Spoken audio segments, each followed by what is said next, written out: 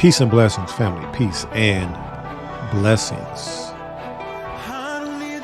Shabbat Shalom, Barakatham, Watawada. Peaceful Sabbath. Bless you all. And thank you for tuning in to another live stream of Friday Night Sabbath coming out of Babylon here for the Gathering of Christ Church, where we connect the dots of our reality and current events with the Word of God and Bible prophecy.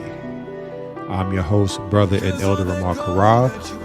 It is November 29th, 2024, 7:16 p.m. Central Standard Time, and I pray you brothers and sisters out there are doing well today, this week, and that you're surviving the spirit that's in the air right now. That I know you can feel it. I know you can smell it. It is the spirit of paganism, and I pray you brothers and sisters are surviving that spirit, as I'm pretty sure we all have family, friends, loved ones who are definitely drunk with the paganism right now. And, it can be very challenging to navigate the spirit that they're in because they're, excited and have a certain vibration going. And for you, you're trying to dodge what they're dealing with. And, happy Feast of Dedication.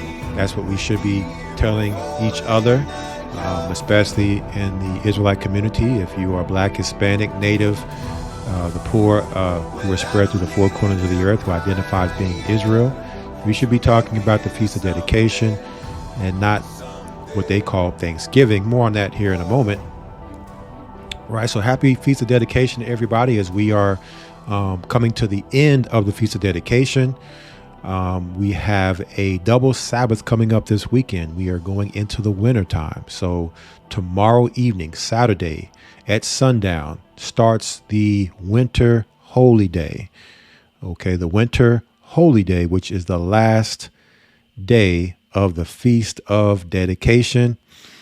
All right, one of my most favorite holy days, probably the favorite when you read the story and just kind of the inspiration behind the story and just the actual the time period dealing with the Greeks and all of that. Growing up in school, I don't know about you all, but for me, I learned a lot about the Greek history and the culture and about their gods. And so when you read that and now you're reading it from a biblical standpoint and historical biblical perspective, when you're seeing our people going against the Greeks during that time and the gods that they would impose upon our people, it just brings more, more to just dealing with understanding the Greek side and now getting more into understanding the Israelite side of that time period. Okay, so definitely going to be speaking about Feast of Dedication here in a moment. But before we go into any of those things, I want to give all praise, honor, glory to the Most High God for making it through another week. Okay, here we are on Black Friday, right? What they call Black Friday, Thanksgiving, a lot of madness going on right now. So we got to give the Most High praise for making it here to the Sabbath day, a place where we could come, have rest, a day where we could come, as well as being thankful for seeing another Feast of Dedication. All right. And I also want to give thanks for being here for another live stream. And boy, do we have another one for you, brothers and sisters. And I cannot wait to go into the information. But definitely thankful to be here. It's not always given that we will be here for so many different reasons. And so here we are again for another opportunity to go into the information, not only teach, but learn from the information that is being brought forth, right? So the Most High God, the Son, the Holy Spirit, they make up the Godhead. We know him as the Elohim in the ancient Hebrew. Some who speak the modern Hebrew may know him as the Elohim. But the Father's name in the Hebrew is Ahiah. His Son in the Hebrew, who the world calls Jesus Christ, is Yeshaya, and the Holy Spirit is Ruach in the Hebrew. All right. So definitely all praise, honor, glory to the Godhead, right, for being here. And everything that's been given to us, counting our blessings and giving thanks as we should be giving thanks every day, and not just one time out of the year, or when man tells us to give thanks, we should be giving thanks every opportunity we give. Have a chance to give thanks, counting our blessings. We should be doing that. All right. So someone says they can't hear anything. I don't see anybody else having that issue. Check your volume settings. There is a volume button on the Rumble, as well as the volume settings for your device. One of those could be an issue, but you can't hear me. So, but you can refresh. Maybe those in the chat can help them out that are having an issue, not being able to hear anything, by typing it in and letting them know what they can try. So before we get into any more announcements, let us get the title for our live stream for today. Our live stream title and the content we will be discussing: America, the New Atlantis. America, the New Atlantis. All right, so there's a lot to unpack there, and we're going to get into that here shortly. But let's go into some announcements. Of course, we are here streaming live on Rumble. We are GOCC Southwest on Rumble. Make sure you subscribe here. Make sure you let everybody know that we are, you can follow. Following is free. I think subscription comes with the price, but following is free. So make sure you follow. All right. Make sure you let everybody know where we are. We're streaming live this evening here on Rumble. Okay. It can be viewed through any web browser, any app through your device's app store. You can view it, any device. So there's many different ways that you can view it if you're looking for the viewing experience. If you just wanted to listen in, and the listening experience the old school way. We started back in 2009. blogtalkradio.com. You could only, it was like old school radio, right? Like you remember when radio was first in the 40s and 50s, and kind of knowing that history. It's kind of that old school radio where you're just listening. You want that old school, you can call in 515-605-9327, the number you see right below me. You can press the number 1 if you have a comment, question. We will check the call lines periodically, all right, to see if anybody would like to chime in on what we're discussing this evening. All right, we also have our YouTube channels, GOCC Southwest on YouTube, as well as the GOCC Media on YouTube. Now, GOCC Southwest on YouTube is our main channel. You'll find some of our past content will also come there to let everybody know what our plans are for that particular day. Sometimes we have came on other days of the week, other times, other locations. So you'll always be in the know if you're subscribed there. All right. And we have our Odyssey channel, GOCC Southwest on Odyssey. All right. You can find all of these links within the description boxes within our videos and on our channels. And so if you're looking for a past broadcast, check Odyssey, and you probably will find it if you can't find it on YouTube. Now, I know we do have some that YouTube has removed, and we haven't had a chance to get around to uploading those yet. So maybe in time we'll upload some of those here on Rumble and have all of our content here for people to watch. Okay, just haven't got around to doing that yet. But Odyssey is where you can go in the meantime, right? Now, the GOCC Media is where we would typically come for our GOCC Fit. We typically do once a month. We do GOCC Fit, right? We talk about all things health, fitness, and nutrition related. Okay. And we were going to come on this past Friday, a week ago. We were going to come here on Rumble, but the content we were discussing probably wouldn't have been allowed on YouTube, but we were on Patreon. and we did the name of the live stream we did was the deadly secrets of vegetable seed oils exposed.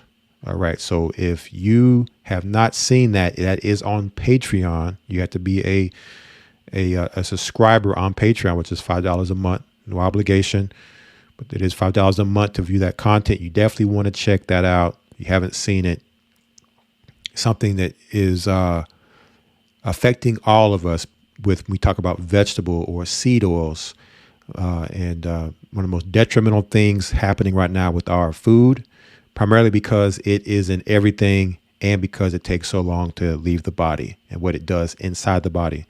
Okay, so we talked about a lot there last week on that.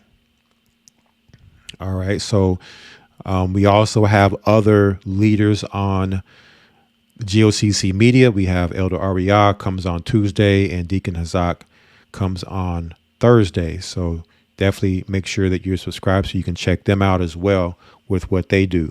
Okay. And now let us go over to the announcements for the church. Our website is gatheringofchrist.org. So if you're not aware of our church website, that is it. Make sure that you favorite that. Favorite the church website. And so with that, you will have access to everything in regards to the Gathering of Christ Church. We have our holy days, our calendar, our GOCC network with small businesses and entrepreneurs where you can support the businesses there with the products and services that they offer. You can also look to join. Okay. And you can also get to the Hebrew and Bible Academy. And let me just pull that up here. You can get to the Hebrew and Bible Academy from gatheringofchrist.org, or you can just go to historytimes.org. Historytimes.org, and we are still taking enrollments for the current Hebrew and Bible Academy. If you have missed any of the content and you're looking to enroll now, you will still get all the videos for the past weeks. I think we're going into week 4 this Sunday. You will still get all the links, all of the PDFs and all the content, so you can get caught up at your own time. Okay. Own time. And so here we have the fall of the last empire is the theme for this academy. And boy, it's crazy how the Spirit works, because a lot of what we've been talking about within our Friday nights have been so connected into the spirit of the academy, dealing with this fall of the last empire, not by even plan. It's just the way it's just happened. And even tonight, we talk about America, the new Atlantis. Okay, it's going to fit right on in with so much what the church has been talking about lately with the fall of the last empire, election outcomes, war in the Middle East, hurricanes, earthquakes, and truck driver and port strikes. Okay, the ports, they're looking to shut down the ports. And of course, America, as you see the Statue of Liberty here, New York City is the biggest merchant capital in the world. And they had a port strike that was delayed until January. Right? So, new lessons, prepping symposium, $150 for the first 3 months, $75 if you want to do two monthly payments of that. So either payment option is available. It is a 3-month course. Historytimes.org. All right. Want to make sure that everybody understands and knows that. We also have the church main YouTube channel, A Gathering 144, as well as GOCC NYC as the backup. We also have the new Rumble channel, A Gathering 144. So if you're not following that channel, A Gathering 144 on Rumble, make sure you go and follow there on Rumble as well.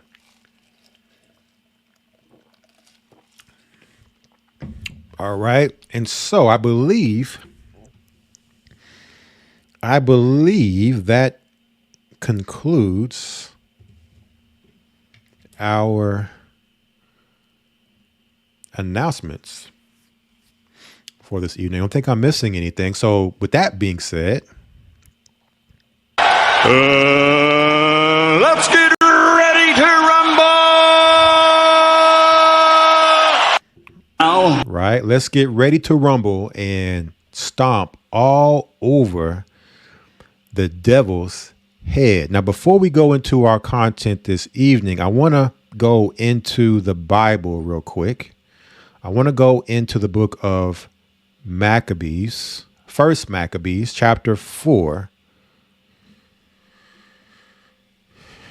All right, let me find it here. One moment.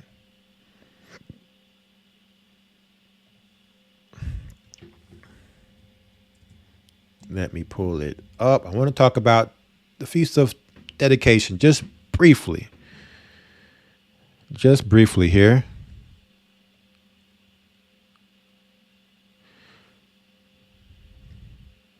And let's see, where are we going to start here in First Maccabees chapter 4?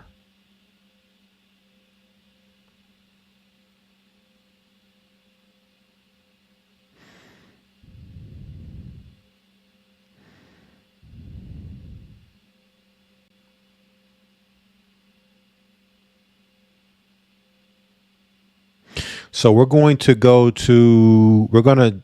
hit a few precepts here. Let's start at verse 24. And we've talked about this before, but I just wanted to reiterate and reemphasize this. So we're at the book of First Maccabees chapter 4 in your King James Apocrypha, the book that they took out of most Bibles, so that we would not have this history. Very, very important when you tap into the spirit of this history and what this does, what this spirit does, because this is very important to understand with the times we're in, especially. Again, if you don't learn from history, you're doomed to repeat it.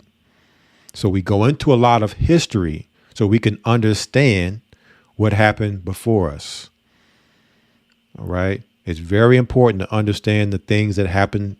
I know sometimes somebody may say, oh, we're going back into, the 1500s or the 1600s during the Middle Ages or the Renaissance era or 1800s, 1900s, America.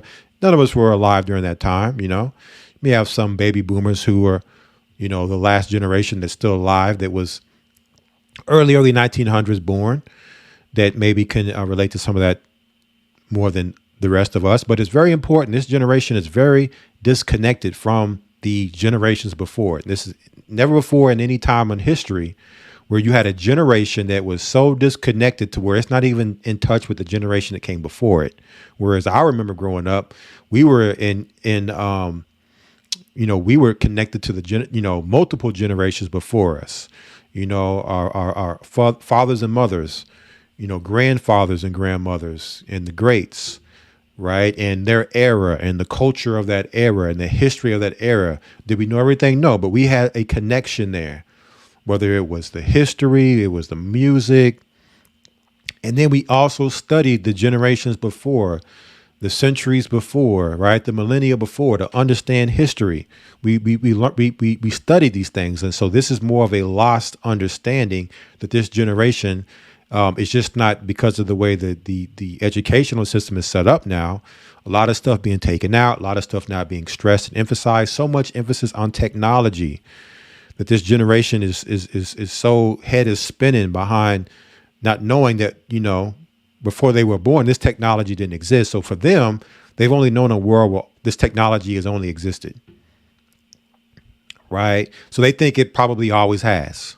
But a lot of us have grown through the different years and decades to know and see the actual,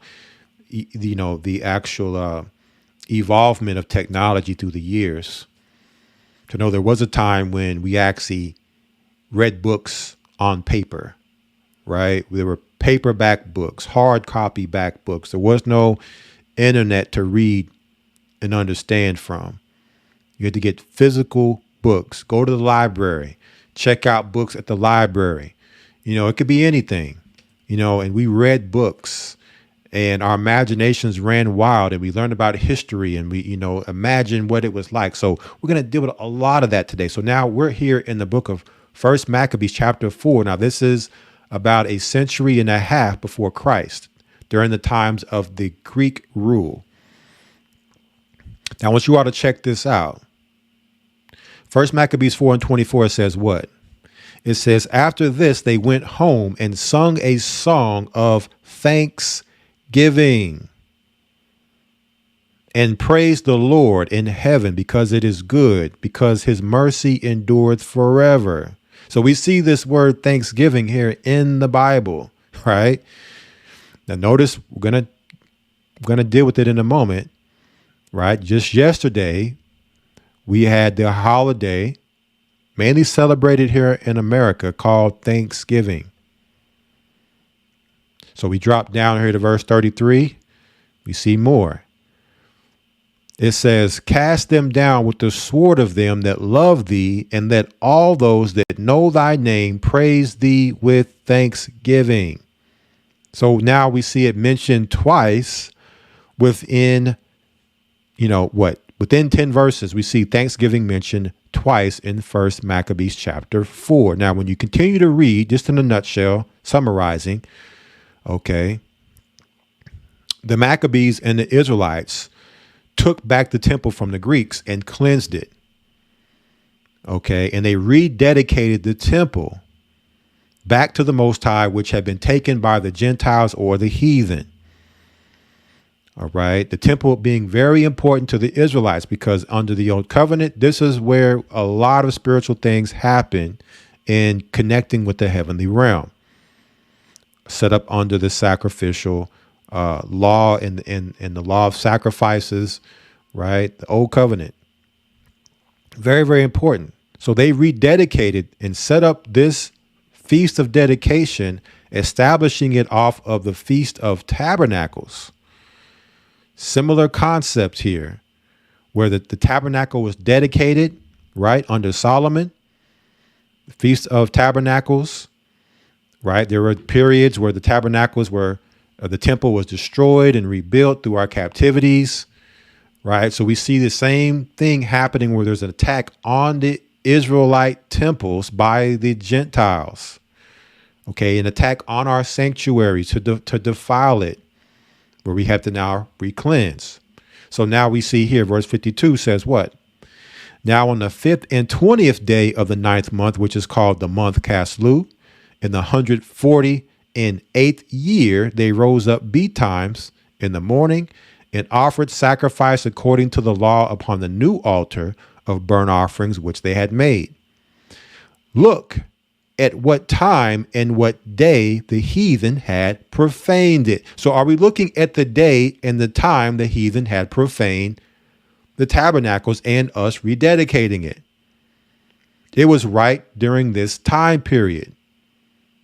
Okay, during the times of the Feast of Dedication is when the heathen and the Gentiles came against our temple. Now, it was some years before we were able to take it back.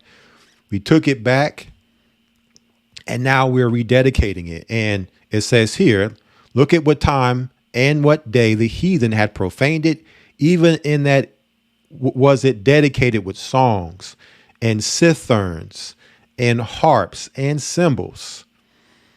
Then all the people fell upon their faces, worshiping and praising the God of heaven, who had given them good success. Verse 56.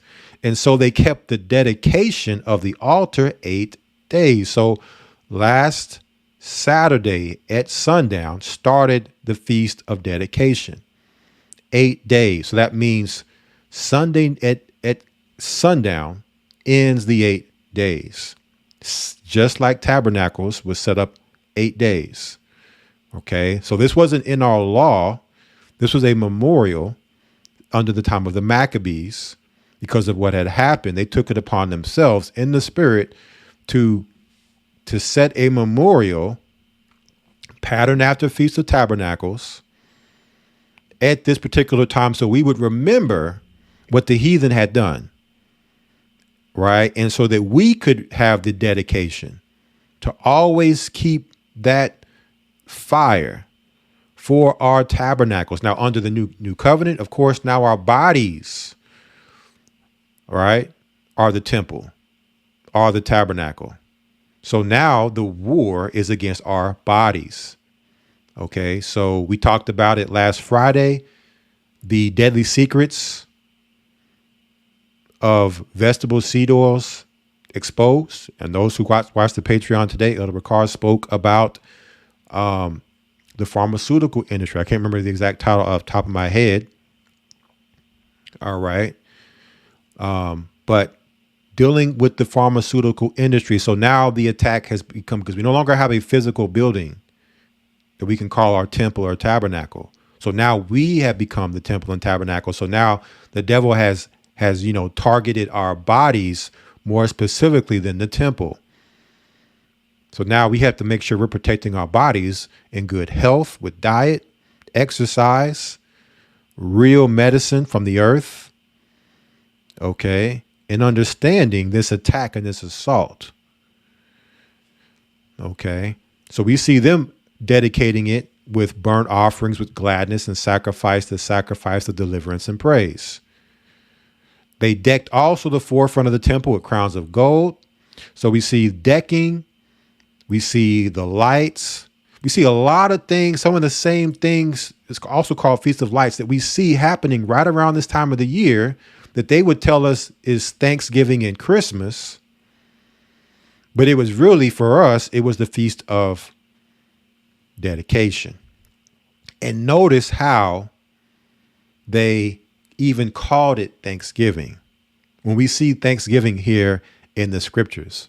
So when we were in school, we learned that Thanksgiving was the pilgrims, right? Those that came over from Europe to the Americas to break bread with the Native American Indians, who are the tribe of Gad, right?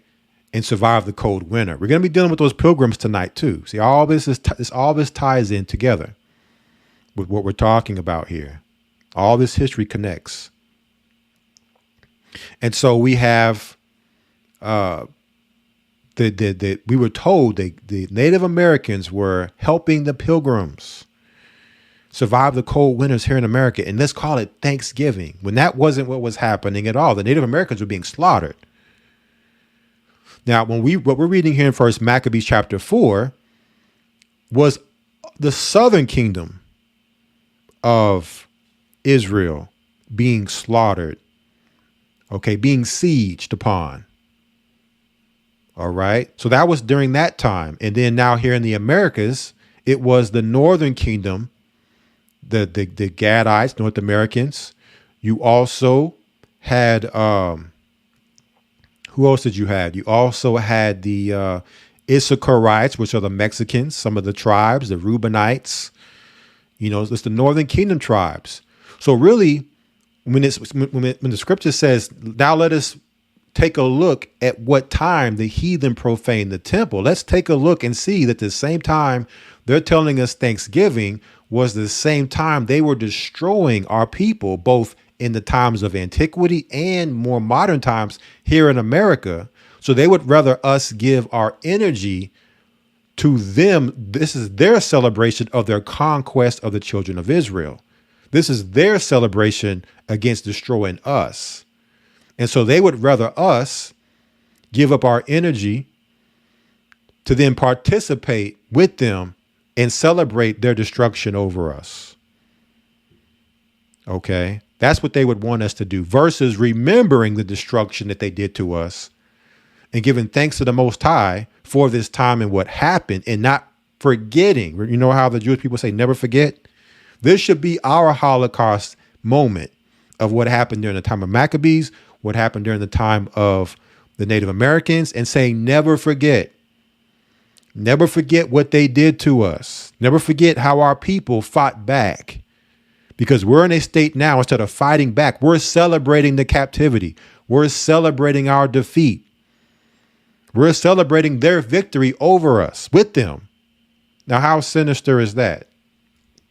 Right? How diabolically sinister is that that this is what we now are putting our energy into. This is how they trick us. We're going to deal with a lot of that tonight. When you look at verse 54 in chapter 1, First Maccabees, it says, "Now the 15th day of the month Caslu, in the 145th year, they set up the abomination of desolation upon the altar and builded idol altars throughout the cities of Judah on every side." So if we don't remember the abomination of desolation that they've done to us throughout all the generations that they've done it to us, not just during the time of Maccabees, not just 70 AD, they ran into Africa and grabbed the southern kingdom and brought them to the Americas as slaves to help build America, what you see today. They conquered with the conquistadors, the natives of the Americas, and sieged upon them. So both those sieges in Africa and in the Americas is still an abomination of desolation. These are sieges against the children of Israel. So if we don't recognize and understand this, okay, and if we come under this spirit of oneness, this democracy spirit that they would run us to come under, right? Then we forget this history. Then we don't really understand the times we're in and what's coming. And so therefore, we set ourselves up for the same repetitive history to happen to us in the future. And it's coming soon. And the Bible refers to it as Jacob's trouble. Right? We are on the precipice of the greatest abomination of desolation that the children of Israel have faced since the birth of Israel. The Bible calls it the greatest tribulation the world has ever seen. So if we don't remember this, that's what the Feast of Dedication is for, us remembering these desolations, these sieges against the children of Israel, that they would mock us and call it Thanksgiving and get us to celebrate that, put our energy into that versus, okay, let me link into the Feast of Dedication and the history and the culture with the Maccabees and the Israelites, right? Throughout the generations that even happened past the Maccabees, because even Christ was said to have kept the Feast of Dedication in Solomon's temple. He was at the temple keeping the Feast of Dedication, and it was winter, which starts sundown tomorrow evening. So I just wanted brothers and sisters to remember that and let that set the stage for what we're about to go into, because we're going to go into talking about this abomination of desolation tonight, right? America, since its inception, how they've done the same program that they had us do under Maccabees, to come together as one, to celebrate the culture of the Gentiles, to become together as one, right? Make America great again, have our spirit in this country, whatever they can do, every election cycle to keep us engaged within this paradigm, this construct they've set up, this political industrial complex they've set up to keep us believing in the dream. This was all done under Antiochus Epiphanes during the times of Greek. It's nothing new, no new thing under the sun. So I wanted to say these things first as we go into the information for tonight, because it's going to set the stage quite well. And so let us get the title one more time for our live stream this evening. What do we have? America, the new Atlantis. America, the new Atlantis. And this is a continuation. I like to continue week in and week out from the previous, to build upon previous streams we've done. So this is continuing off of the 2024 presidential selection. Trump represents 911. For those who haven't seen it, we spoke about, ask the question. We're going to ask the question tonight again. Does your vote count?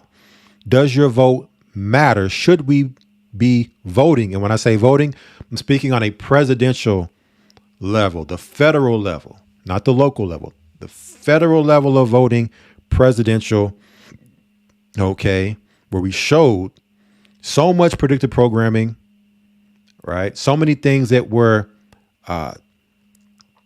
The lesser magic had showed that what we're witnessing right now is not by chance, that this has been planned out for decades, centuries. Also, the connection with Trump in the Bible, the warning, the Trump being blown, and the devil using his Trump. Also, so that he cannot be accused that, he's at fault for you and whatever happens to you in the time of destruction, desolation, right? He's the accuser. He's not going to allow you to accuse him. He's going to say he told you, whether you realized it or not. He told you what time it was, and you didn't listen. You weren't paying attention, whether subliminally or in plain sight. We're going to deal with all those things this evening. And before we do that, because now we have to go back to how because we're coming to the end of 2024. How did 2024 start? Okay. 2024 started with the interview that broke the internet. Let us go back to the beginning. And when this interview came out, we had the live stream titled 2024, the year of smoke and mirrors. What is smoke and mirrors? Well, smoke and mirrors is magic or sorcery that magicians or sorcerers use for trickery, guile, misdirection, deception, to where in the smoke they can cause confusion. Okay, they can cause things to appear that's not really what it seems to be. Okay. And so with this interview, groundbreaking, Cat Williams, he's dropping names. He's letting out all the dirt. He's saying, he's making predictions. Okay. Prognostications. Cat Stradamus, right? Making all these prognostications in 2024 and what was going to happen. He said, you know what? Let's remember this and let's revisit this throughout this year and see if the things he's saying happens. Okay. And that this year, if this is the case, could really reveal that a lot of deception is being done to trick people into thinking one thing when it's actually something else. And that's kind of been the theme of what we've been discussing here lately. We've been talking about the sorcery, primarily America's sorcery. Let's go to the book of Isaiah before we go on to Cat Williams.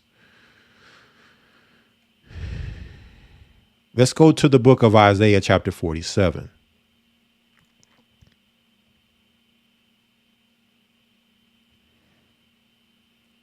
And we're in the book of Isaiah 47. I'm going to pull it up here for you all to see it. Verse 1, it says, the humiliation of Babylon. So what we see here is a judgment upon Babylon.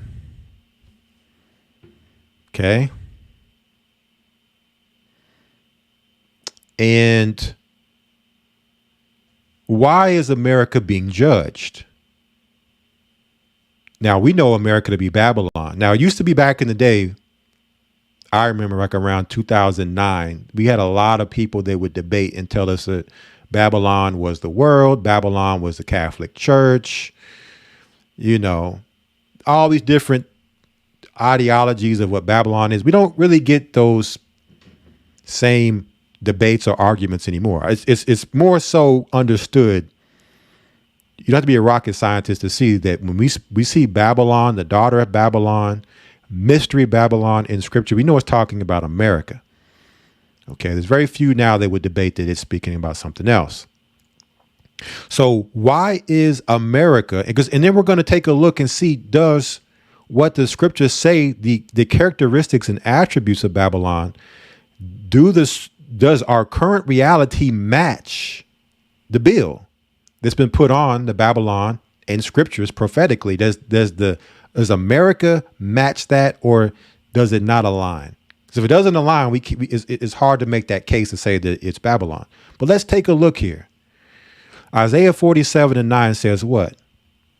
But these two things shall come to thee in a moment, in one day, the loss of children and widowhood, meaning that America's children are going to die, or Babylon, we'll say Babylon, and women are going to lose their husband. So women are going to lose husband and children.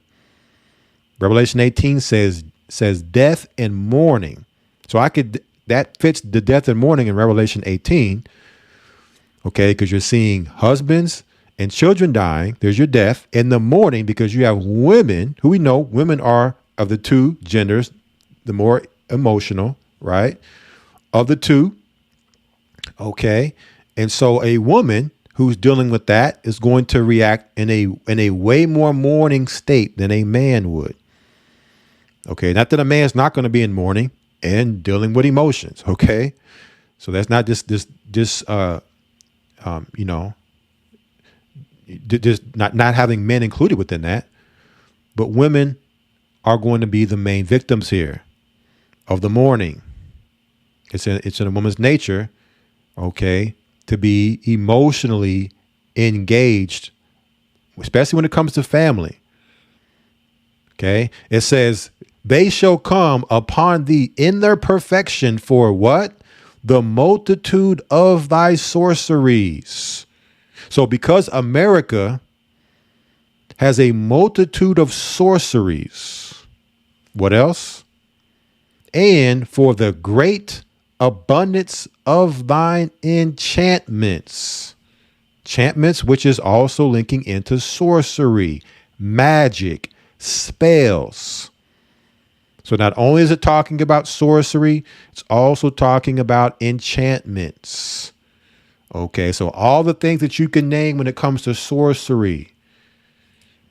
Okay, wizardcraft, witchcraft, deception, manipulation, poison, evil is what America represents.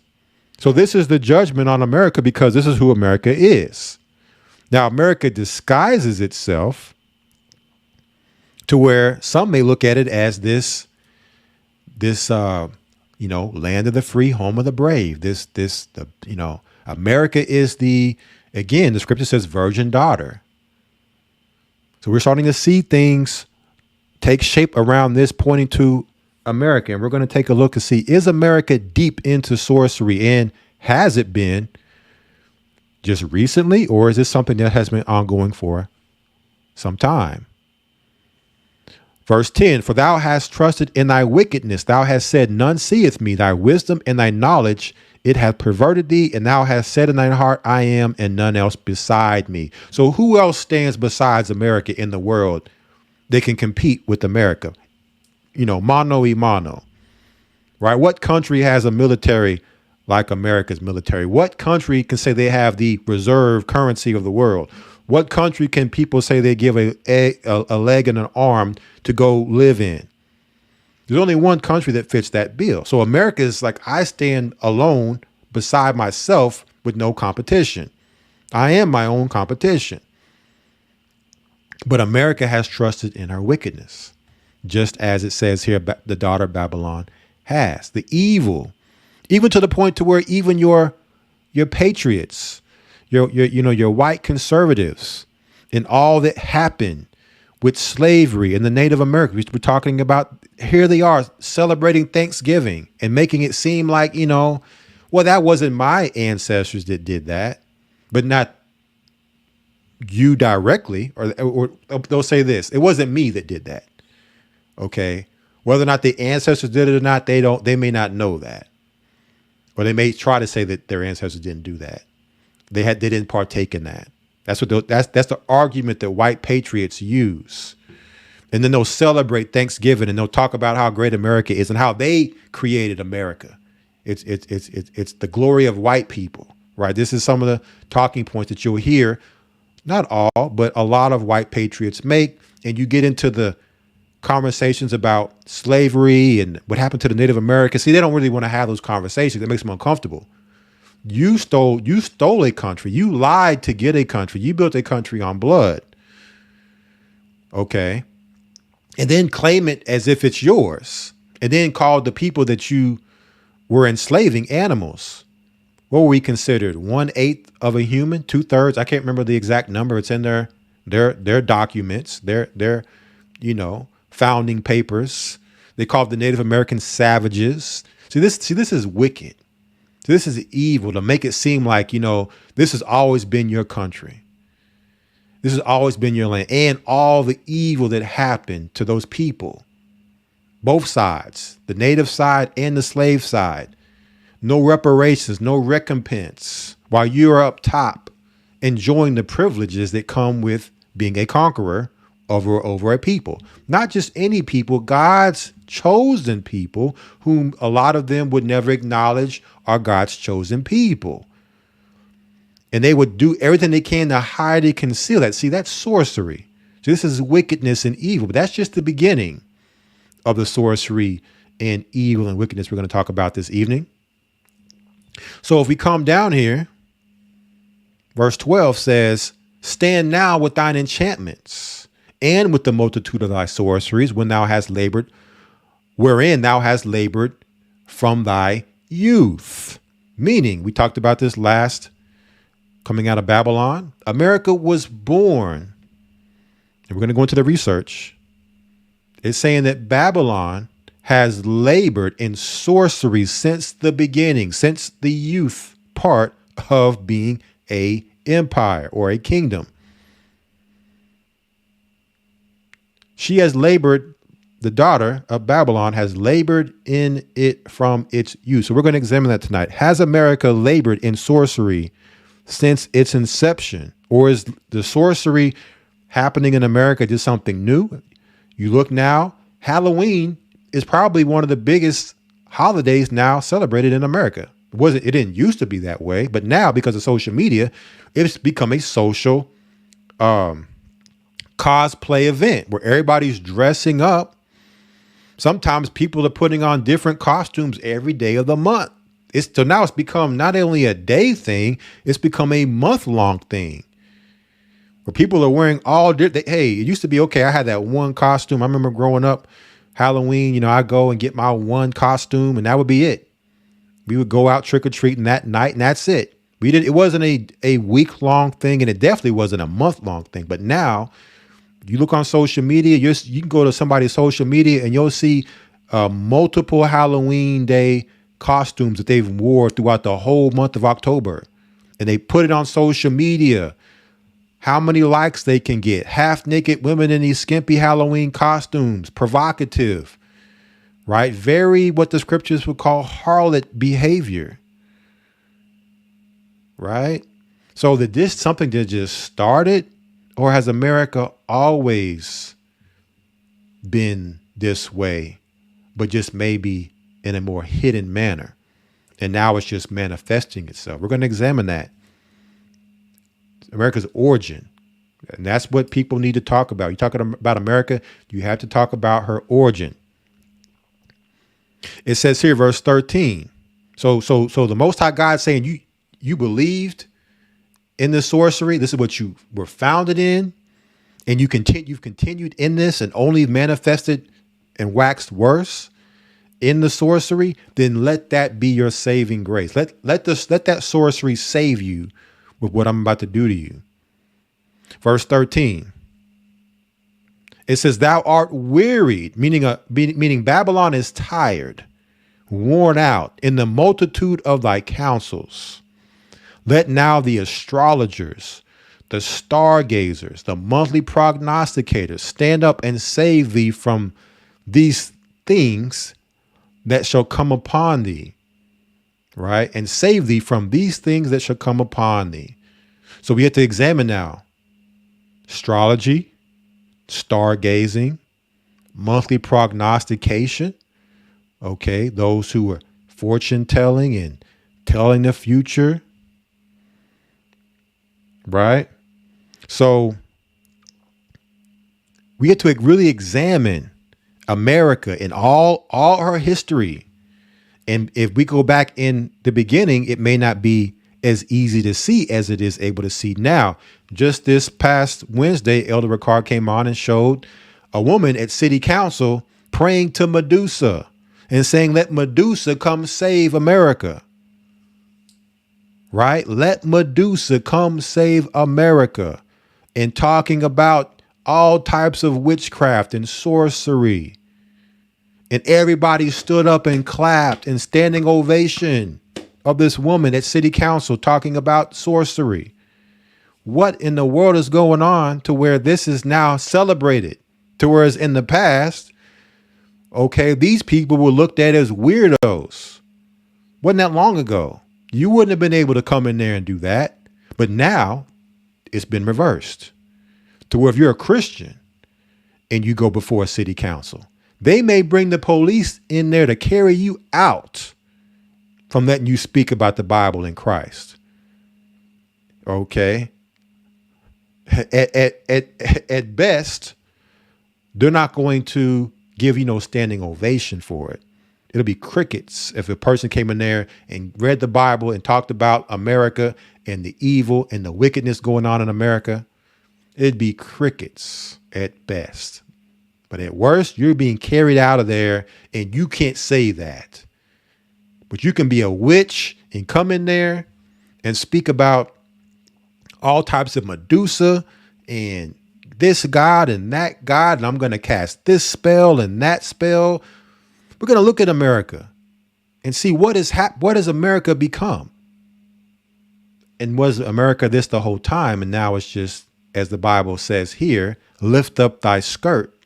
And now the leg of America, the harlot leg, okay, with all the STDs running down the leg of the harlot, now you can see her for who she really is.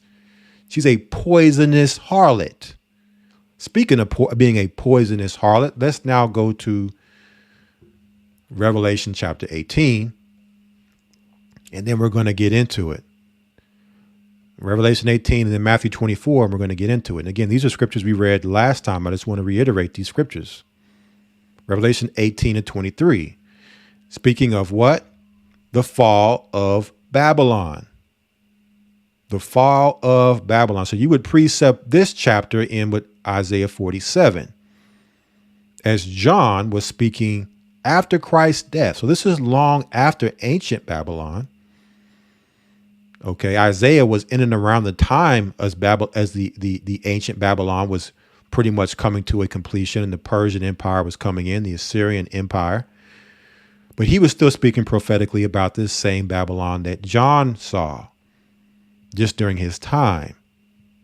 So it says here, verse 23, and the light of a candle shall shine no more at all in thee. So after the judgment in Babylon is finished, you're not going to see a single light. It's going to be pitch black in Babylon. If this is America, you're not going to see a single light. All right, all the cities with skyscrapers and lights and all of that, gone. And the voice of the bridegroom and of the bride shall be heard no more at all in thee. There go your widows. There go your children. No more husbands. Widows, widowhood. For thy merchants were the great men of the earth. We talked about it, right? New York City is the largest merchant port in the world. And that's what the Statue of Liberty represents. Not only is she Queen Semiramis of Babylon, repackaged into Diana, okay, or Isis. I forget the Greek name for, what is it? Hella. I'm trying to remember the Greek one, but I know Rome, it was Diana. Okay. Repackaged. She's there to greet all the merchants that are coming in, to greet them as they come in, to bring in all the ports, all the imports to America to get rich. America's got the reserve currency. America is giving out loans. So you can now buy all this stuff on credit and build and build and build debt. So all these merchants are getting rich. Thy merchants were the great men of the earth, For by thy sorceries were all nations deceived. And I asked the question. I said, if all nations were deceived from America's sorceries, how much would then the citizens of being in the belly of the beast be deceived by her? So notice what comes with sorcery: deception. And when you look at that word sorcery, you're talking about poison. Okay. You're talking about pharmakeia, what they would call medicine. And in America, the Food and Drug Administration is attached. They're one in the hip. So your food and your medicine are supposed to be one and the same. So your FDA would poison you. So America would poison their citizens with food, what they would call drugs, and tell you it's medicine. It's not medicine. Okay. Poison you with the religious industrial complex, all the religions that America would give you. First Amendment of the Constitution, freedom of religion. You can worship whatever you want. Well, if I can worship whatever I want, that means I could be a sorcerer and worship witchcraft, be a Satanist. That's sorcery. Okay. So how could you claim to be this innocent country when you've given people the right to worship whatever they want to worship? The educational industrial complex. So they've set up all these complexes, these industrial complexes America has, to poison the people through deception. Now, what did Christ tell us in the end? Matthew 24. The first thing he warned the disciples when they asked him what signs to look for upon his return. It says here in verse 4, and Yeshua, it's his name in the Hebrew. Most people know his name is Jesus, but in the Hebrew, Yeshua answered and said unto them, take heed that no man deceive you. Okay. We know the God of this world, who is Satan. Revelation 12 tells us that he deceiveth the whole world. So we don't understand where the deception is coming from. Right. And then when you go to 2 Thessalonians chapter 2, when it talks about the man of sin, all this connects. We're going to talk about the man of sin tonight too. Paul said, let no man deceive you by any means in 2 Thessalonians 2 and 3. Speaking about the day of Christ's return, linking into Christ's warnings to his disciples in Matthew 24 about the deception.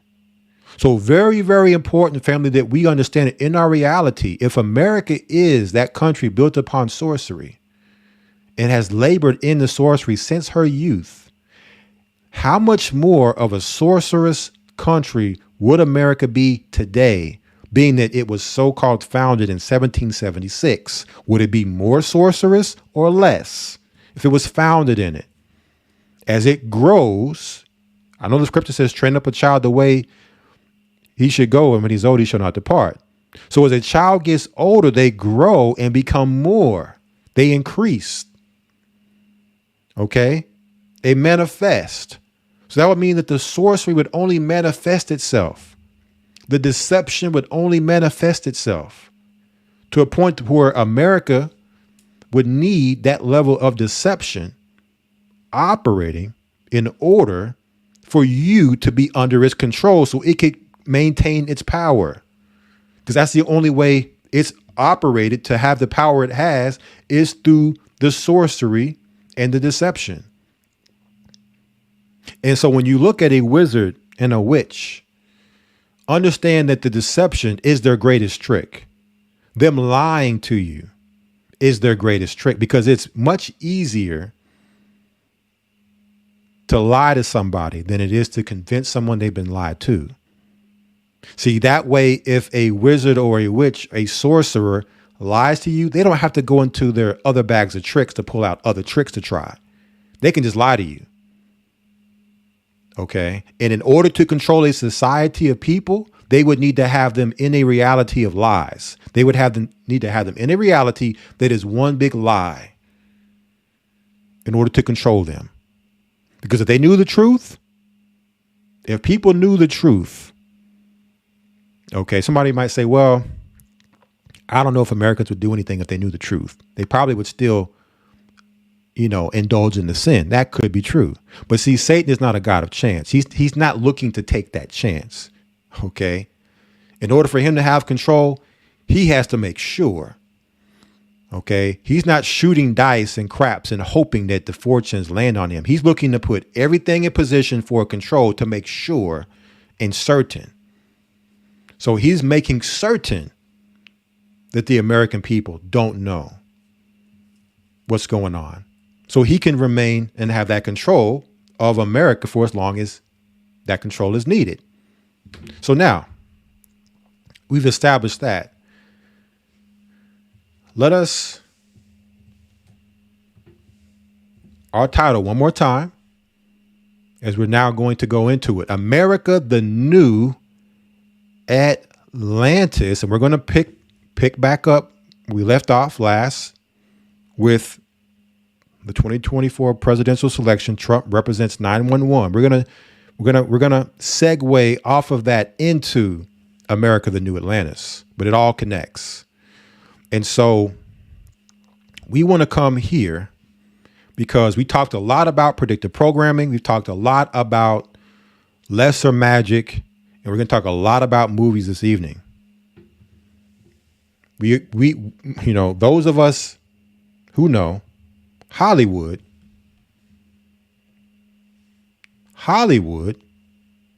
is the wood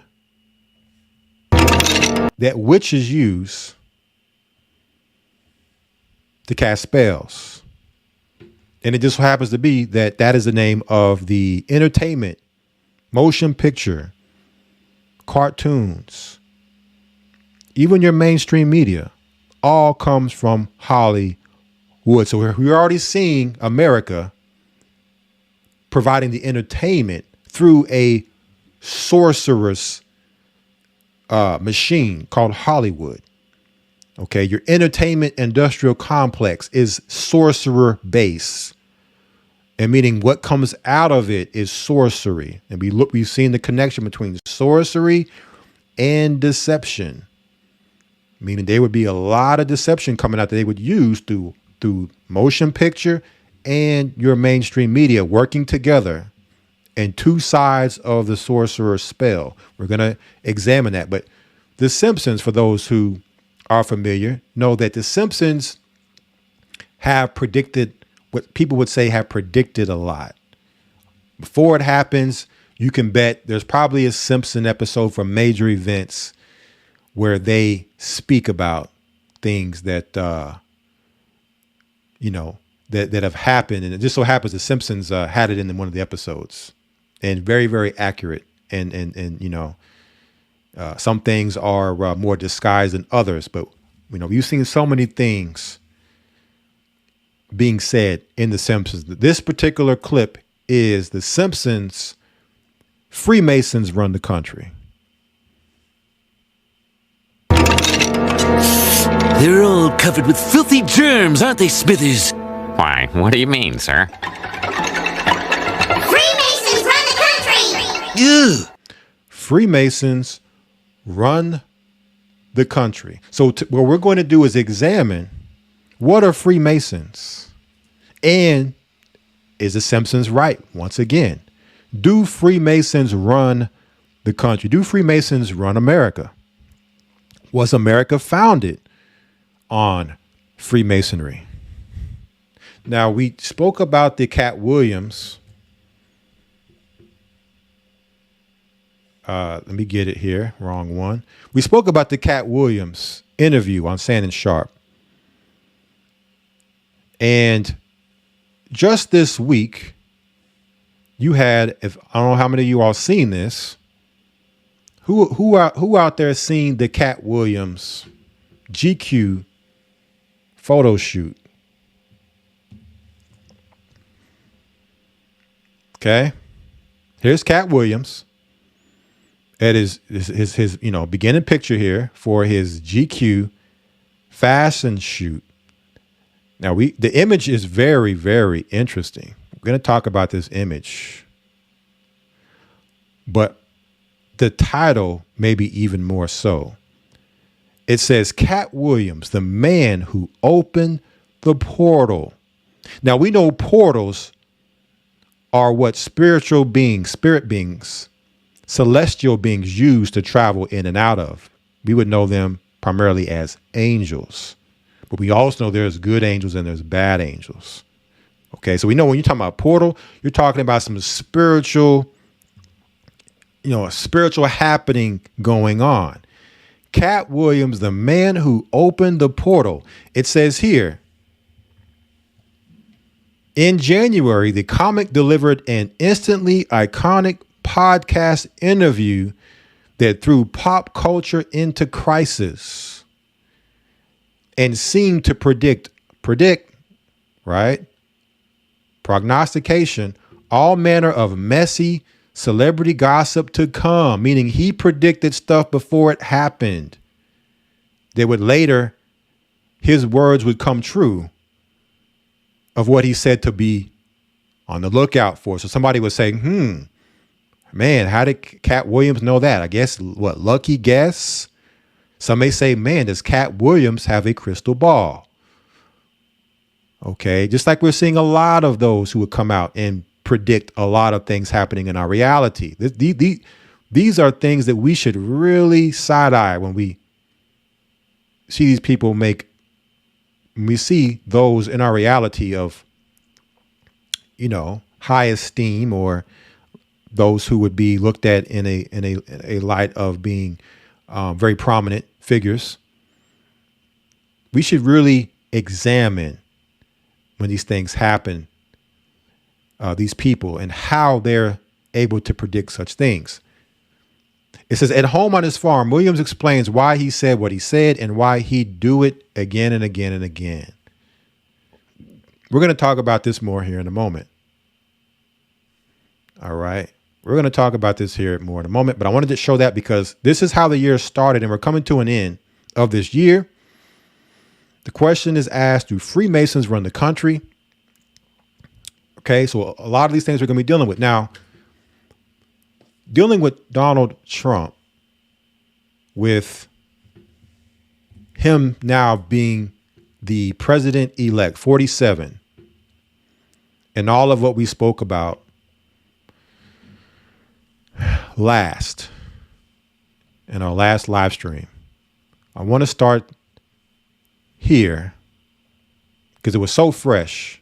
It was a couple of days after being what we would call selected. Now, before we came on live stream, those that remember, the elders did a live stream. Have our people left the Democrat plantation?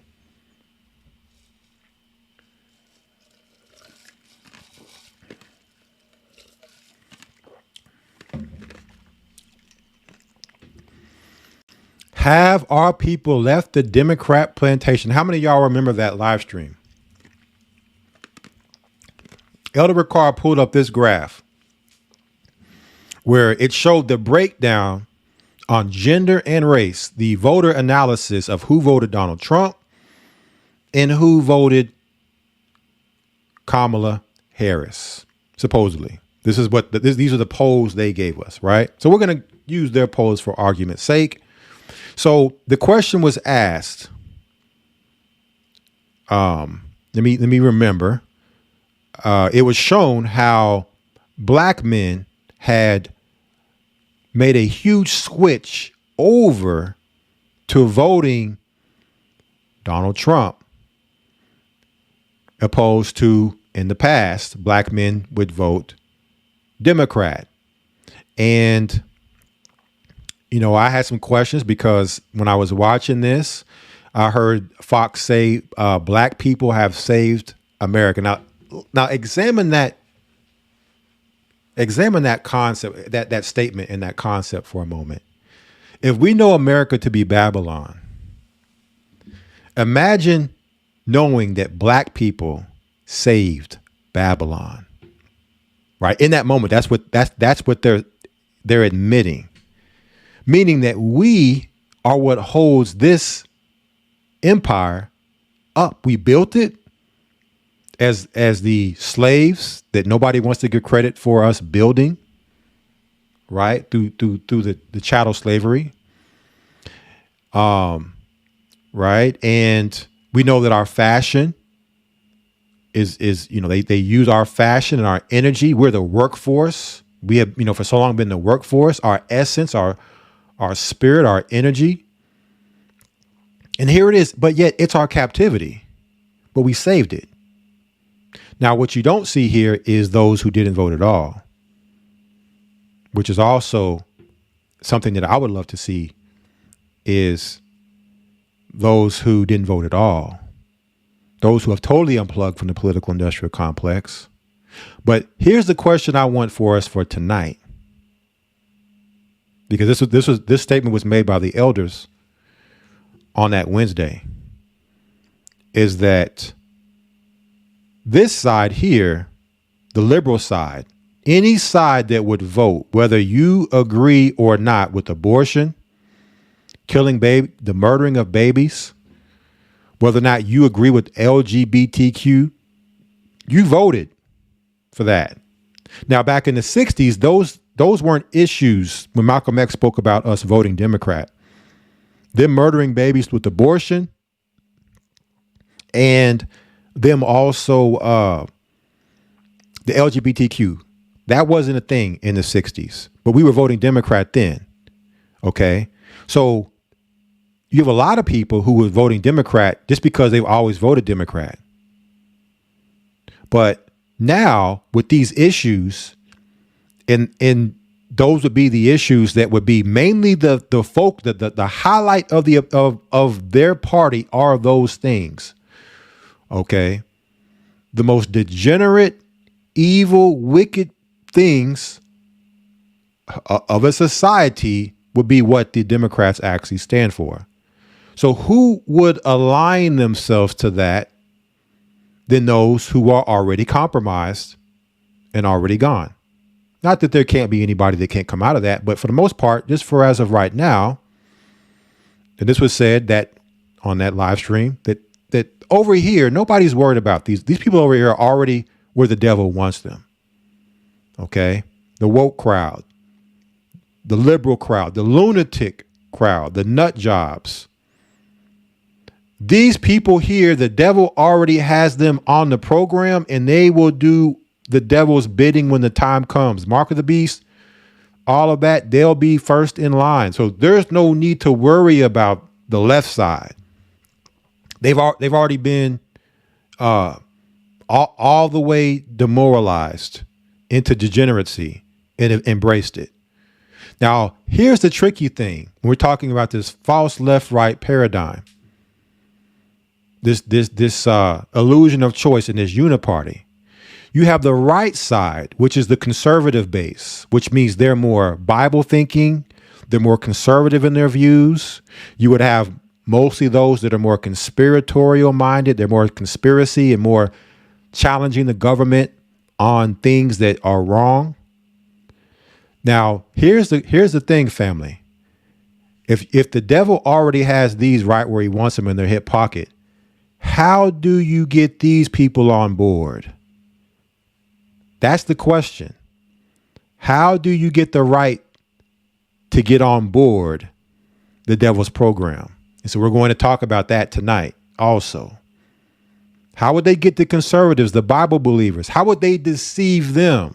Like Price said, like John said, that Babylon, through her sorceries, deceived all nations. How would they be able to accomplish such a feat? And should we be conservative? Should we have conservative values? Absolutely. But then another question comes, can we be conservative and Bible believing and not be Republican? So you notice how if you were to take a conservative stance against the things the Democrats represent and say, you know what, I'm not for aborting babies, I'm not for the LGBTQ community, sodomites, homosexuality, none of that, then automatically that side is going to say, oh, you must be a Trumper or a Republican. Automatically, by default, you're now tied to that party, when you may be somebody who's not Republican, never voted Republican, or don't vote at all, But automatically by default, you're now attached to that party. But let's say if you're somebody that then would speak against Trump and say, well, Trump's doing this wrong and Trump's doing that wrong, even though he may say these things about conservatism, but there are some things that we have questions about with Trump. So then now the red side would automatically say, oh, you must be a Biden supporter. You must be a Kamala supporter. You must be a Democrat, a liberal. See how you automatically by default, because you're challenging either side, you get whatever side you're challenging, you're by default going to be thrown to the other side. Right? So yes, we should want and fight for all the things that we can have that would be conservative and be what the Republicans say that they're about. But here's the thing. Right here's the question. And I'm going to pull up a scripture on this as well. When we talk about Republicans, it would be much harder work to deceive these over here because these are already had. So what must they do to get these people on board to have them over here align with being totally in the devil's hip pocket? Okay. And knowing that they would say all the right things. But what did Christ tell us? Let me pull that scripture up here. What did Christ tell us how we judge a tree? How did he tell us we judge a tree? Let's go to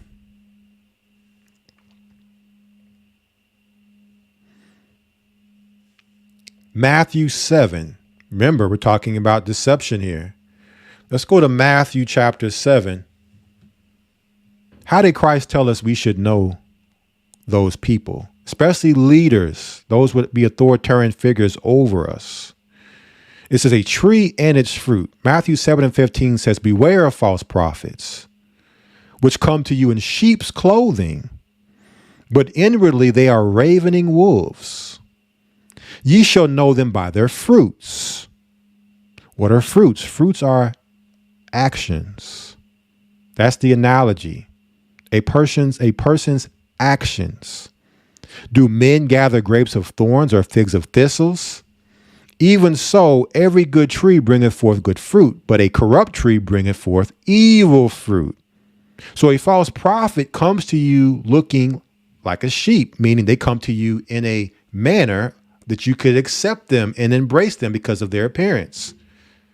They would say all the right things, speak smooth words into your ear, right? But they're false prophets, meaning they're operating under a level of deception.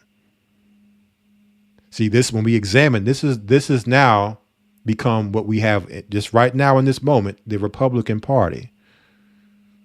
Okay, somebody may say Donald Trump, with him holding up the Bible and saying all these things we want to hear. They'll make us believe, have hope in Babylon, hope in America.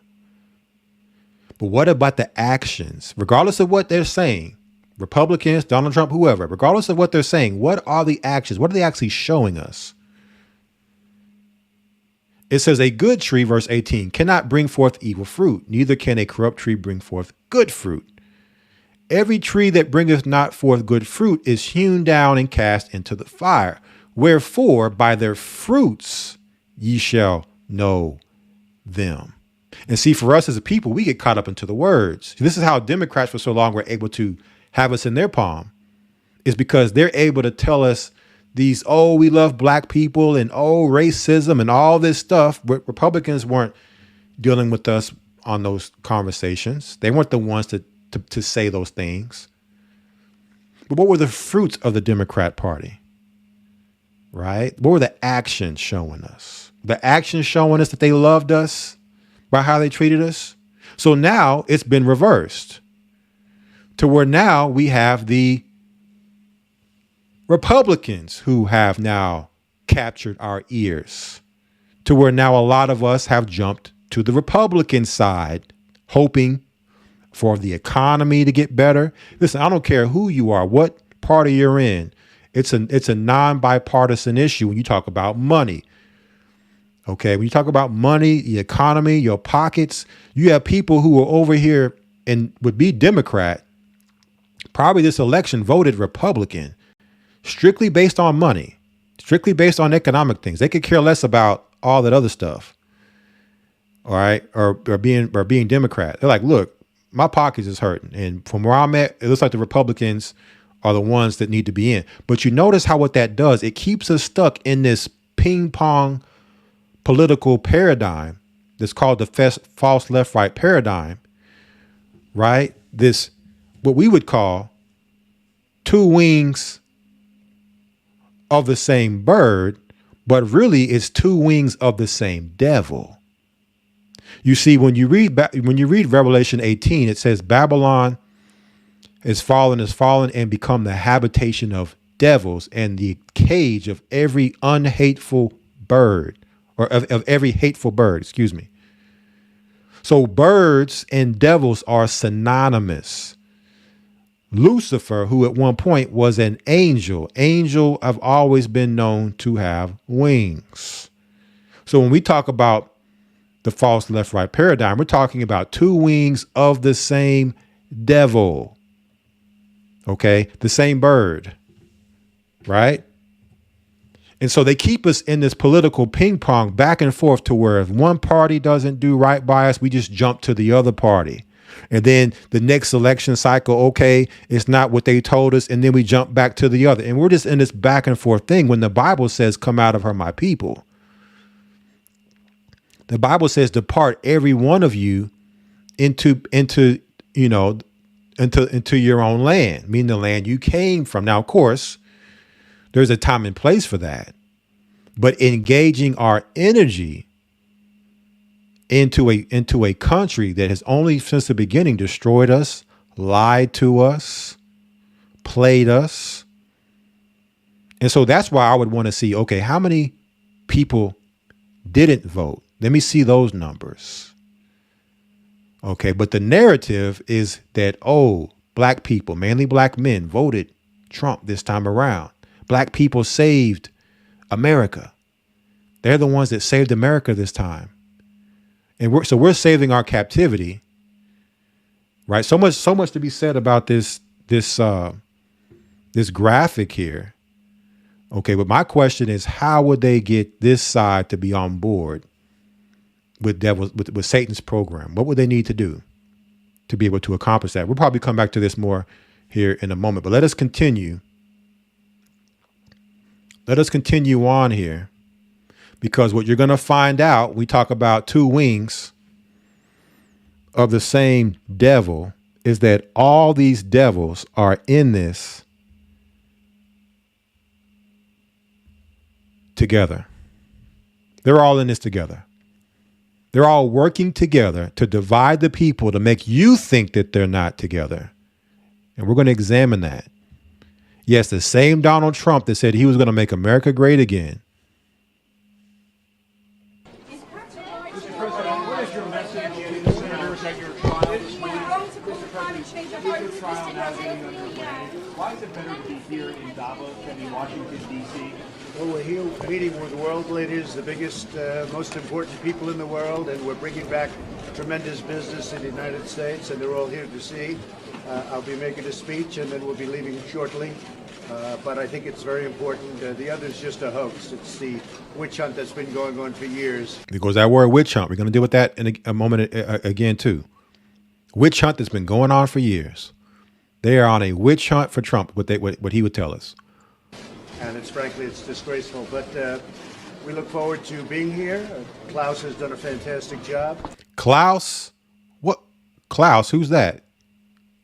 Klaus Schwab, head of the World Economic Forum, has done a fantastic job. Now, could any of you brothers and sisters in the chat press the number one, put the number one in the chat for those who know Klaus Schwab and his works, his fruits of his labor?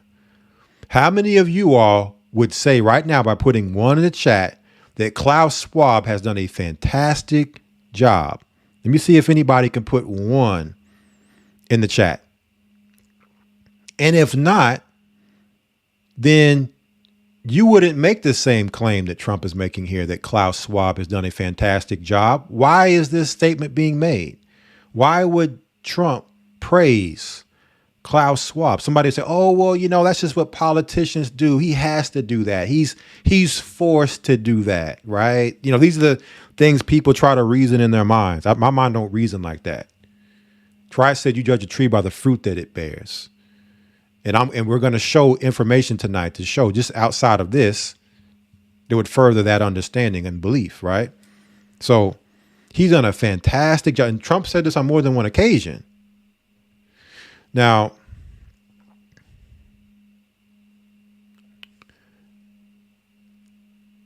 let me see here what we want to pull up.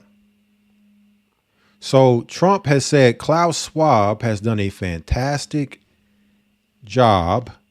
And I want to show something here. Give me a moment to find it. What I was wanting to show here. Oh, is this right here. So this is the fantastic job that Klaus Schwab has done, among other things. This is just the beginning. Many, many things you can go to WEF. Another prognosticator, Klaus Schwab, who somehow, similar to Cat Williams, he could just mysteriously predict the future. So in 2020, he dropped a book called COVID-19, The Great Reset. This happened as soon as the pandemic started. He had this book ready to go, talking about how there would be a great reset under COVID-19. Later, he dropped a book called The Great Narrative for a Better Future. Both books go hand in hand. So in order to have a great reset, you must have a great narrative. Okay, which means you must be able to distort and manipulate reality in a way to get people to believe one thing when that's not necessarily the case. So what did they do in 2020? They made everybody believe COVID-19 was this boogeyman disease. They brought forth solutions, one of them being the biggest ones. Go get your vaccine, your COVID shots. Other solutions started happening during this time. Cryptocurrency. Remember the cryptocurrency craze of 2020? Everybody's working from home. Everybody started thinking about other ways to make money, not being that you could go outside. So cryptocurrency became a big thing. I mean, you had people who knew little about cryptocurrency overnight became cryptocurrency scholars, so-called. Right? You had the systems being laid. 5G. While you had to stay inside the 5G system, the people that worked in the 5G, business was booming for them. They were immune to the virus while they were out there telling, what we were told couldn't go out there or we catch the virus. They were somehow, these 5G workers found some level of immunity to be able to be outside, not get COVID-19, and could put up the 5G grid infrastructure. Right? The economy took hit. Businesses were closing, small businesses closing, lots of stuff shutting down. Right? So we started seeing a lot of stuff happening with the 2020 situation. Which now we're starting to see, for those who didn't see then, that what we were told then isn't what it was. It was a great narrative we were sold, right? It was a great narrative. So understand that is sorcery. That is a sorcerer at work who has the power, because this was throughout all media, all your mainstream media was telling you, all your businesses shut down. You can't come in here. It's closed, whether permanently or temporarily. The TV, everything you saw on the TV, wear your mask, 6 feet, don't go outside, right? The mainstream media, the mouthpiece. What type of power is that to have control over all that apparatus to speak to the whole world and get the whole world on board with the same mind, doing the same thing? Right? And for it not to be the case, that not to be the reality of what they told us. See, these are sorcerers at work. These are enchanters at work. We're going to talk a lot about these people tonight. We are going to go in on their head. So now we talk about the false left-right paradigm, the two wings of the same bird, and how do they work together to accomplish the goal that they're after? It's two wings of the same devil. They work together to accomplish their goals. Okay. At the end of the day, they set each other up. One will do one thing to set the other one to come in and finish the job. Okay. That's what they do. And let me pull this up here real quick again before I forget. Let me find it here. This image again. Okay, they set each other up. And what you have to take a look at here with this graph is that you have to have two extremes. You have to have a far left and a far right. You have to have both. If you don't have this far right and everything is far left, you don't have two sides. The people will fight back. So you have to make the people believe that there is another option. Okay? To have two opposing sides.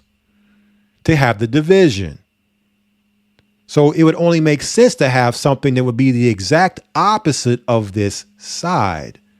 But are these two sides working together toward the same goal? Right? Same reason, can we be conservatives and not be Republican? The question I would ask is, can these on this side be Republican and not be conservative? Not be really true conservatives. We've heard Trump's statements before in the past where he said he's really liberal.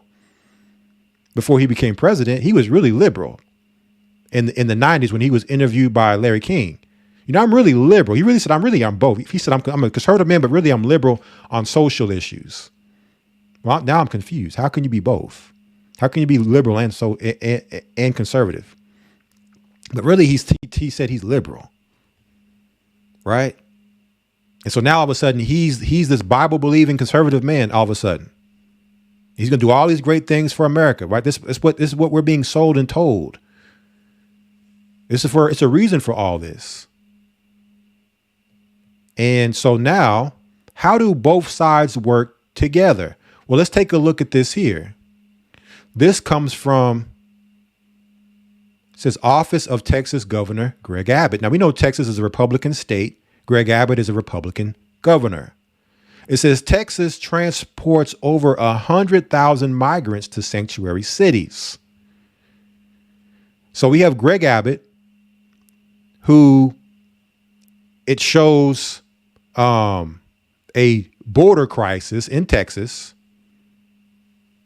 And it says, since the launch of Operation Lone Star, the multi-agency effort has led to over almost 500,000 illegal immigrants. It's almost 500,000 illegal immigrants, apprehensions. And it says Texas has bussed also. Look how many people they've sent to Washington, D.C., these illegals. 37,000 to New York, 30,000 to Chicago, 3,400 to Philadelphia, 1,500 to Denver, 1,500 to Los Angeles. Now, somebody asked me a question. I thought the illegals were a problem. How does shipping them to these Democrat cities help America in any way? So what we were told by Greg Abbott was, I'm sending them then to show them a lesson. I'm going to send these illegals to them to show them what it feels like for them to open up the border and let them through. Well, wait a minute. Aren't you the governor of Texas? Don't you have control over the Texas-Mexico border? Like, you're the man in charge to keep that from happening there. How are you blaming them for these migrants coming over when you're the one who controls the border there?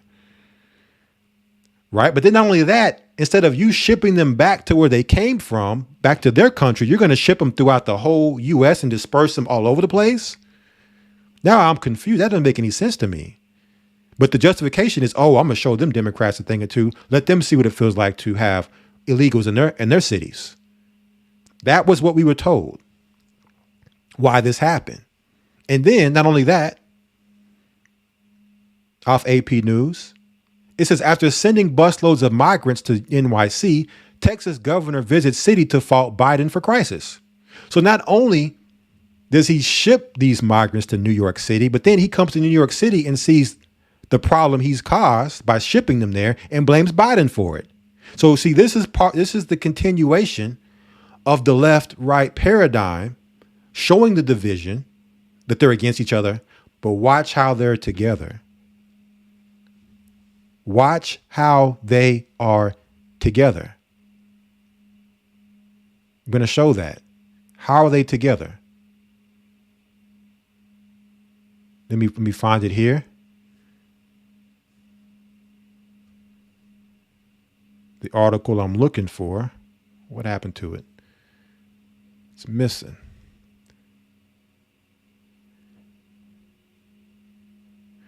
Watch how they are together. All right, give me one moment to find the article that I seem to have misplaced here.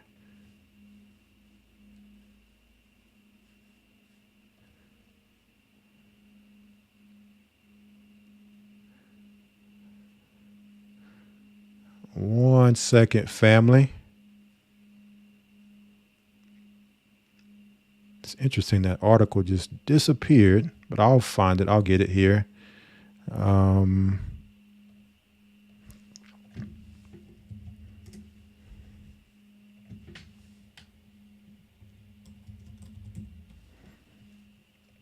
I will get it. So we have here off of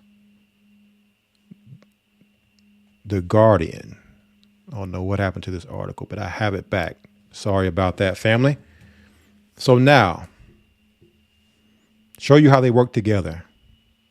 So now we have a illegal migrant crisis in America. A legal migrant crisis that the Republicans helped create by Greg Abbott, busing them all throughout the country, different cities all over the place, the West Coast, East Coast, up north, down south. So now, again, Hegelian, problem, reaction, solution. Trump confirms he will utilize U.S. military to conduct mass deportations. So now, because of this crisis, people want a solution on the right to these illegals. Well, the solution is Trump saying, I'm going to deploy military. Now, this is illegal. This is an illegal move. This is not supported by U.S. law or constitution. This would actually go against posse comitatus. Now, remember, family, the Department of Defense directive signed at the end of September, gave the military the same lethal force against American citizenry that the police has. Right before the next president came in, the Biden administration passed for military. So now, again, we're seeing the one party set the other up. So now the Democrats are setting up the Republicans, Donald Trump. When the military gets launched, they're going to have the power to use lethal force. And we know what Christ says about when Jerusalem shall be compassed with armies. So now they have a justification, as we're seeing World War III coming to fruition, to have military on the street at the same time World War III starts. Both sides working together. Republican Governor Greg Abbott shipping all the illegals to Democratic cities, blaming the Democrats, only to give Trump the excuse and reason now to come in and deploy military to fix a problem that the Republicans blamed on Biden, that Greg Abbott was actually executing. Let me show you all another one. Another scenario showing how they work together. We just saw the DOD directive passed under Biden, setting up the stage for now Trump's military to have lethal force against Americans, superseding posse comitatus. I mean, so many laws are being superseded with these moves, but nobody's paying attention. If you type in Operation Warp Speed, remember when Donald Trump launched Operation Warp Speed and claimed it was the greatest thing since sliced bread, which the military operation to get vaccines distributed into the blood of U.S. citizenry? And remember when Kamala said, "Oh, I'm not taking any vaccine if it's got Trump's name on it." Well, this was started May 15, 2020. But guess what? There was a presidential handoff here because it ended February 24th, 2021. Trump was no longer president at this time. By this date, there was a new president in charge who had been in office for many, many days, around a month's time. Wasn't Trump. So when we come down here and we see who the commander-in-chief is of Operation Warp Speed, of course we see the first person, Donald Trump. He launched it. But then guess who came in and finished the job? Joe Biden. See, they never told you that when Joe Biden came in the presidency and there were mandates for American citizens to get this shot, they never told you that this was Operation Warp Speed, did they? That was real quiet. They never called it that, but that's what it was. And then once they deployed it and made it a mandate, they no longer needed the operation, so they hurried up and quickly disactivated it as far as under the term Operation Warp Speed, but they didn't stop the vaccine. The vaccine rollout, Operation Warp Speed had already finished its job. The vaccine rollout was already in motion, and there was pressure and mandates coming down on people that you either get vaccinated or you lose your job. See, this is what you call a presidential handoff. So we're seeing these moves happening where these presidents are handing different things off to one another while making you believe that they're against each other, against one another. Which brings us to this picture here. How many of you all saw about a week ago Donald Trump meet Joe Biden in the White House with the handshake?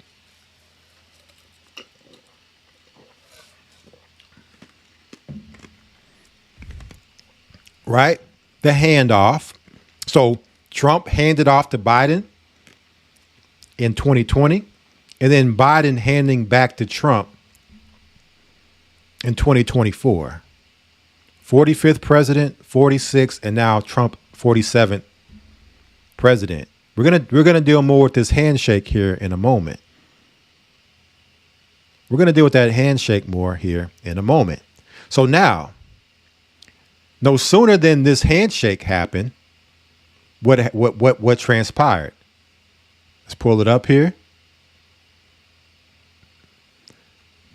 Off AP News, Biden authorizes Ukraine to use U.S. supplied longer range missiles for deeper strikes inside Russia. How many of you all knew that? I'm pretty sure most of you all have heard and seen this. Right after he meets with Trump for the presidential handoff, what some would say, hey, this is all pro wrestling. That's a tag team move. When you tag one wrestler into the ring and the other one steps out the ring.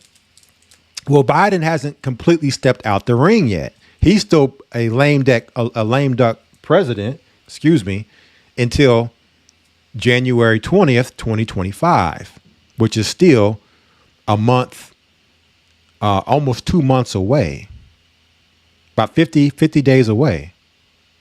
Now, this Ukraine-Russia alleged war, the reason I call it alleged, I'll get back to that in a moment, has been going on since 2014. 2014, so for 10 years now, they've been telling us about this Ukraine war, which started under Obama's term with Russia and Ukraine. So you mean to tell me Russia and Ukraine have been at war for 10 years now? What type of war is that? To where Russia, which Ukraine used to be part of Russia at one point, supposed to be this huge superpower, can't, deal with Ukraine and finish that up, wrap that up. It's still 10 years later and it's still going on. And why? would this move be made 10 years later after a new presidential elect is set to take office? These are the questions I have, family. Right? These are the questions I have. And when this happened, can any of you tell me? Maybe I missed it. Maybe I missed the memo, or I missed the speech. Did any of you hear or see Trump? I mean, Trump is very active on Twitter. I mean, at least on Twitter, if not an actual, he's putting out a lot of video announcements here lately. Did any of you ever hear Trump condemn this move? Because Trump is telling us he's going to stop all the wars. When I get in office, I'm stopping the war overnight. Did anybody hear Trump condemn Biden on this move here? It was crickets, not a single word said. Because what we have happening here is we're about to have a handoff. We're about to have a handoff to where you're having one president who will be blamed for starting World War III, the same way we had a president who was said to cause the COVID crisis and didn't do enough to stop it, started Operation Warp Speed and handed it off to Joe Biden. And now we have the next president, 47 Trump, who now is inheriting Biden's World War III start. So therefore, it can be blamed on Biden. Trump will inherit it. And now that will be the right's talking point. Well, Trump didn't start the war. He was trying to stop it. But Biden, on his way out, started the war. See, this is the narrative they want us to believe. Right? But remember, Klaus Schwab said, in order for us to have this great reset, we must come up with a great narrative. We must come with the great narrative that Christ warned and said that no man deceive you. With their narrative is deception. In order for them to have the Great Reset, they had to make people believe. And when you read the Great Reset and you read the great narrative, it mentions the Ukraine war, how the Ukraine war provided a great opportunity. They mentioned several things that were happening. COVID-19 was one. They also mentioned the war with Russia and Ukraine. So these particular events provide them the perfect opportunity now, okay, to bring forth solution, to bring forth an agenda, or to reach a goal. Because all the pictures I've seen of Ukraine, the people were in the streets partying. They were at the beach hanging out. Like, that don't look like a war to me. America's sending them all this money. What's really going on in Ukraine?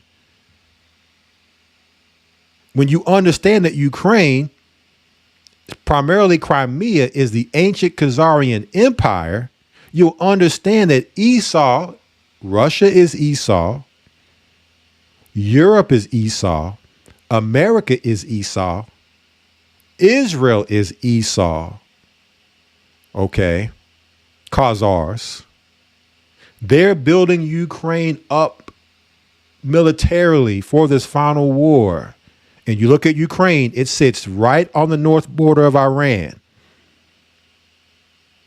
So now they have both sides controlled with Russia and NATO. Nobody's going into Ukraine, not when there's a war going on, right? And whatever you try to go in there to look at, the military got that closed off. You're not getting past the military. And you would say, okay, the military's here because there's a war. No.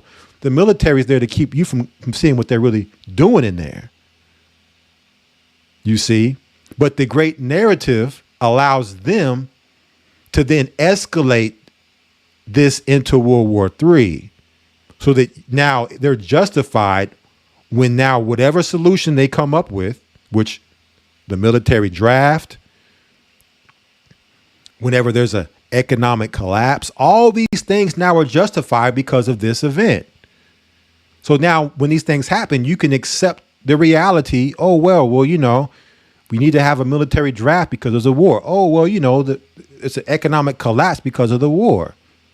See, these things justify the reality in the person who's under the spell's mind. Because what we showed with the Donald Trump, right? With the Donald Trump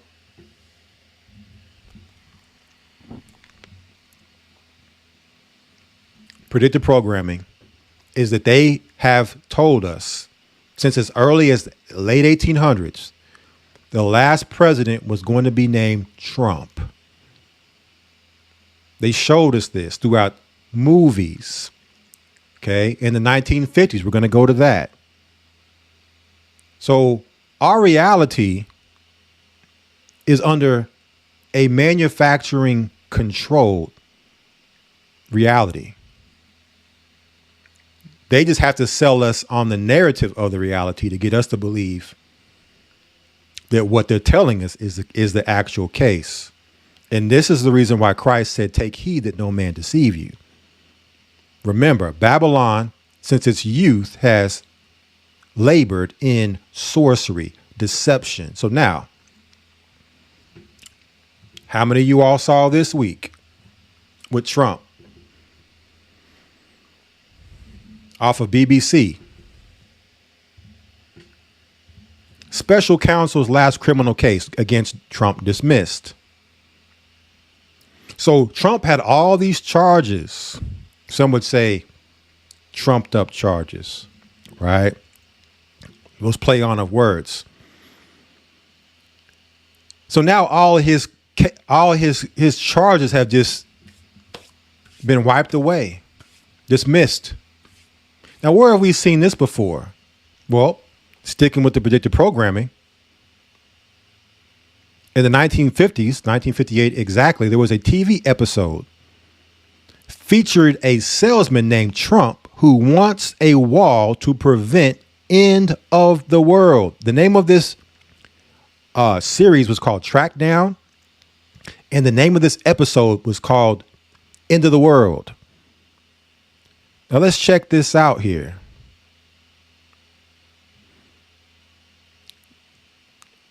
And let's see if art is imitating life. Your name is Trump? All right, Sheriff. How long are you going to put up with this? What do you mean? How long are you going to let this con man walk around town?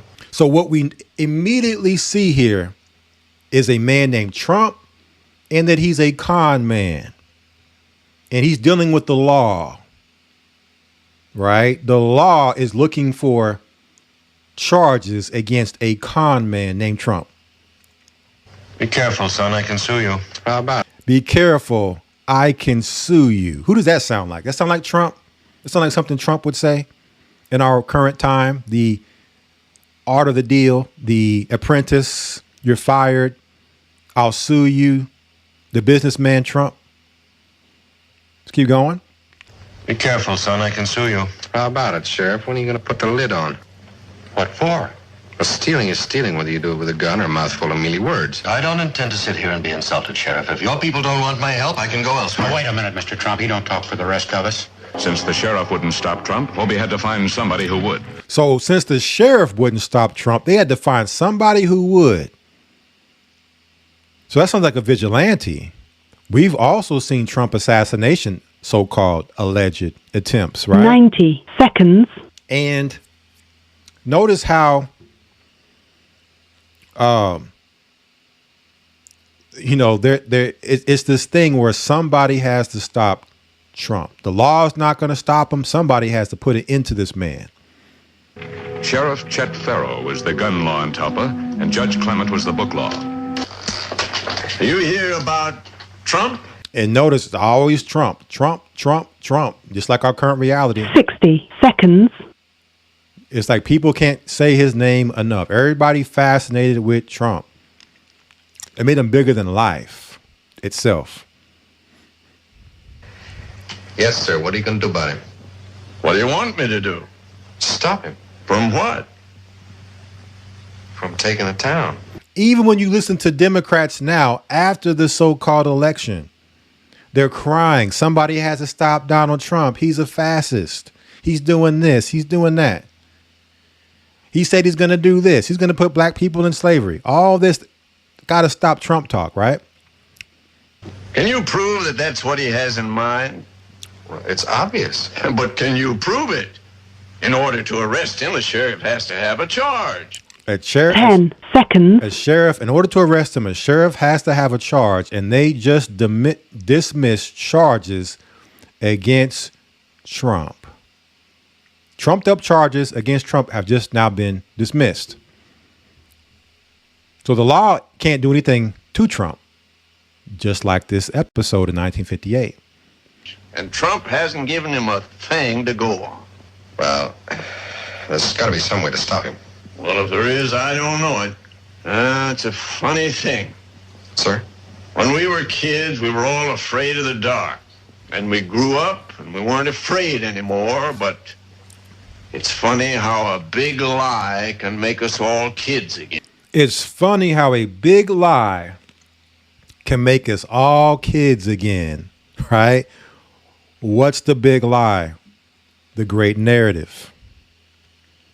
The great narrative, the deception. And that's what we're going to see with the information we're going to go into tonight. We're going to see lie after lie, deception after deception. That's the way America has maintained its power. Okay, and how America has been able to control, all of the things that are happening in America is through the lies. That's the main trick, the main power of a top sorcerer is how good is your lie. Yeah. Hobie had checked the town. The people were ready to believe. Like sheep, they ran toward the slaughterhouse. And waiting for them was the high priest of fraud. The high priest of fraud. I am the only one. How many times you heard Trump say, I'm the only one? I'm the only one that can solve America's border crisis. I'm the only one that can stop World War III. I'm the only one that can put an end to the Make America Health Again, the health crisis in America. I'm the only one. Over and over again. Trust me. I can build a wall around your homes that nothing will penetrate. And we've heard the wall talk. So that's an easy one. Right. And so in this particular series or this episode, he needed to build a wall to stop the aliens from coming and causing the end of the world. Now, we know those are your illegal aliens. So Trump's going to deploy the military as well as the wall. OK, so we're seeing the alien talk, the wall talk. What do we do? How do we save ourselves? You ask, how do you build that wall? You ask, and I'm here to tell you. You're a liar, Trump. You're a liar, Trump. There's not going to be any rain of fire. Can you deny the meteorites will come? Can you deny the comet? Well, it's not going to happen the way you say it is. Aren't you going to stay for the fireworks? Huh? Looks like you're going to go before everything's done. I've done all I can for Talpa. Figure it's time for me to be moving on. Well, I think you ought to wait. It's where you and I disagree. You're under arrest, Trump. You're under arrest, Trump. And what did we see? How many of y'all remember this picture? The Trump mugshot? First president to ever be arrested? Like, are you kidding me? This is a joke. 34 felony charges. Walking around, running for president. You're under arrest, Trump. I mean, this is comical at this point, family. But you have this con man, snake oil salesman. So much to break down just within that. Snake oil salesman, Trump, who is running from the law because he's a liar and a con man. I'm going to show you all where this is going here in a moment. But I'm just setting the stage here. Now, as soon as Trump,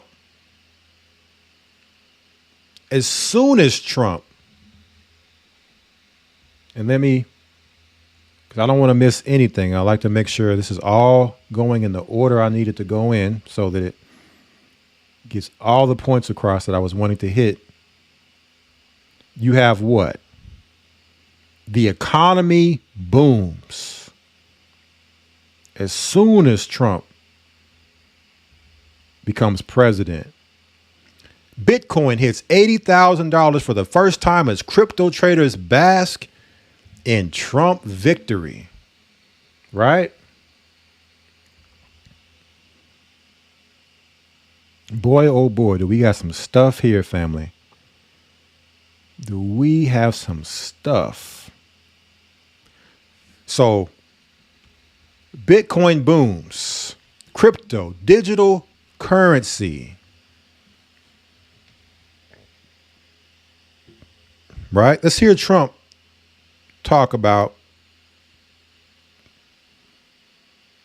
this crypto situation now. He spoke on this.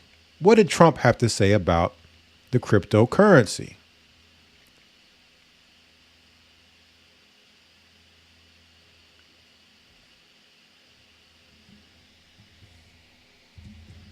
It says Donald Trump speaks at Bitcoin conference. So this is right after he's been selected. Donald Trump speaks at Bitcoin conference.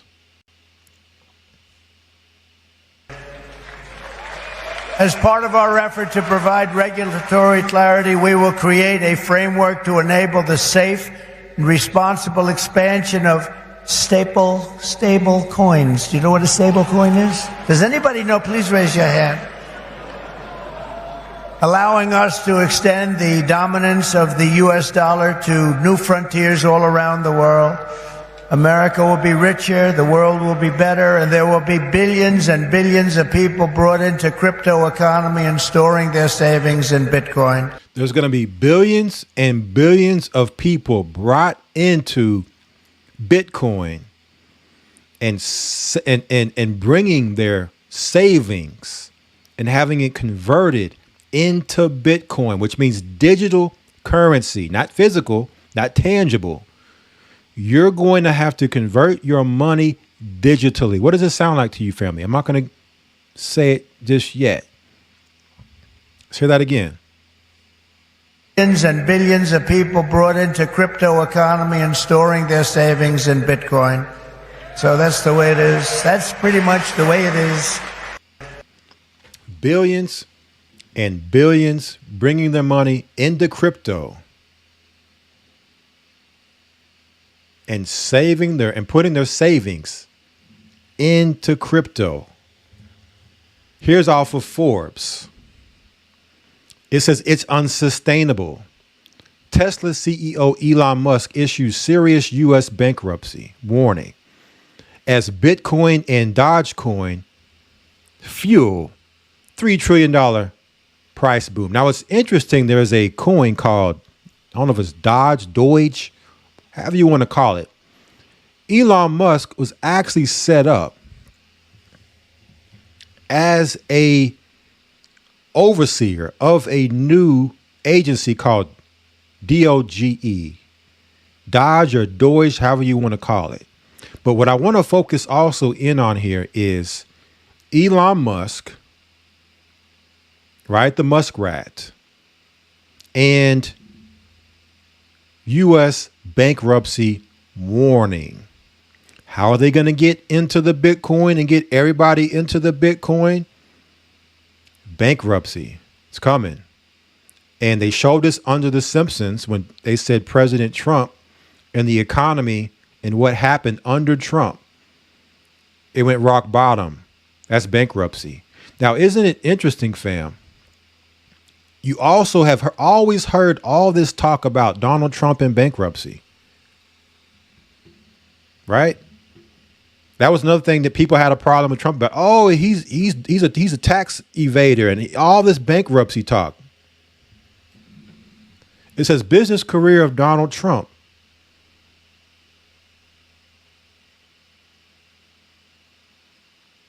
So let's come down here. There's something I want to point out with his business dealings. Hopefully it's still highlighted down here. Was earlier. Here we go. It says business bankruptcies. Although Trump has never filed for personal bankruptcy, Hotels and casino businesses of his have declared bankruptcy 6 times between 1991 and 2009 due to its inability to meet required payments and to renegotiate debt with banks. Owners of stocks and bonds in various small businesses, unsecured creditors. So another thing that we can now attach to Trump is he is the bankruptcy king. So wouldn't it only make sense that he would be the president to be brought in to issue bankruptcy of America? If anybody knows bankruptcy, Trump knows bankruptcy. As 6 of his businesses, right? 6 of his businesses have declared bankruptcy. So what you have here is you have the bankruptcy king on the finance side, because they say Trump's the finance guy. Well, I don't know how good you are financially if you had 6 bankruptcies, but there's a whole thing with bankruptcy too, how, those, higher ups use for their benefit. But not only that, we have the technological guru, Elon Musk, who has Neuralink, SpaceX on the tech side. And then we have Trump on the finance side, right? The currency side. And all he needs to do is be the one to usher in the digital currency.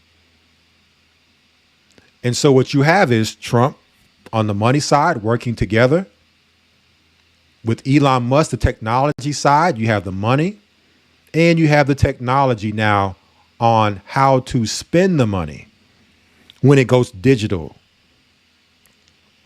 What do we have here, family? What we have here is a tale of 2 psyops. Remember, I asked the question. I asked the question earlier. How were they going to get this right side to be what we have here on the left side, being that this is the conservative side, this is the biblical side, typically people that believe in the Bible. These are going to be the people harder to trick. This is, if you're looking for the remnant and you're the devil, you're not going to be looking for them mainly on this side. There may be some stragglers over here that break free, but mostly you're going to find them where they're toting the Bible, even whether they know the truth of the Bible or not. So what do you send in? You send in 2 psyops. You send in 2 men to gain the trust of the right. Right? These are actors. These are costumes. Okay? These are costumes. 2 actors that are sent in to be saviors, that now people, no matter what wrong Trump or Elon Musk does, they can do no wrong. And so this side, because now they're drunk off the Republican punch, they'll be right in line to do whatever solution they have in store, because they become politically idolized. They become political idols. So that's what we're dealing with in America, are political idols as well as entertainment idols, because these are those who have influence. They're not running anything, but they're the faces that can be used to bring forth the influence needed to steer the sheep, right, in the direction that they need to be herded and steered into. Remember from the track down, right? You said like sheeps, they ran to the slaughter, right? Let me see if I can find that again. Hobie had checked the town. the people were ready to believe. Like sheep, they ran toward the slaughterhouse. The people were ready to believe. Make America great again. But like sheep, they ran to the slaughter. Right? They laid all this out. They've laid all this out, what we're seeing in our reality. And I said it, we said it last broadcast. It's like watching a movie from a book you read as a child. We've read the script, and now we're watching the movie play out real time because they've subliminally played this to us in their entertainment, their books, their movies, even in the media. They've said a lot of these things. So what do we have here? You all will have this article. I'm not going to read it. It's an interesting read.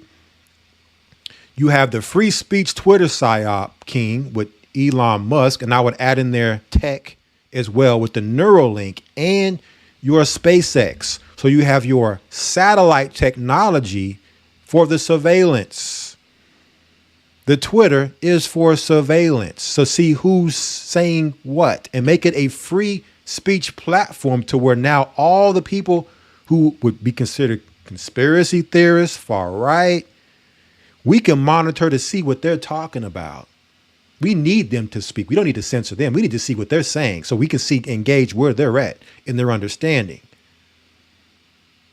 So we'll make a platform that can be CIA monitored, AI monitored.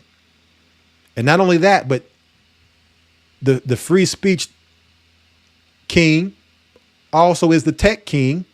He's now been successful with the Neuralink being, at least from a media standpoint, no telling how long they've been doing it, but they've come out in the past year or so and said first trial successful, Neuralink implants in first, in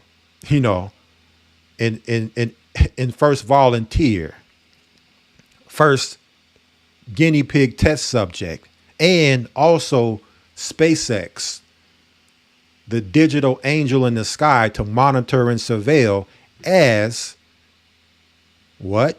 Come down here to the other psyop. You have what?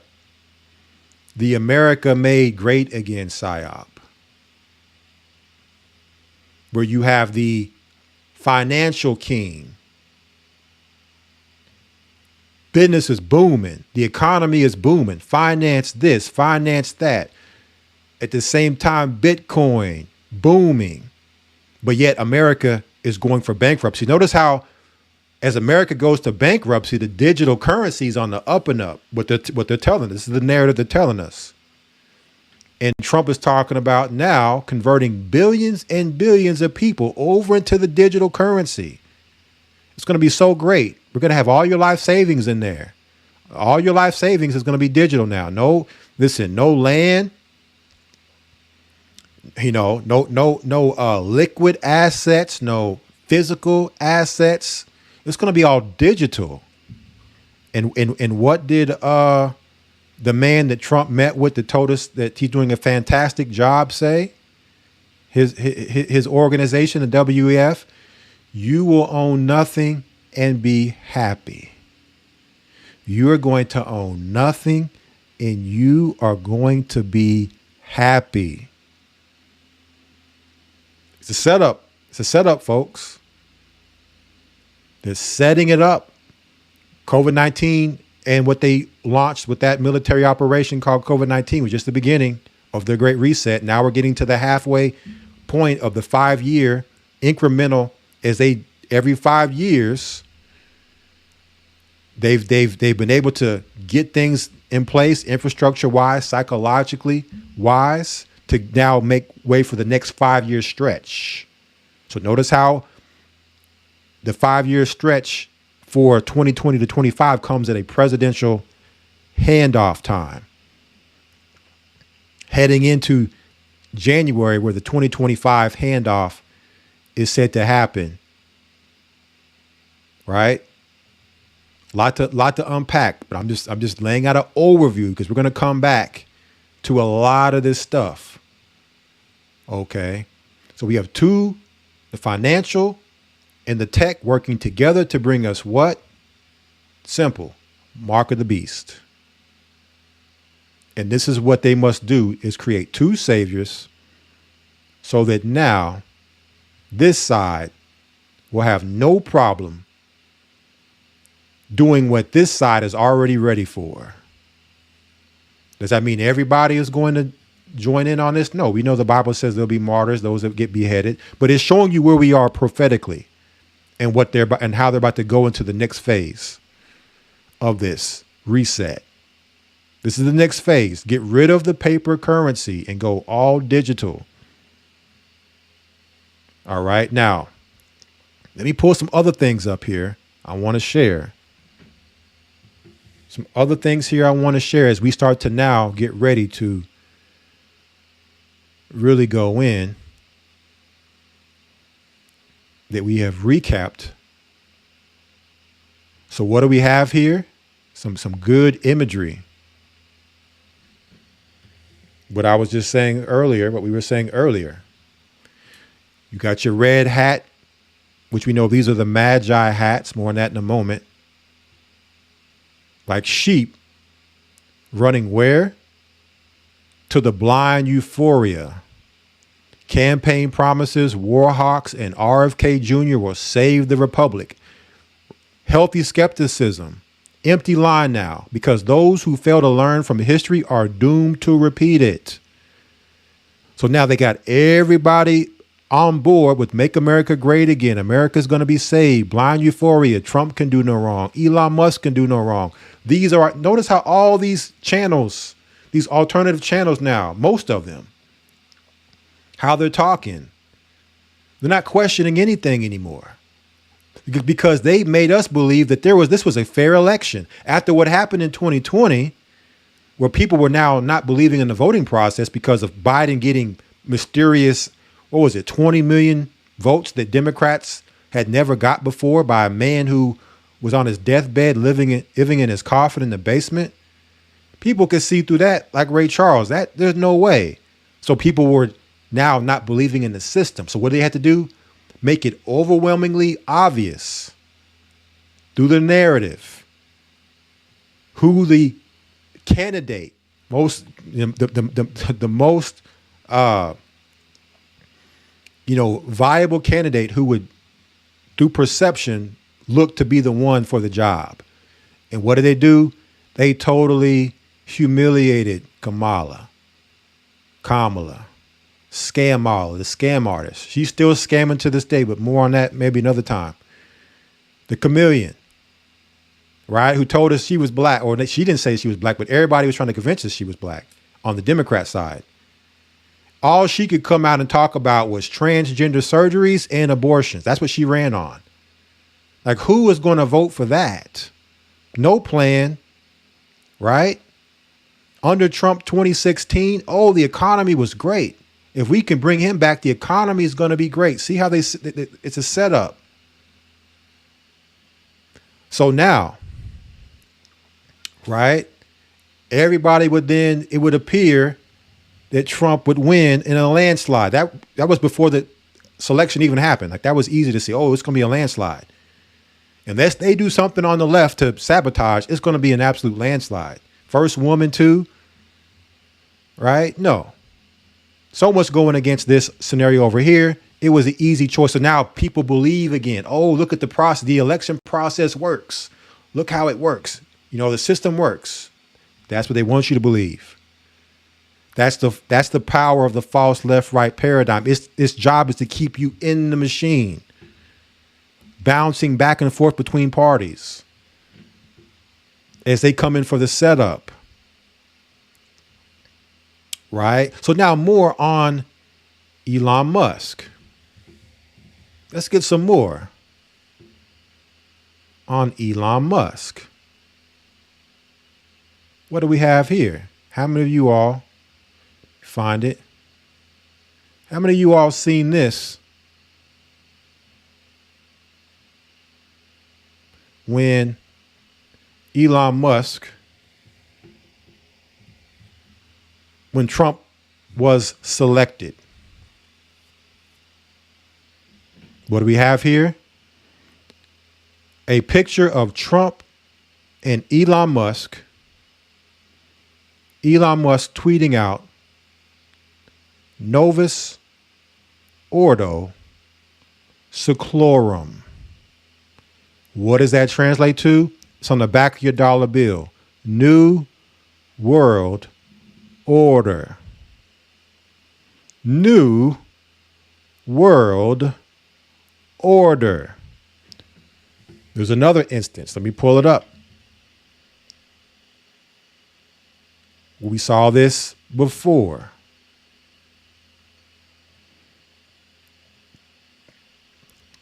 Where did we see this New World Order before within this same type scenario? Well, hopefully it's here. Let me pull up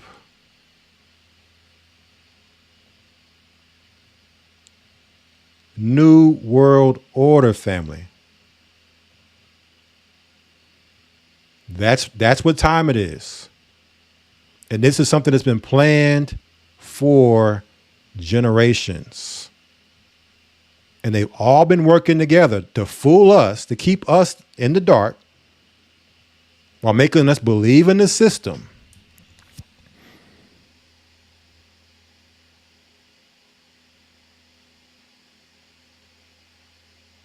Right? Give me one moment. Let me see if I can find this real quick.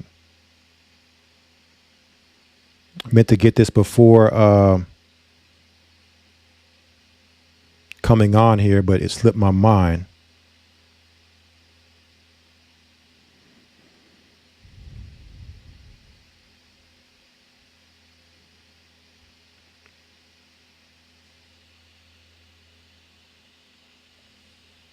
One moment.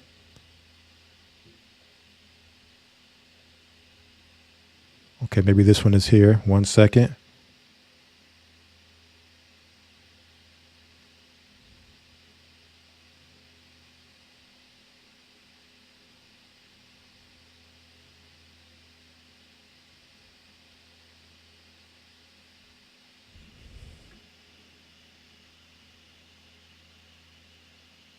Okay.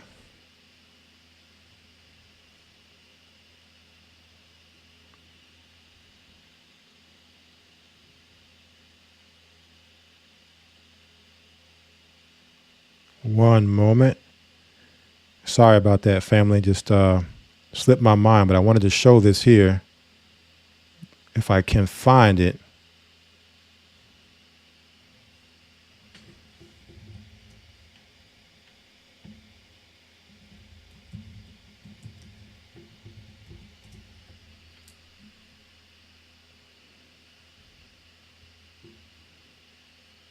If not, then I'll have to, unfortunately, just come back to that later, because we still have a lot to cover.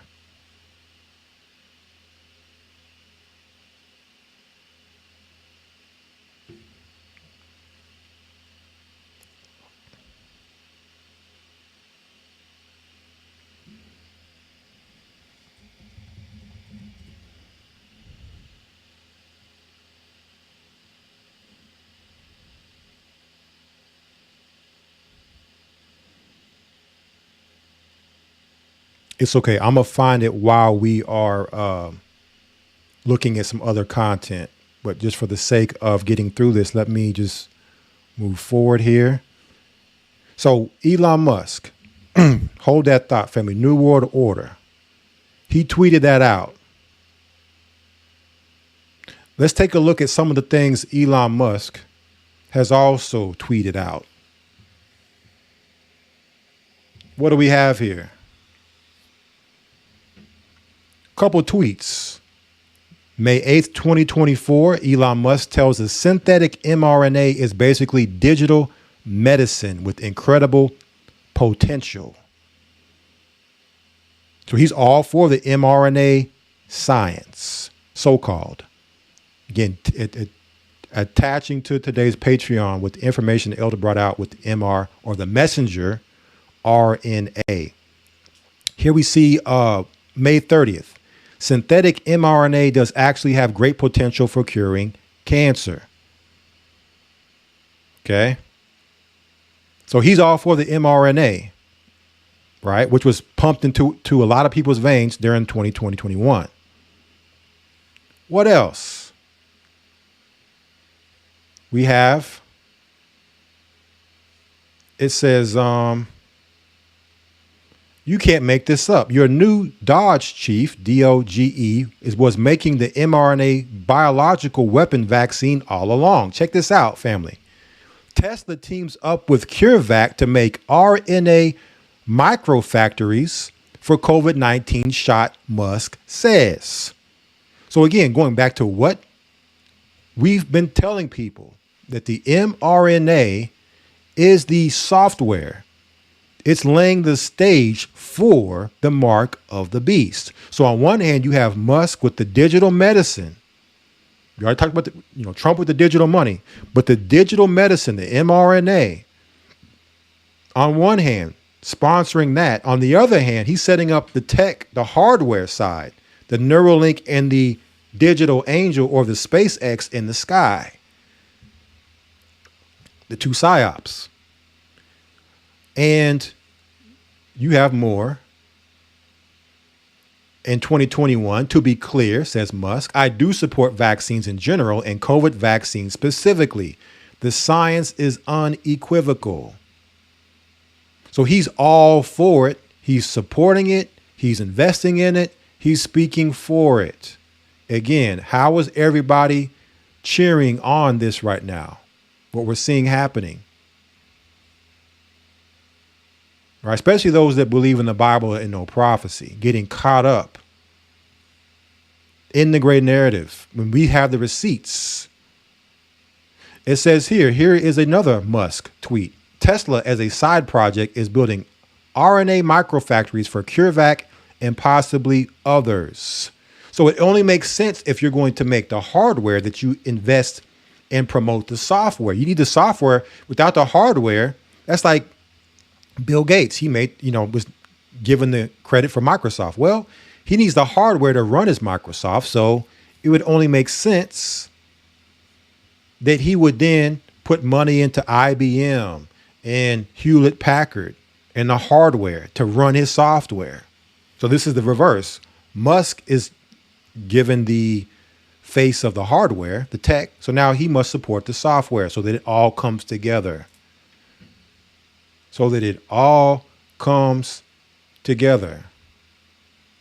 Okay, so here's all of the receipts.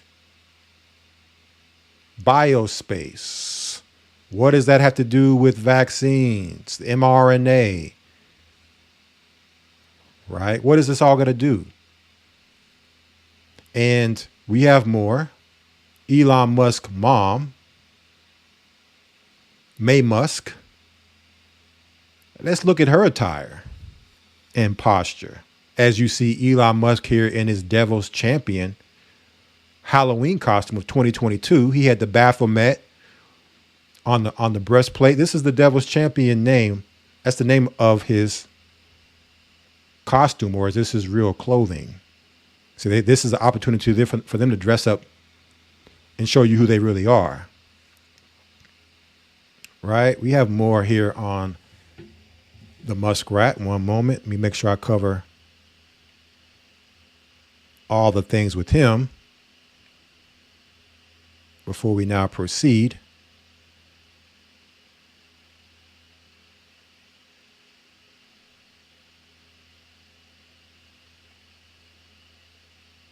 Okay, so we're going to come back. So now,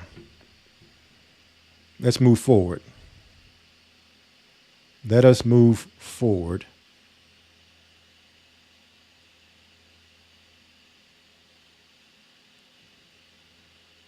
Let us move forward to this here.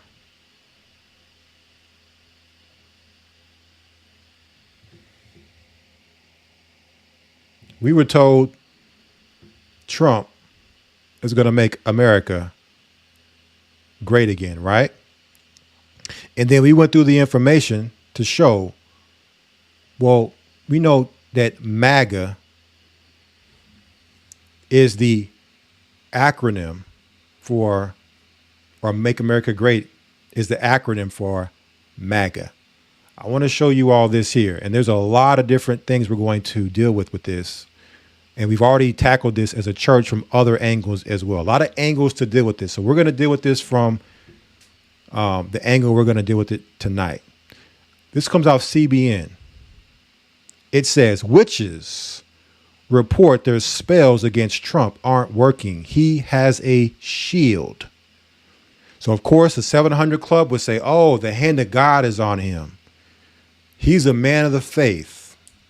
He's a Bible believer. So, therefore, he's protected by God. He's sent by God to save America, to make America great again, because these witches can't touch him. But is that actually what's going on here? And we also see the sorcery happening. Again, this continued theme of witches within all this. In the Latin, MAGA means what? Maga. Witch. In the Latin, MAGA means a witch. Sorceress. It also means wizard, poisoner, magical, magus. The magi or the mage is what MAGA means, right? And what did we hear Trump say? What did he tell us?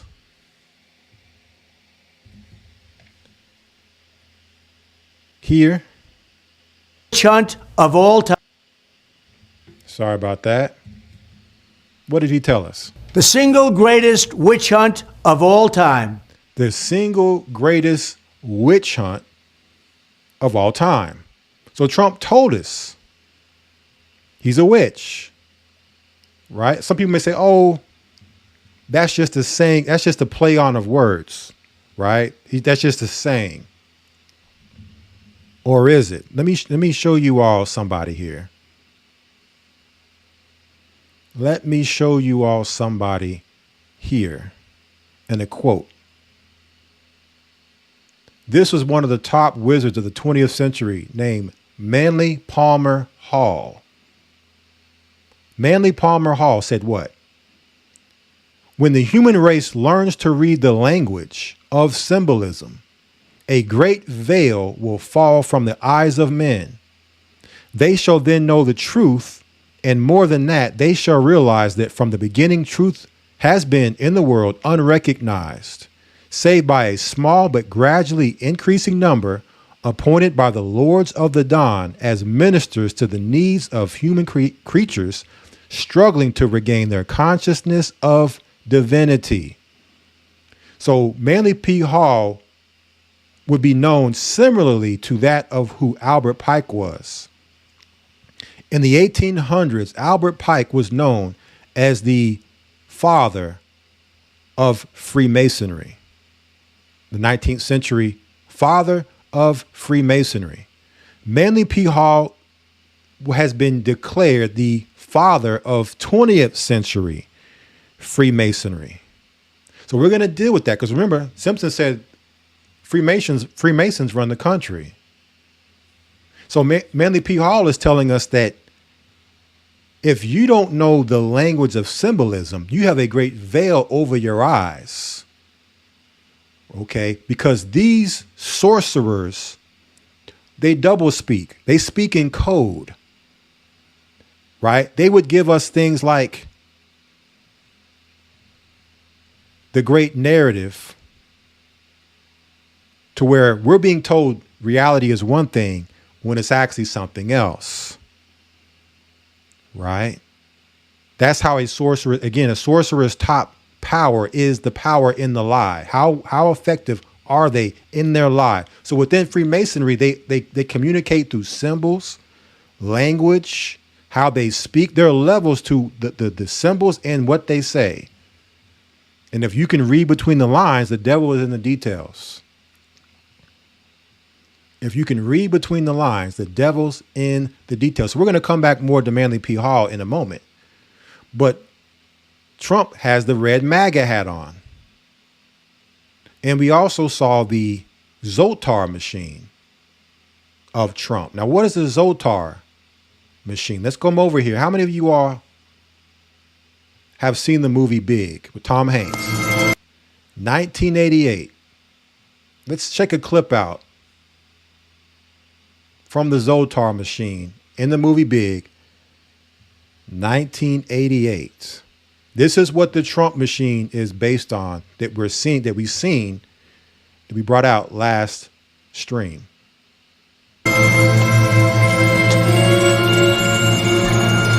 Drop 25 cents here.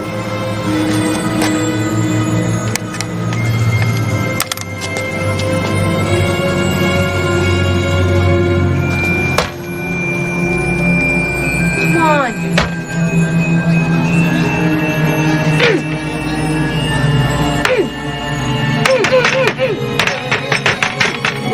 Work!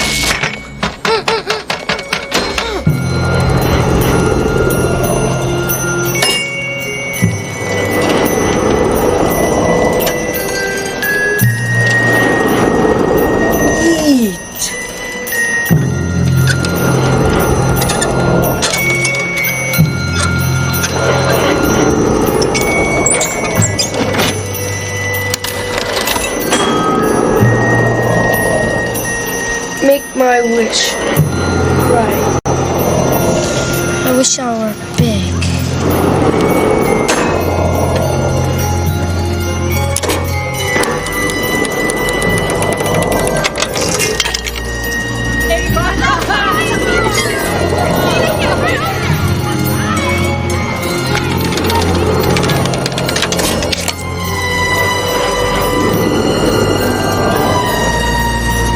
Wish is granted.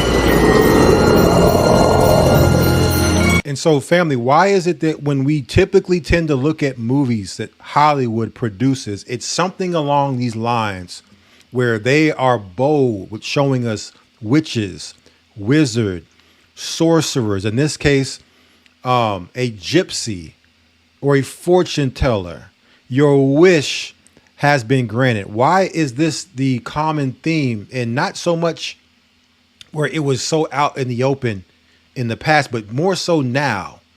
It's just blatant that that with the movies you see, you don't really see any movies biblically or based upon Christ or the Bible coming out of Hollywood. You see these type of instances more than ever now. Harry Potter, right? All these sorcery and wizardry movies coming out.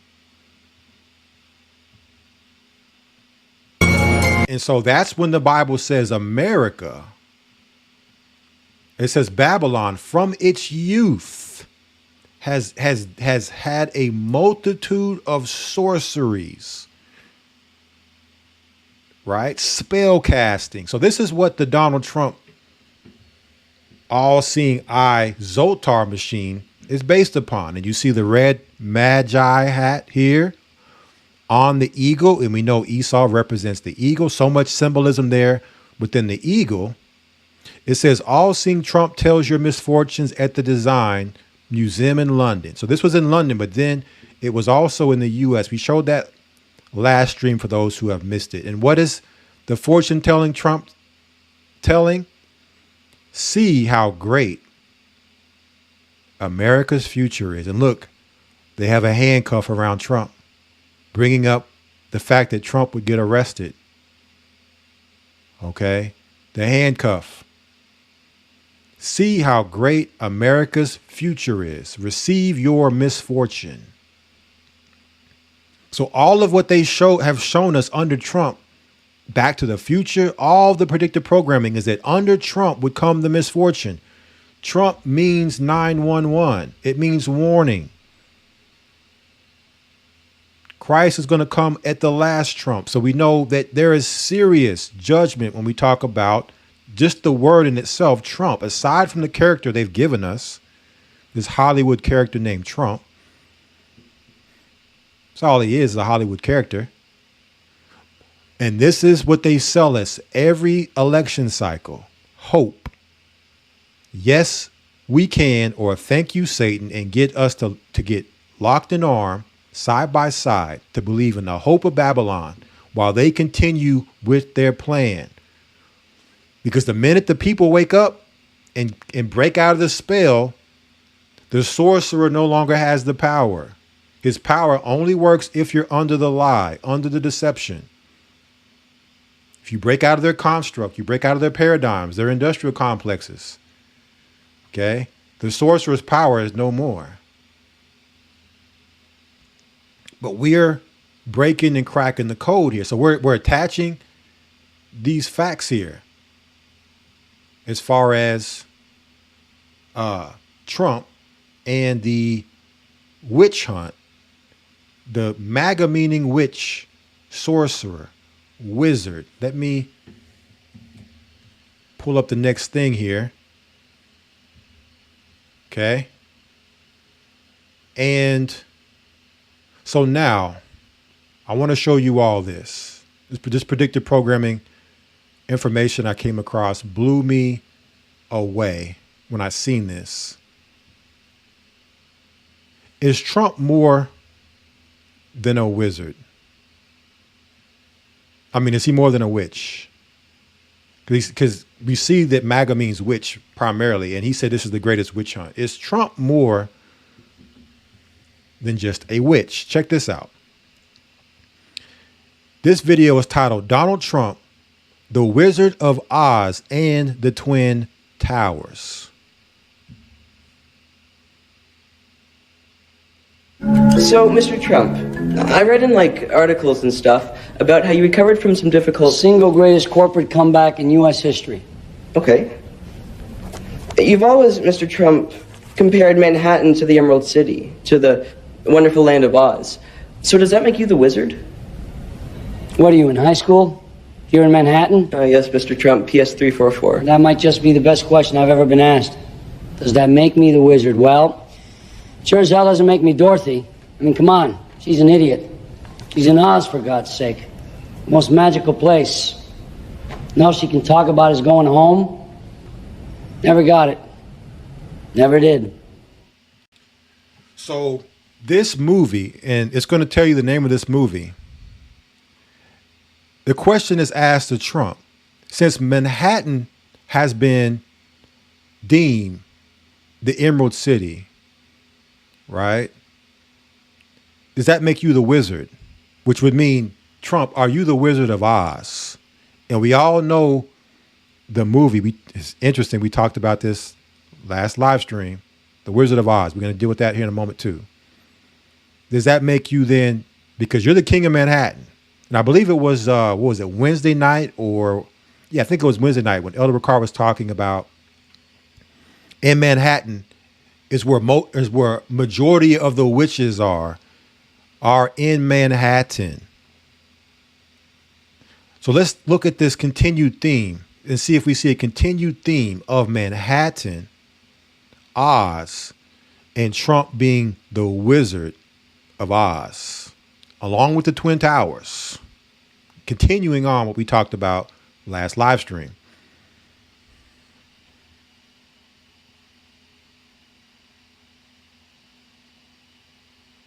And Thanksgiving, I had a traditional Thanksgiving in Atlantic City. What a wonderful place to go. The boardwalk's a bit run down, though. It's kind of like the Wizard of Oz on acid. Junkies and pimps and pizza, oh my. And Donald Trump is the Wizard of Oz. He is the guy. So, I forget this comedian's name. Somebody help me out. I know who he is. The name is escaping me at the moment. Mrs. Doubtfire. But what's his name? This comedian. He said Atlantic City, where Trump has casinos, that let's hear it again. He said it's Oz and Trump is the wizard. Go. The boardwalk. And Thanksgiving, I had a traditional Thanksgiving in Atlantic City. What a wonderful place to go. The boardwalk's a bit run down, though. It's kind of like the Wizard of Oz on acid. Junkies and pimps and pizza, oh my. And Donald Trump is the Wizard of Oz. So this is how they use their lesser magic through comedy, oftentimes to tell you what things really are and get you to laugh at it. We're going to deal with that here in a moment too, why they do this. Why do these witches and wizards do it in the way that they do it? He is the guy. It's a man, he plays Monopoly with real fucking buildings. This is a scary man. Last night in Cleveland was surreal. I kept thinking, what's this like? And then I thought, when I was a little girl, I went to see, when they reissued it, the movie The Wizard of Oz. And there were similarities that appeared to me. Lots of sound and fury, even a fog machine. But when you pulled back the curtain, it was just Donald Trump with nothing to offer to the American people. So not only did Robin Williams call Trump the Wizard of Oz, the movie before that asked Trump, is he the Wizard of Oz? Hillary Clinton said Trump is the Wizard of Oz. Which Hillary Clinton? Oh yeah, this Hillary Clinton that we were told that Trump was enemies with, that he was going to lock her up. Remember that? Trump was going to lock her up. But we've seen time and time again Trump hanging out with the Clintons on the golf course. Now, you and I would never be allowed to hang out with the Clintons in this way. And we may have voted for them. But this man who is the enemy somehow winds up in their circle because he's not the enemy. They're all together. But this is part of the programming. This is part of their lesser magic at work. Telling you. We're going to break it down, but let's keep going. I have a feeling we are not in Washington anymore. Lindsey Graham comparing Donald Trump to the Wizard of Oz. So now we have Fox News, which has not only a production studio for what they would call news or mainstream news, but also a production studio for Hollywood entertainment. Is telling us, reporting that Trump is the Wizard of Oz because of Lindsey Graham making this statement. In a Des Moines Register interview, Graham says Trump's immigration plan is gibberish and will undo his campaign. Graham saying, quote, Donald Trump is the almighty Oz in the GOP presidential race right now, but there's really nothing behind the curtain. So we have another politician, and now Lindsey Graham is now part of Trump's cabinet that he's picked. So he's an enemy in this moment, calling out Donald Trump in a way that would make you believe that he's talking about him in a negative light. But all he's doing is sowing seeds of predictive programming so that you have been told he is the Wizard of Oz. These people, this is musical chairs for them. They sit in whatever chair they sit in when the music stops.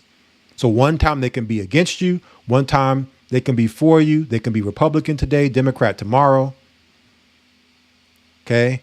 But their job is to just have you believe in the system while they work their sorcery. The more he exposes himself, putting forward solutions that are unworkable, the charm begins to fade after a while when you realize there's nothing behind the curtain. We have a message from a special guest that I'd like to share with you. Thank you for being with us today. There he was on the video screens, pre-recorded, reciting benefits from the tax cut. These great results are just the beginning.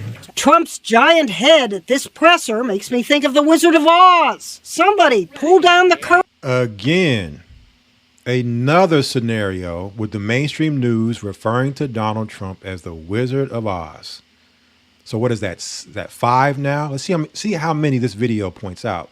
They caught this. Fits from the tax cut. These great results are just the beginning. Trump's giant head at this presser makes me think of the Wizard of Oz. Somebody pull down the curtain. Do not arouse the wrath of the great and powerful Oz. But there was no curtain-grabbing Toto. The great Oz has spoken. To disturb the stagecraft at the briefing. Thank you. Thank you, Mr. President. If ever there was, the Wizard of Oz is one because of the wonderful things he does. This wizard certainly has a... Check it out. The Wizard of MAGA Oz. They're telling you all types of secrets here. These Freemasons. They're putting it all out there. You can't say you weren't told. Because of the wonderful things he does. This wizard certainly has a strong hold over his munchkins. The question is, will the courts finally pull back the curtain on Citizen Trump and send him to jail for life? We need a partner on the issue of North Korea, but the bottom line is this. Donald Trump, in office on trade policy, you know, he reminds me of that guy in The Wizard of Oz. Oh, not Kamala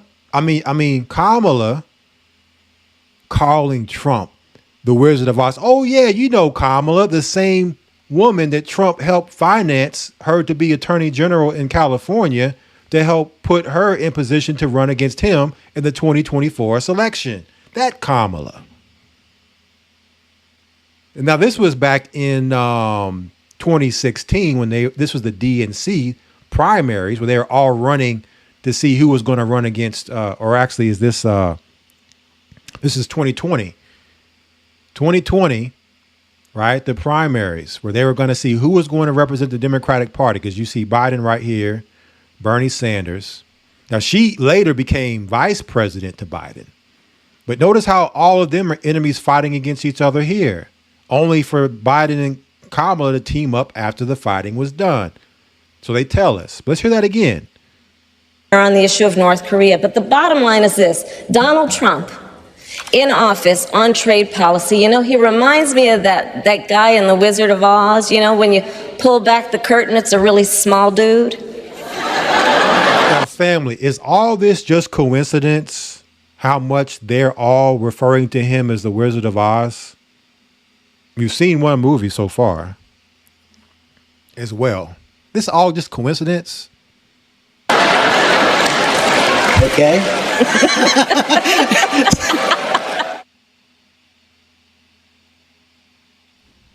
How many of you all remember The Wiz? This is probably before a lot of you all's time, and I know the more recent generations don't really watch old movies, but this is 1978, Michael Jackson, Diana Ross, The Wiz.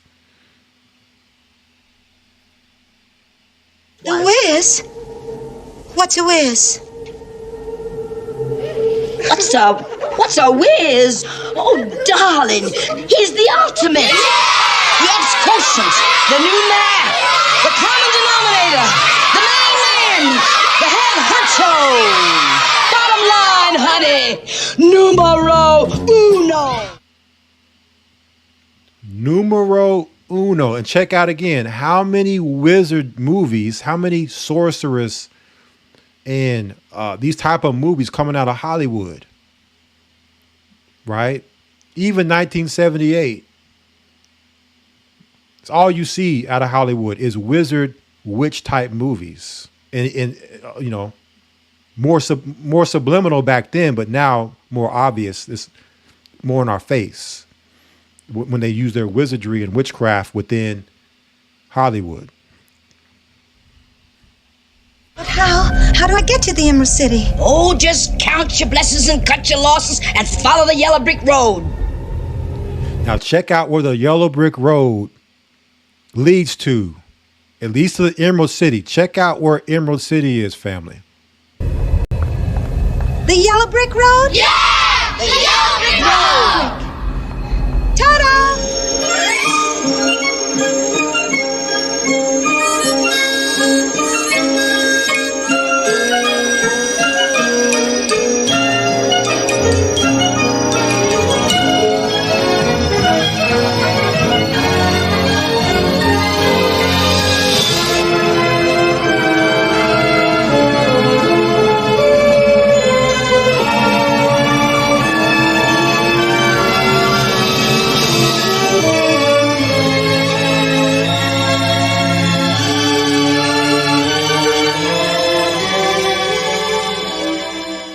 Now check that out, family. The yellow brick road leads where? We know this is New York City because here's the Big Apple. And what does the yellow brick road go around? The Twin Towers. In what? A figure 8, which is the infinity sign, which then ties us back to the Future because you need 88 miles per hour in order to time travel. So the 8 symbology, which is the infinite time and space, time travel. Okay, Saturn, all that attached with the number 8. But the yellow brick road leads to where? Manhattan, where all the witches are, that Donald Trump is said to be the Wizard of Oz over, and the Twin Towers. You can't make this stuff up, family. It was all in the movies. They were showing us this.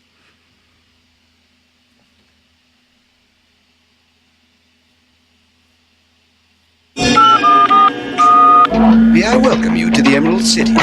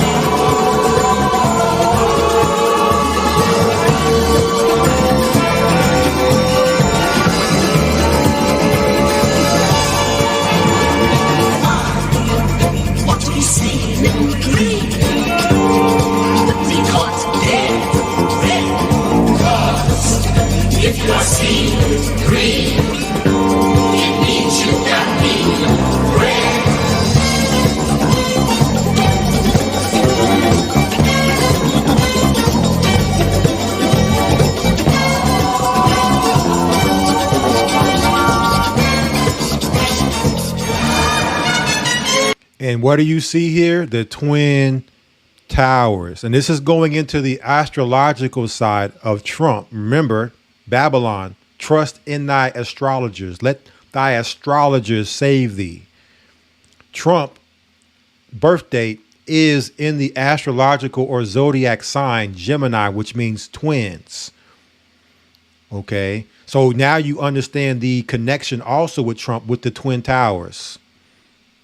Okay, the two Donald Trumps, the twins. Now let's hear what they have to say here on the loudspeaker. We see Oz at the bottom of the Twin Towers. So now we're in Oz, Manhattan, Twin Towers.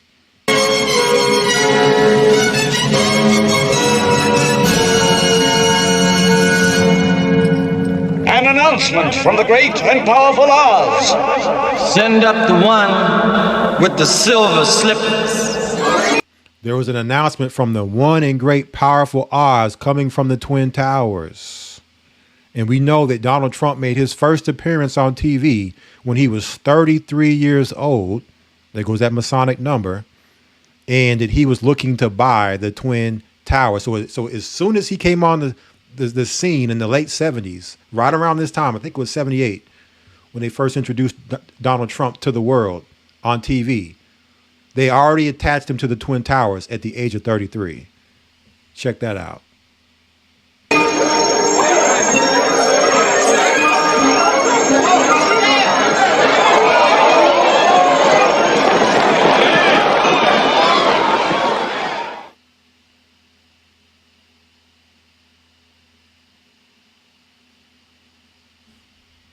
So the movie that they showed at the beginning, I believe, is called Trump Unauthorized, 2005 movie.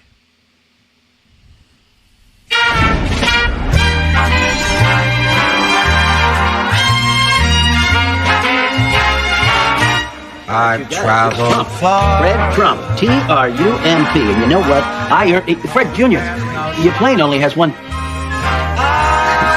It's Freddie, my oldest. He's flying a plane with one wing. The head of my throne going round and around. Yeah, hey, look, if you ever get serious about doing business, Walter, give me a call. Otherwise, Walter, goodbye. That was cold, boys. That was a good one. Otherwise, goodbye. You see, you gotta kill him, you know? You gotta kill him, okay? Right, Donald? Kill, kill, kill. Where's my lunch? Amy! 'Cause there's no spot I've ever found that could compare to what's there back in my. So you have little Donald Trump, and I believe that was his dad, tell him, you got to kill him, Donald. Kill, kill, kill. Flying around a plane with one wing, meaning a plane with one wing is going to crash. This is 2005, and here are your Twin Towers. Donald Trump, the Twin Towers, okay? And those are also the two pillars of Freemasonry. We're going to deal with that here in a moment too. Flying a plane, meaning the plane would crash and kill, kill, kill into the Twin Towers.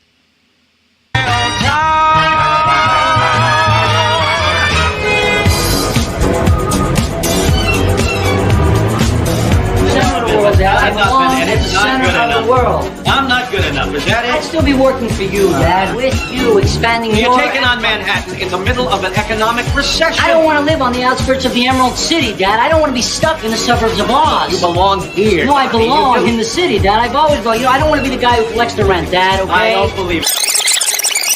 Center of the world, Dad. I belong at the center of the world. I'm not good enough. Is that it? I'd still be working for you, Dad, with you, expanding You're your... taking on Manhattan in the middle of an economic recession. I don't want to live on the outskirts of the Emerald City, Dad. I don't want to be stuck in the suburbs of Oz.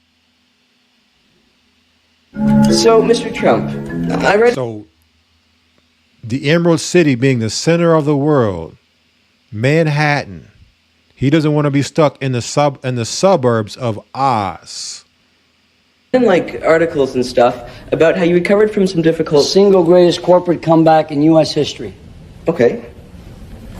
You've always... Single greatest corporate comeback in human history, and he has just proclaimed he just had the single greatest presidential comeback in presidential history, coming back to be the 47th president after losing to Biden in 2020. Dad, I don't want to be stuck in the suburbs of Oz. So, Mr. Trump, I read in like articles and stuff about how you recovered from some difficult... Single greatest corporate comeback in U.S. history. Okay. You've always, Mr. Trump, compared Manhattan to the Emerald City, to the wonderful land of Oz. So does that make you the wizard? What are you, in high school? Here in Manhattan? Yes, Mr. Trump, PS 344. That might just be the best question I've ever been asked. Does that make me the wizard? Well, sure as hell doesn't make me Dorothy. I mean, come on. She's an idiot. She's in Oz, for God's sake. Most magical place. And all she can talk about is going home. Never got it. Never did. You've always, Mr. Trump, compared Manhattan to the Emerald City, to the wonderful land of Oz. So does that make you the wizard? What are you, in high school? Here in Manhattan? Yes, Mr. Trump, PS 344. That might just be the best question I've ever been asked. Does that make me the wizard? Well, sure as hell doesn't make me Dorothy. I mean, come on. She's an idiot. She's in Oz, for God's sake. Most magical place. And all she can talk about is going home. Never got it. Never did. Oh, Auntie M, there's no place like home.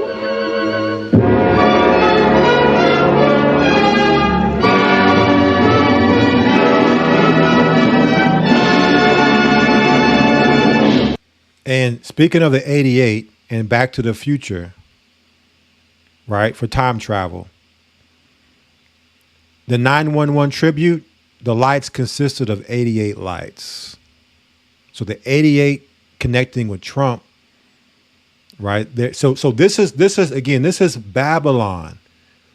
And this is all part of their ritual for control of America and control of their citizens and control of the world. The sorcery has deceived all the nations. So they put all their belief in this system of magic to have the control, right? When I say they, I'm speaking about the powers that are guiding America. Okay, America is not made up of of natives, the people that control America. The people that control America are foreigners. They're foreign to this country and foreign to this world. You see, there's more here.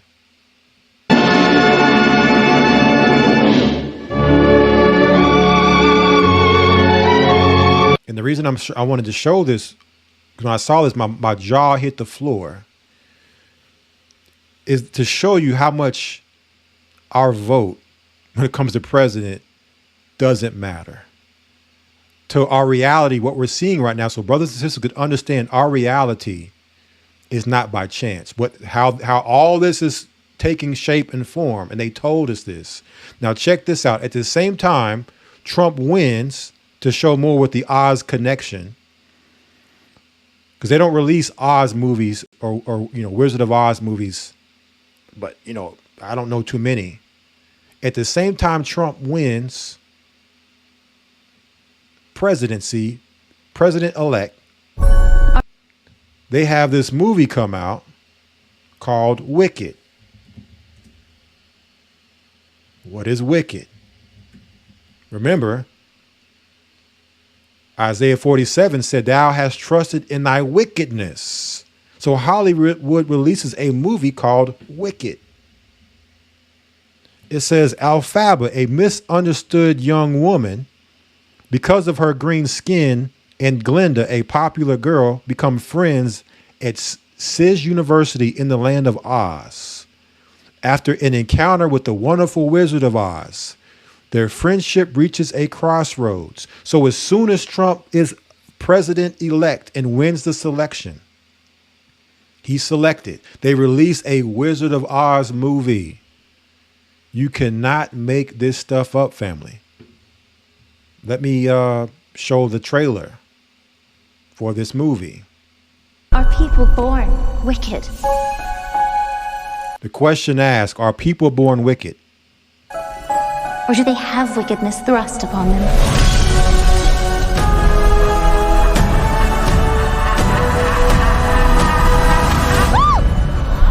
You're green. I am. Welcome, new students, to Shiz University. Miss Alphaba, you can room with Miss Galinda. Oh, popular. I know about popular. Oh, I saved you some space, by the way. Do you really think this is fair? I do not. I was promised a private suite. But thanks for asking.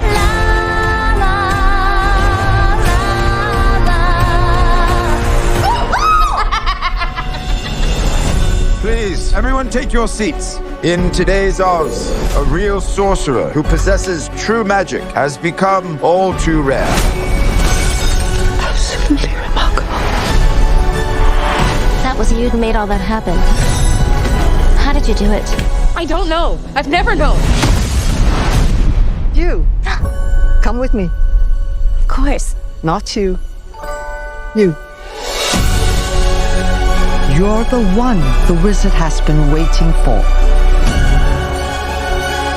Galinda? Ew! I know. It's my granny's. I'd give it away, but I don't hate anyone that much. Hey! You should join us tonight. And don't tell me you have nothing to wear. Because you could wear this. Something has changed within me. She doesn't give a twig what anyone thinks. Something is not the same. Of course she does. She just pretends not to. The wonderful Wizard of Oz summons you to the Emerald City. Come with me. What? To meet the wizard. I couldn't possibly. This is your moment. I'm coming.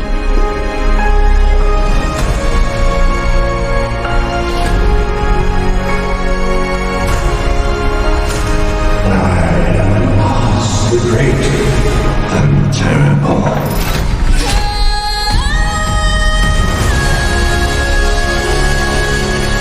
Something bad is happening in Oz. The best way to bring folks together is to give them a real good enemy.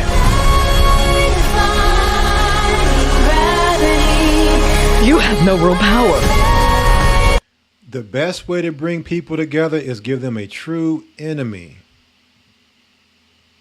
The Wizard of Oz. And then the witch tells him, you have no true power, with his all-seeing eye on his tie.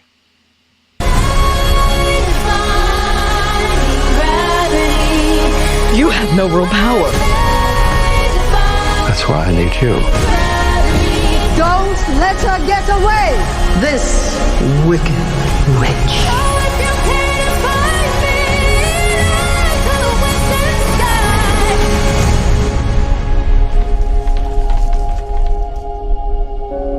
Don't be afraid.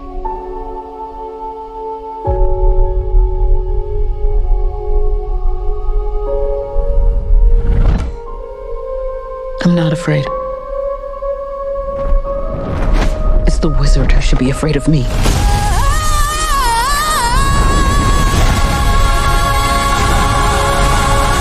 And the movie is titled Wicked on top of that. Asking the question, are people born wicked? I mean, so much to take from this movie, but notice how they put the black woman, Judite sister, as the witch. She's the witch, so that now they can have our young Judite daughters inspired to be witches. This is America, folks. This is America's latest, greatest, coming out of their Hollywood machine, sorceress machine, so that they can inspire young black girls to be witches. Black girl magic. Okay? Black girl magic. And not just Judah, but Ariana Grande is, I believe, Issachar. I know she's Northern Kingdom. So she's the other character in this. So they're pushing sorcery on both the Northern and Southern Kingdom, so that little Latina Northern Kingdom girls will want to be this apprentice to a sorcerer, to a witch, and the Judite sister as the witch. Is this a coincidence, family, that they released this movie in conjunction with Trump, who now we've seen at many, many occasions being referred to as the Wizard of Oz, that Oz, the Emerald City, is in Manhattan? There was something else I wanted to show here too. See if I can find it.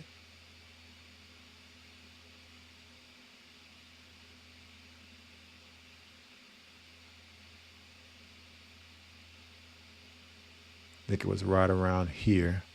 The wizard has been waiting for. Glinda? Ew! I know. It's my granny's. I'd give it away, but I don't hate anyone that much. Hey! You should join us tonight. And don't tell me you have nothing to wear.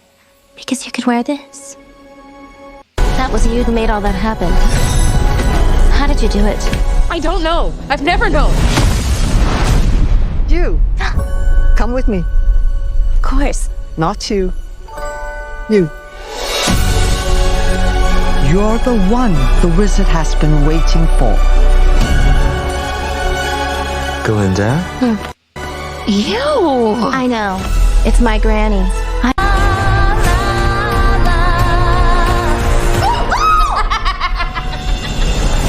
Please, everyone take your seats. In today's Oz, a real sorcerer who possesses true magic has become all too rare.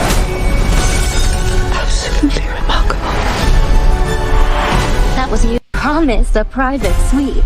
But thanks for asking. Popular. I know about popular. Oh, I saved you some space, by the way.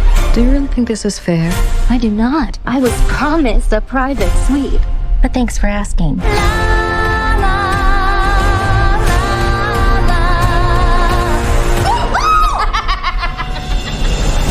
Please, everyone take your seats. In today's Oz, a real sorcerer who possesses... I couldn't find it. It was a real brief, quick moment, but basically it was showing the main character is Esau on the male side. So you have Esau. You notice how in most Hollywood movies, it's a white guy and a black woman. So the heartthrob of the movie is Esau. He's the controller, making sure that the Northern Kingdom and Southern Kingdom women are under his control. Now, it's not this character, but there was another character it showed at the beginning. Right? This guy. And so Hollywood is showing you Esau is controlling both black women and Hispanic women under his control to do his bidding. Right? So let's move on from there because we have more to cover. Don't want to spend too much more time. But again, is this all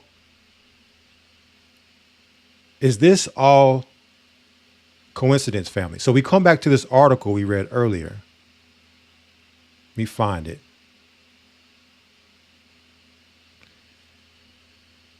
Witches report their spells against Trump aren't working. He has a shield. So what are we seeing happening here? Well, let's pull this up. We showed this. Let's pull up the Church of Satan hierarchy within their members and membership. There are 5 degrees. No degree, you're a registered member. Active member, you're first degree. Witch, warlock, second degree. Priest, priestess, third degree. Magister, fourth degree. And maga or magus is your 5th degree, highest degree. So a first degree witch cannot mess with the 5th degree maga, because the 5th degree, being the highest degree, trumps the low level witch. And that's what this movie Wicked is showing. This witch looking to try to get over on the Wizard of Oz. Okay. And be stronger than the wizard. So these witches, the reason it's got nothing to do with him being protected by God. And he's a man of the Bible and he's a man of Christ. He's a wizard. He's protected by higher level sorcery and magic than these low level witches trying to cast their spells against him. That's the shield. And they show this even within movies where you have wizards and witches battling and dueling. And whoever has the highest spell power, okay, a movie comes to mind as Willow, for those who've seen Willow. Willow was an apprentice to a wizard. At the end, he was trying to fight the witch. And his magic wasn't as strong as hers. Right? So she had the upper hand. She was more powerful sorcerer. You see this all within their movies.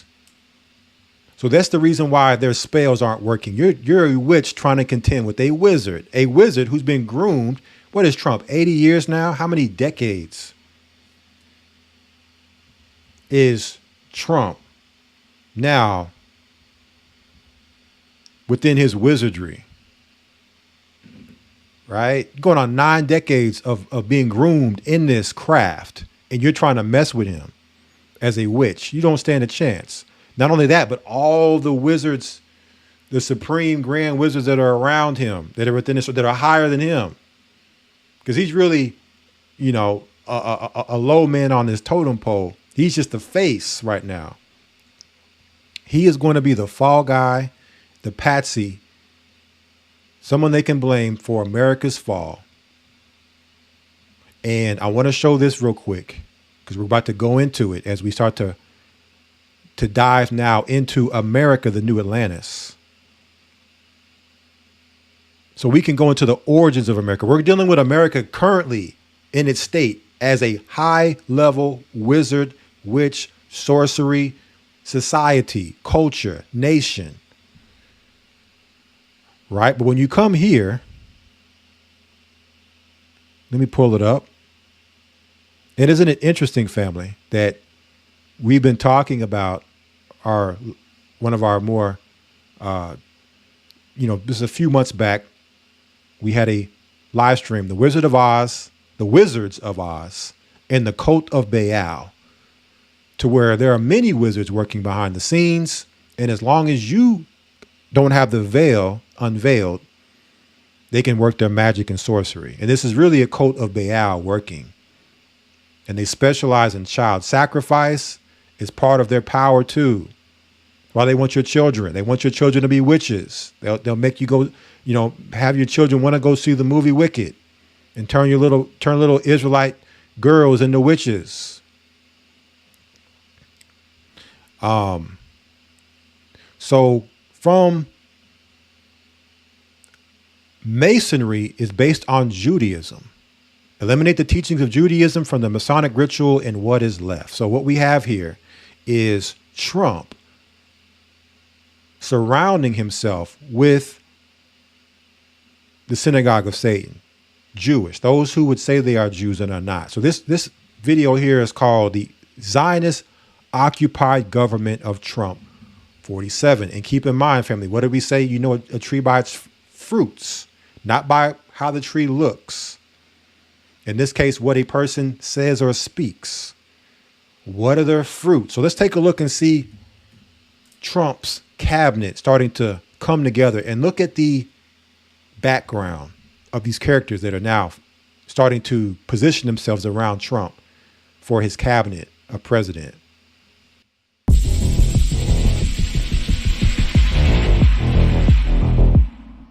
Trump has chosen Big Pharma's Susie Wiles for chief of staff, and she appears to be Trump's handler. In charge of Trump's campaign and his PAC, arguably his closest advisor, when I asked my friends who are close to Trump, they say you don't get a meeting without Trump unless she's in the room. You don't get a phone call unless she's in the room. She's omnipresent. Elon Musk has been exposed by several reporters to be a fraud and a government frontman. Nobody has ever debunked this. And now we are told that he will be fixing the government. I mean, my top recommendation, honestly, would be just to have a carbon tax. That seems so reasonable.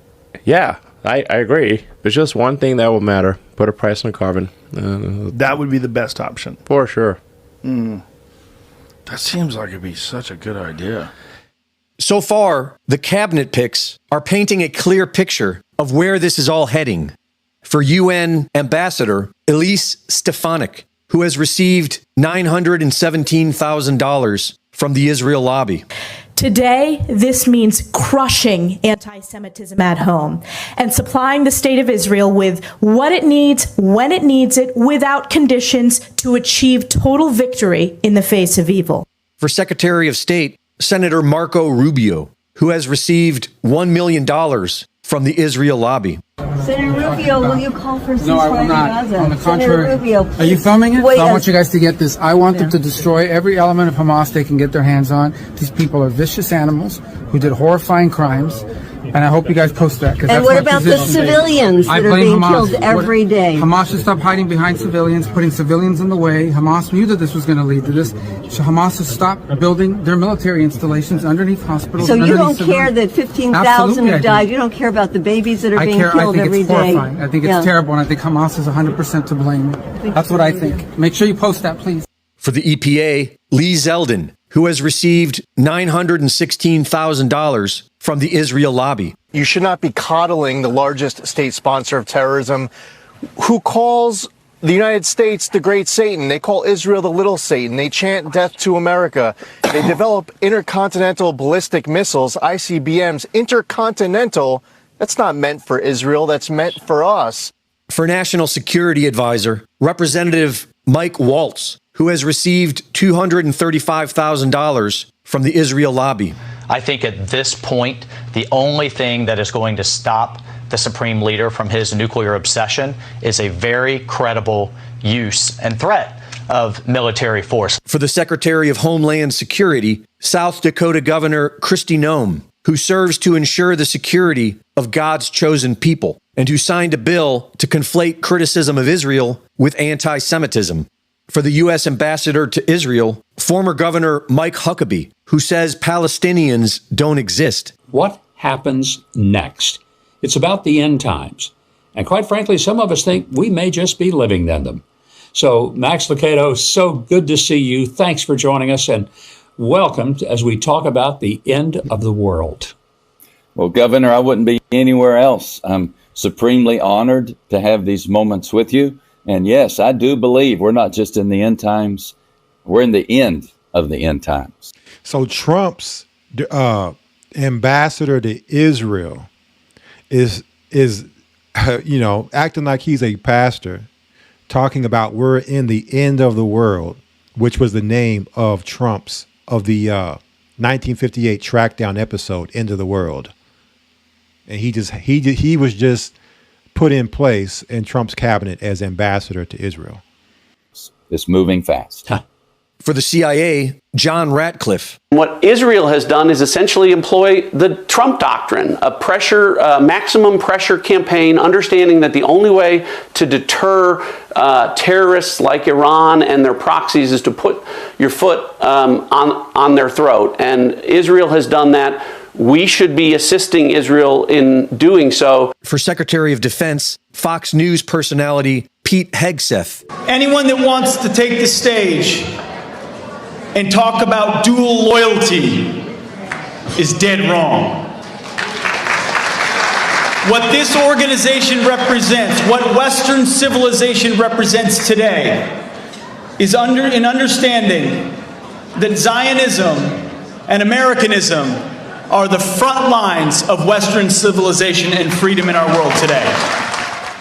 For the Senate Majority Leader, John Thune, who has received $460,000 from the Israel lobby. Not responding is not an option either. I mean, you have the animating force behind the evil in that region is Iran. And for U.S. President Donald Trump, who received $100 million from Zionist Miriam Adelson. Iran is not there for us. They want to kill us. And the Palestinians are taught to kill us at 2 years old. And there goes Giuliani, the man in drag. Him and Trump doing the drag. I don't know what that was. That was a commercial or what that was. The man in drag. Trump's main woman. I mean, man. The Palestinians want to come and get you. I mean, it's just absurd, the things that Giuliani said at that rally at Madison Square Garden. But it manifests an ideology which Donald Trump embraces, that the Palestinians should be destroyed and the United States should pay for their destruction. Reporting for InfoWars, this is Greg Reese. Also, Giuliani was the mayor of New York City when the Twin Towers got hit, 9/11 happened, which also ties Trump back to the Twin Towers, 9/11. Right? And so let me come over here and show this. Let me find it here.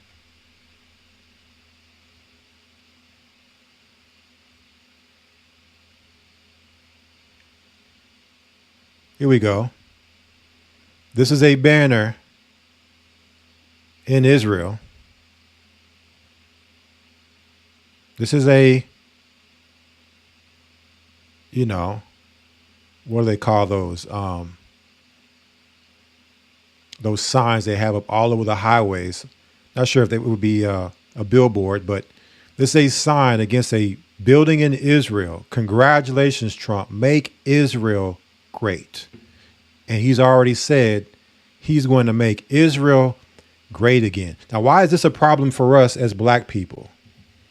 It's a problem for us as black people because if you're going to make them great, what does that mean for us if we're the true Israelites?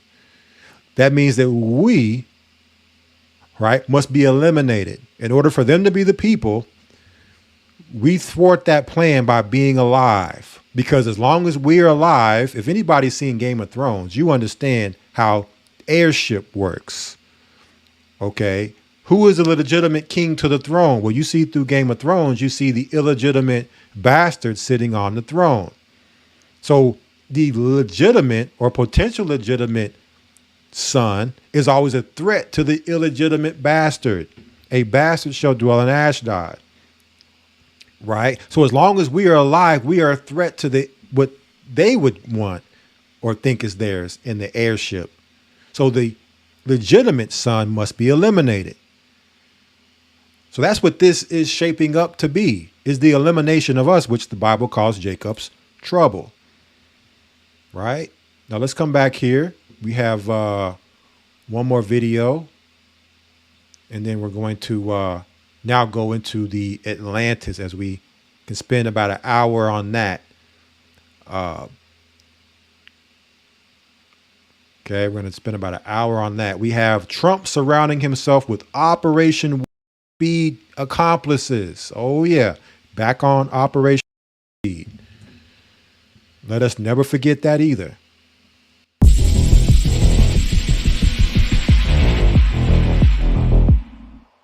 The other concern I have is the bioweapon that was released on us.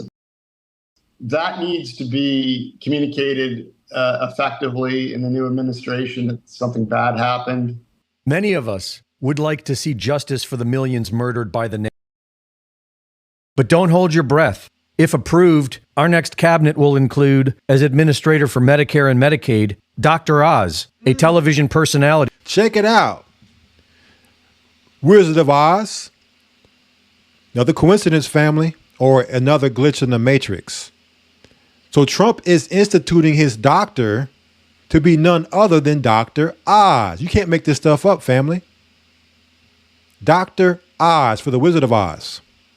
Our next cabinet will include, as Administrator for Medicare and Medicaid, Dr. Oz, a television personality who pushed implantable chips, transgenderism for kids, and pushed the deadly repeatedly. Should people have their children vaccinated? Definitely yes. Definitely yes. Definitely yes. As a doctor, even I'm in awe of the incredible advances made in search of a never in the history of mankind has a vaccine been developed at this speed. But just because we're moving fast doesn't mean we're moving unsafely. We're cutting red tape, not cutting corners. I trust the science and the scientists behind these COVID, and you should too. What can you do after you get the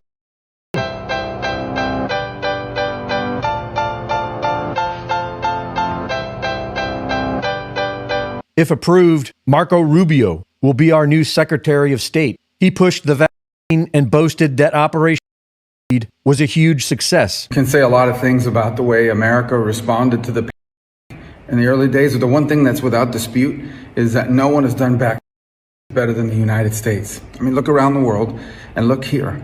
And look at the fact that right now, basically, at this point, if you're 12 years of age or older and you want a vaccine, you can get one. If approved, Tulsi Gabbard will be the Director of National Intelligence. She helped get all the older people vaccinated early on. Now check this out. How many of y'all remember Tulsi Gabbard used to be a Democrat?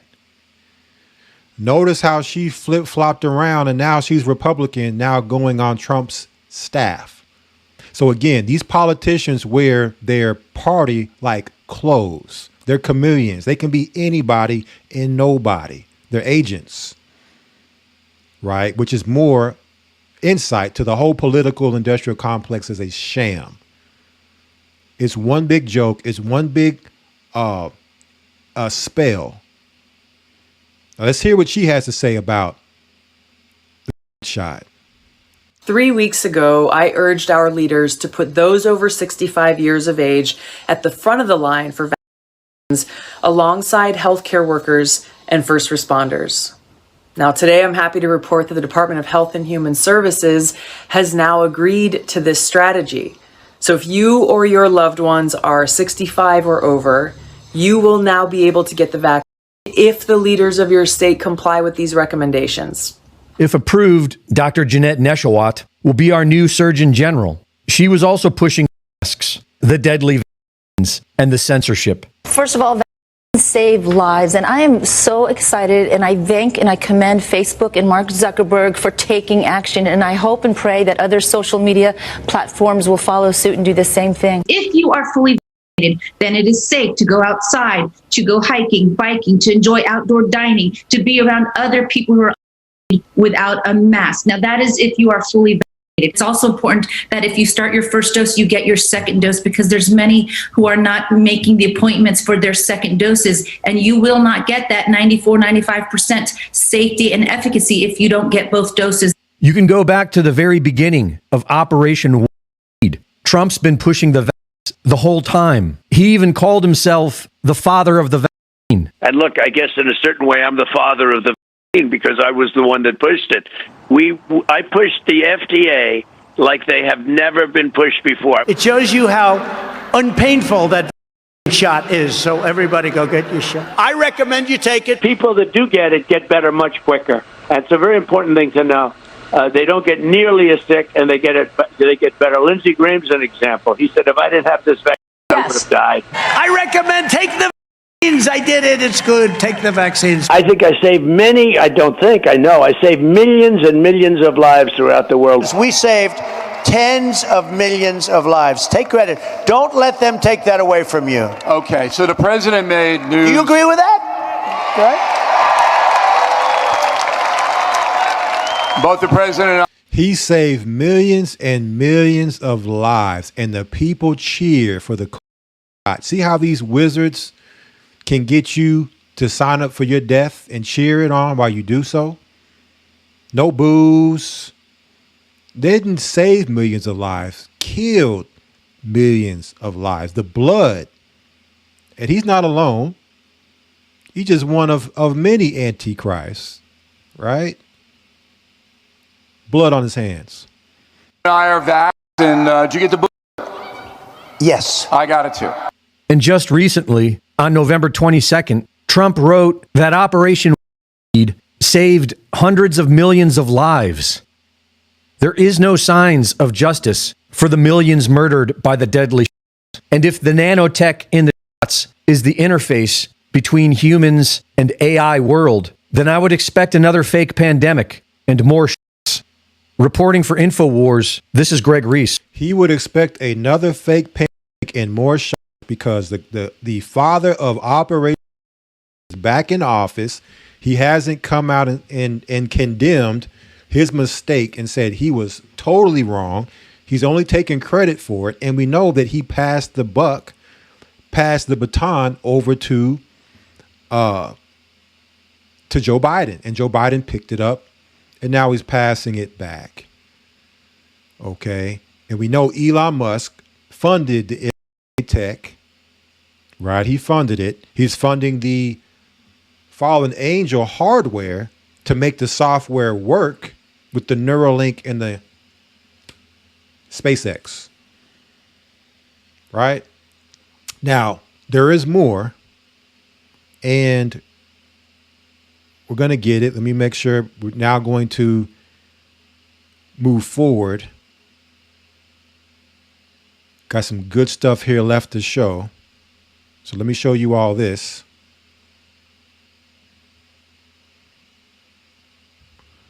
We have candidate Trump and we have President Trump, right? These people aren't who you think they are, family.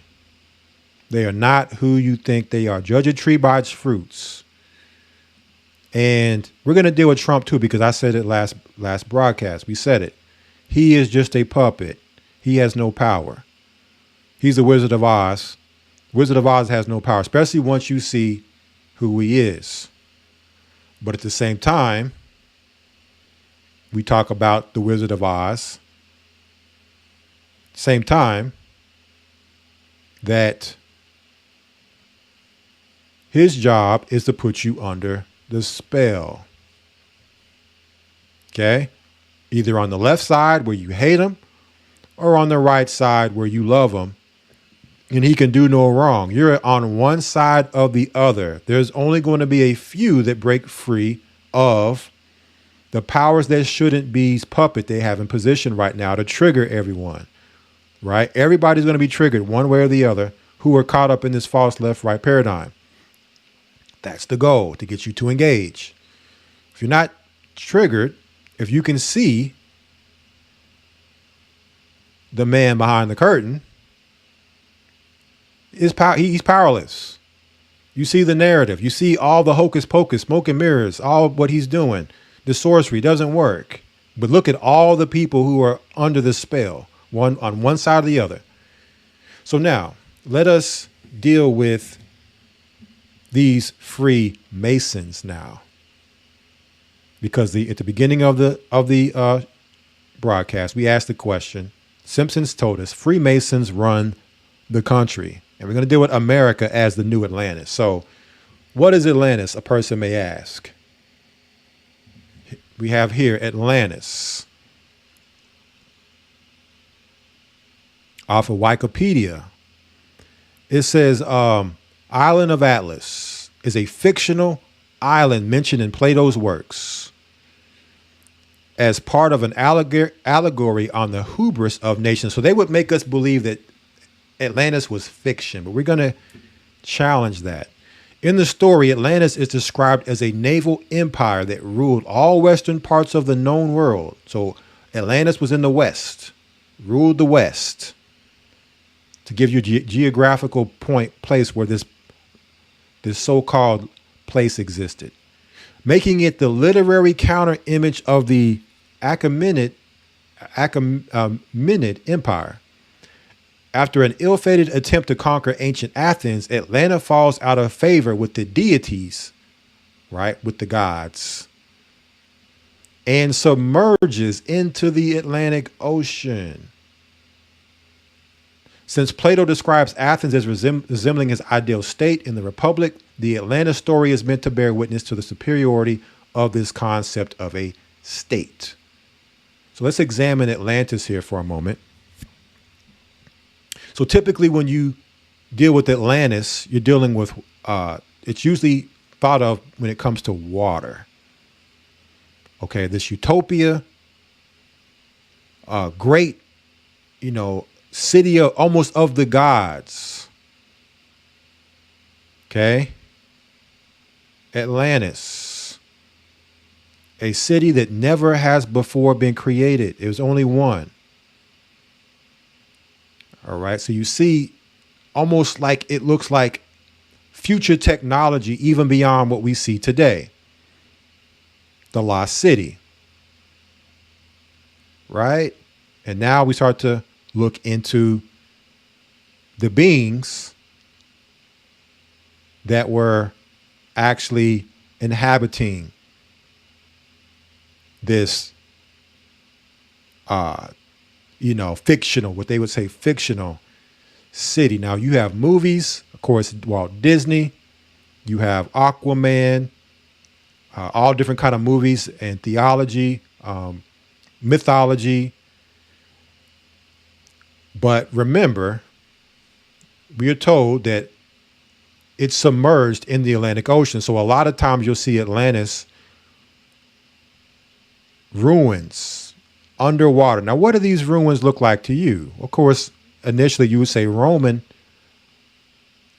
architecture, but we also see this similar architecture in America. Statues, the sunken city. Let's get some more here, right? You see what appears to be like Roman architecture, these statues that would appear to look like almost Statue of Liberty type statues. But a city like no other. And they also even have resorts. They have one in the Bahamas, an Atlantis resort in the Bahamas, and they also have one in Dubai. I've actually been to the one in Dubai. And man, is it something to see how they have it set up. Right, this is the one in Dubai, right here, right, Atlantis. Now, when you do the research, you'll understand that this civilization was not fictional. It is actually what we see pre-flood with the Nephilim, the cities and the society they had built under their fathers, the fallen angels, only to be destroyed and wiped out in a flood. So they'll tell you the water party was destroyed with water, but they'll make you think it was fictional. Because if they were to tell you it was real, then that gives the real account to the Bible, showing that this place actually existed and the flood was real. Noah's Ark was real, which now validates the Bible. So they'll throw you off to make you believe that, it's fictional, but yet they're searching under the water for the ruins. If it's fictional, what are you searching for? But notice this too, the Atlantic Ocean.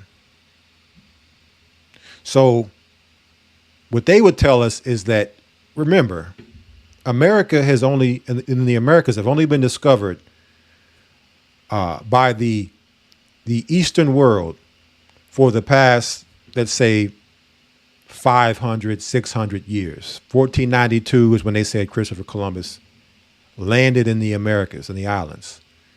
So for a long time, okay, this side of the world knew nothing about this side. All they knew about was the Atlantic Ocean.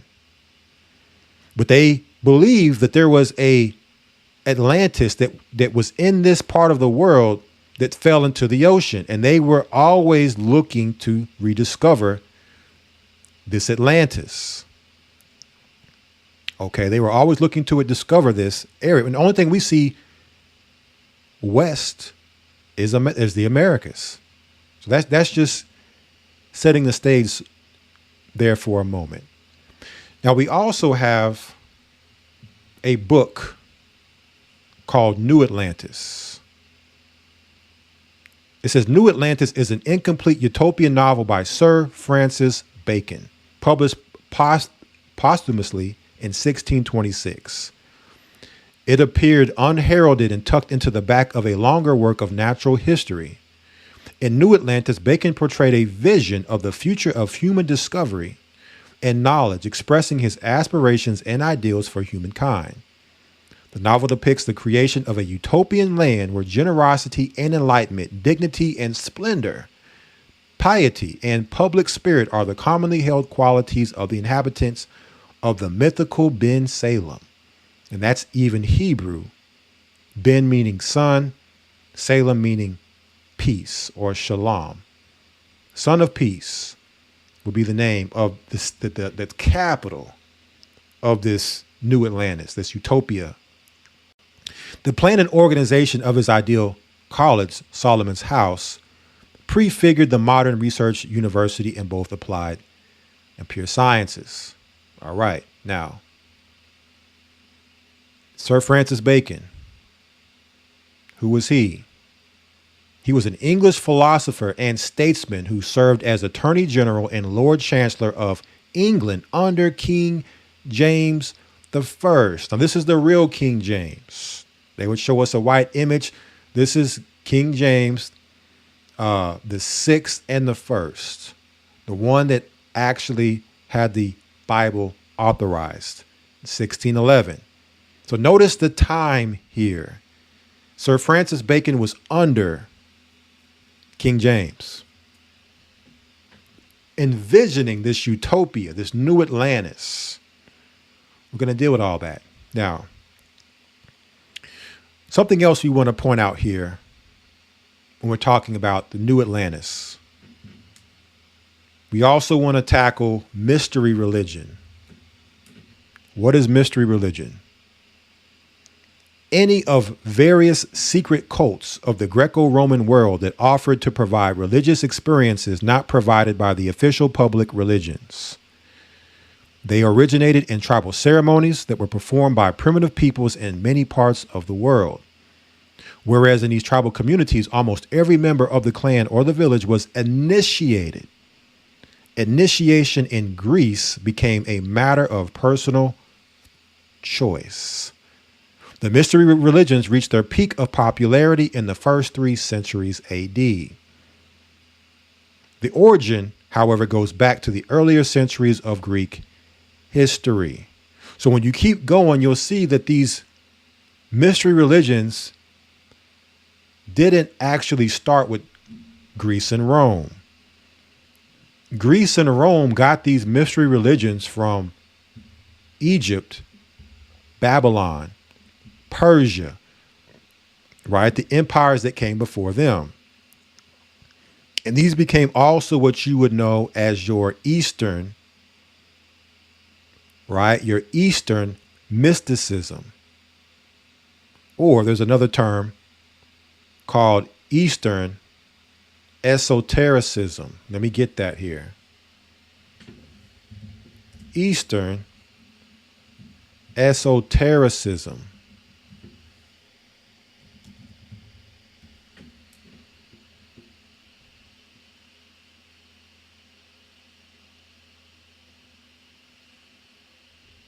But notice how with the mystery religions comes initiation. Okay, very key to understand there's an initiation into these religions. It says here, Eastern esotericism is a term utilized by various scholars to describe a broad range of religious beliefs and practices originating from the Eastern world. From the East, remember.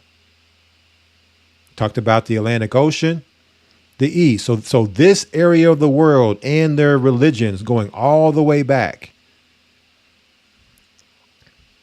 Then originally taken on by Greece and Rome. Same worship, same gods, but now under their culture. And Greece setting us in the time period of the Maccabees. Characterized by esoteric, secretive, or occult elements. So when you're talking about Eastern esotericism or Eastern mysticism, you're talking about the occult, secretive, esoteric. The classification of Eastern esotericism presents challenges and is influenced by varying geographical and cultural definition of Eastern and Western context, particularly in relation to Islamic nations. So you're talking about your Hinduism, right? All your New Age, your what they would call New Age, which really is the religions of old, the ancient Babylonian religions when Babylon was, the tongues were split and all these particular nations and cultures started taking their religions out of Babylon and making it in their culture. Same gods, but under their culture. Hinduism, Buddhism.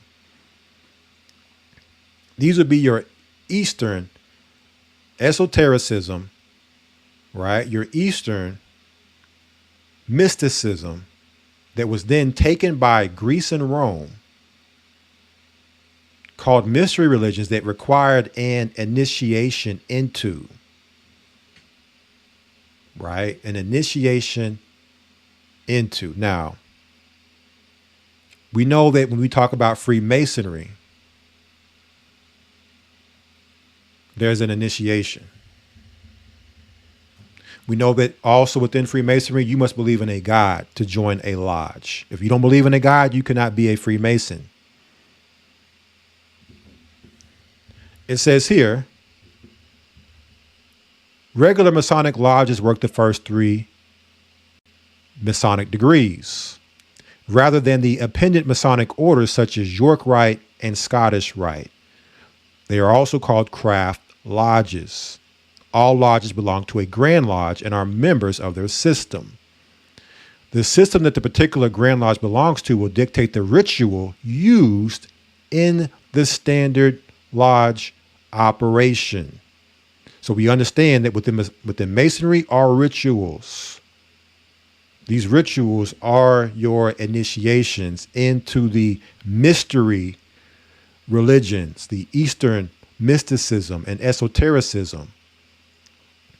Okay, because on the Masonic altar, you'll have the Bible, you'll have the Quran, right? And you'll also have your, let me get it here.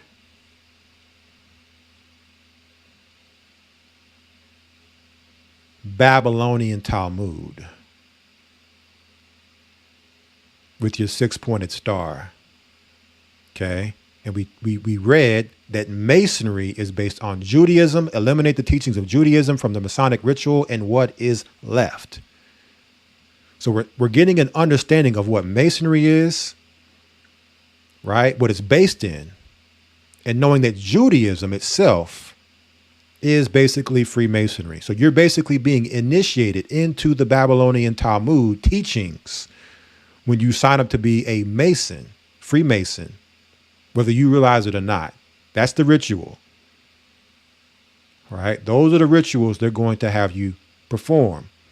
It says, however, there is another distinction between the lodges. This is based on the ritual used in the degrees themselves. Blue lodges are based on the rituals as created by the York Rite body of Freemasonry. The other style is called red lodges. So So we talked about this last time. That's your blue and your red. Okay. You have your blue lodge. You have your red lodge, making you believe they're separate, but they're all intertwined, one and the same. Right? With the twin pillars, the twins, the towers, okay, which is a indicator tying Trump into being a Freemason himself. We see himself surrounding himself with nothing but Zionists. So very easy to connect the dots here, what's going on. So this is based on the rituals of the Scottish Rite. So you have the Red Lodges, which is the Scottish Rite. Okay. And then you have your York Rite, which is the blue, which typically is the Knights Templar, or the Jesuit side of Freemasonry is the York Rite side. The actual ritual used and the philosophical and esoteric foundation is explained in more depth in Albert Pike's tome, Morals and Dogma, because he was the father of 19th century Freemasonry. Okay? He's the father. He's the grand wizard, not only of the Ku Klux Klan, but of Freemasonry in the 1800s, the 19th century. And you have Manly P. Hall, the 20th century father, the 1900s of Freemasonry. Okay, their writings are what is the standard of all Freemasonic apprentices and what they must learn about their craft. All right. Now there's more on this.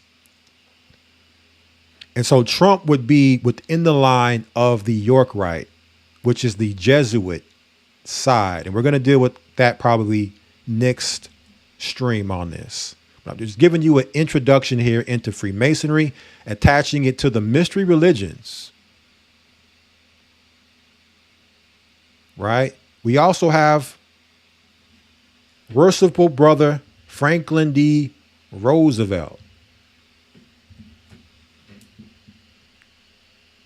Right? What did Franklin D. Roosevelt, who was a 36-degree Freemason, tell us? Again, so when these claims are made, a person can't say that this is my opinion. I'll let them do the speaking and tell what it is for us. He told us that in politics, nothing happens by accident. If it happens, you can bet it was planned that way. So when we see this here, both of these guys did not end up in their positions as president by accident. It was planned that way. And Hollyweird has showed us through the predictive programming how this was all planned. But it goes way deeper than presidents, because these men sit in high positions of power, but they themselves have no power. We understand this by Biden, who they've showed us. Again, this is according to what they've showed us. The perception is that this man is totally incognitive right now.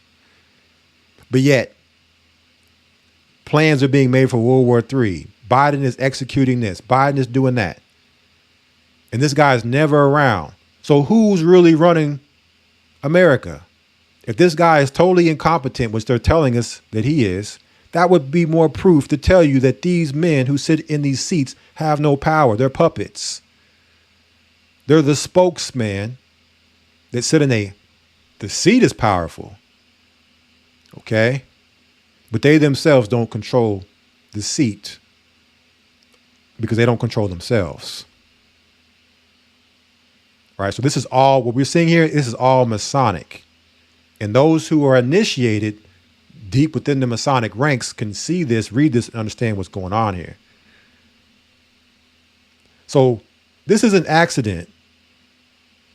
And it says President Roosevelt told us presidents are selected, not elected.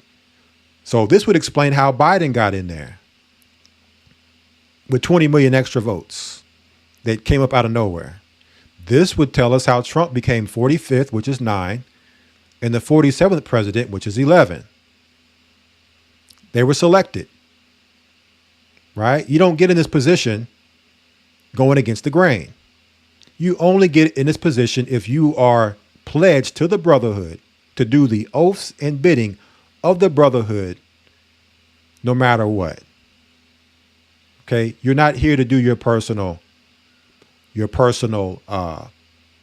agendas, or you end up like, let me pull it up here. If you're going to come in and do your own personal agendas, I thought I had it in here. Yeah, here he goes. You're coming in here to do your own personal agendas. You're going to end up like this guy. There's a plot in the country to enslave every man, woman, and child. Before I leave this high and noble office, I intend to expose this plot. Well, this was 7 days before he was assassinated. Right? 7 days before he's assassinated. So if you go off script, this is a sign that, you know, you're off the reservation. Now, they've showed us these supposed, alleged Trump assassination attempts, which when you look at them, it's pure comedy to make us believe that they're after Trump, right? He's coming against the system. He's going to make America great again. No, if he was gonna do all that, he never would have got this far. They never would have showed it in Hollywood, the predictive programming. It never would have happened. It's not by chance. America can't be ran by chance. Satan cannot have power in this world by chance. Especially Satan, we know he's a control freak. He wants to be like the Most High. He wants to be in control of everything. I'm not saying the Most High is a control freak. The Most High gives us choice, right? The Most High gives us choice, free choice to do evil or good. But Satan is a narcissist control freak. So the only way he keeps control is if he has those people in position, these created characters he's created, these Hollywood characters, to do his will. Because again, Biden isn't running anything. He's not, he's barely alive, can barely walk. The narrative they showed us, right? So now that we've showed that,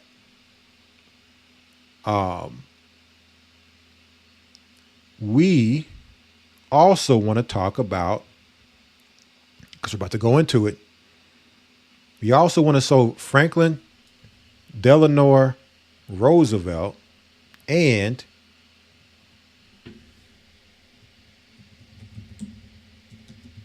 see if I can find it real quick.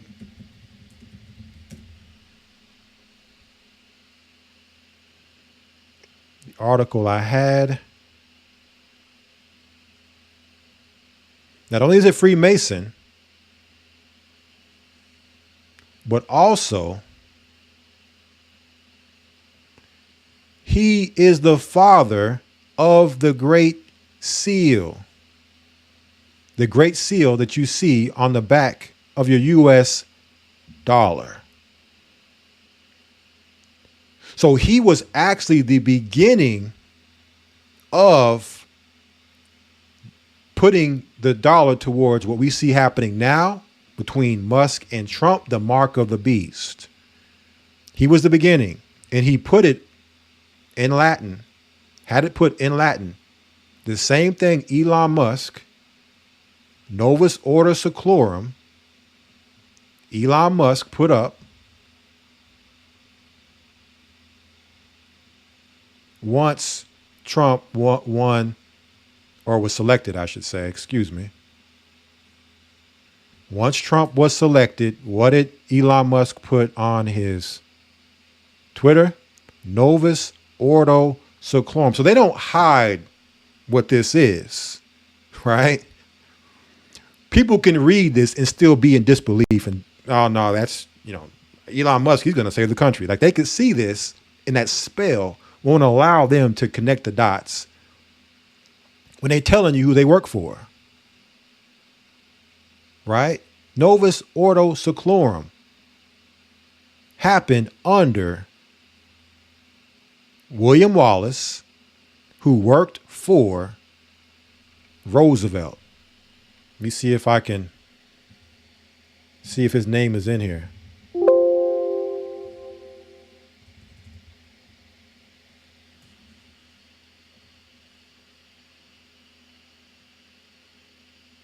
FDR on the $1 bill.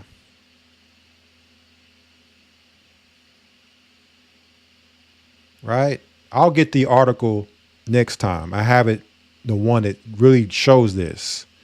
But know that FDR put their plans on the dollar bill, the New World Order, to establish their plans. And let it be made known. FDR also took the U.S.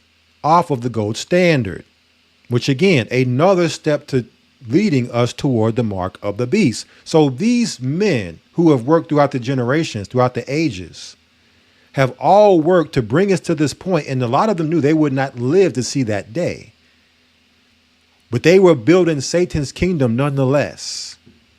The same way we are to build the kingdom of Christ. Abraham knew he would not see the kingdom of heaven in his lifetime. He would have to wait in the afterlife to see it. Right? But he still worked and did his part, his role, to fulfill his duty as a servant of the Most High, to bring us to the point where we are today. And it's on us to finish that work. The same way these Satanists are fulfilling their work. Right? So we're going into the history of that now. Right? So now let's take a look at this real quick before we go into Damon Wilson's book. Because Damon Wilson, many of you have it probably. He has a book that actually points a lot of this stuff out. So let me go to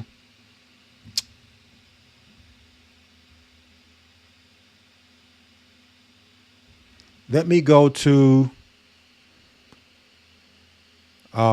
see, lost my track here real quick. Let me go here.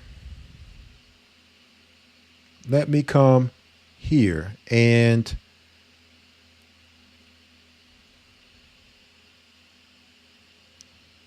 how many of you all are familiar with, I know the Academy, the elders have brought this out, the grips or the handshakes of Freemasons.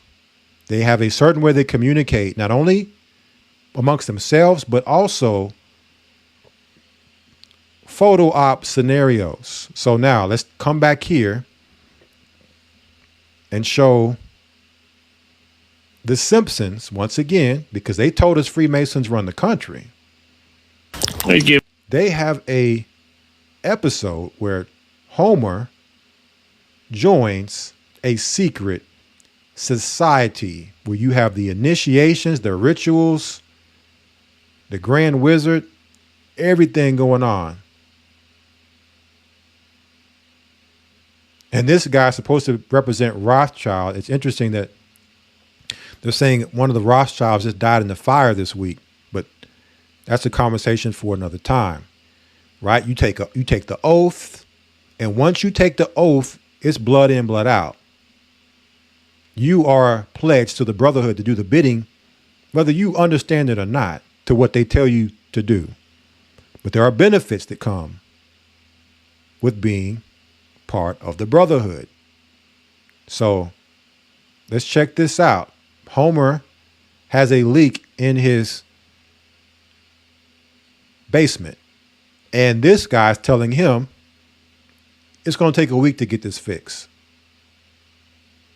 To ordering that part for you, so it's still going to be a couple of weeks. Couple of weeks. So what does Homer do? Really?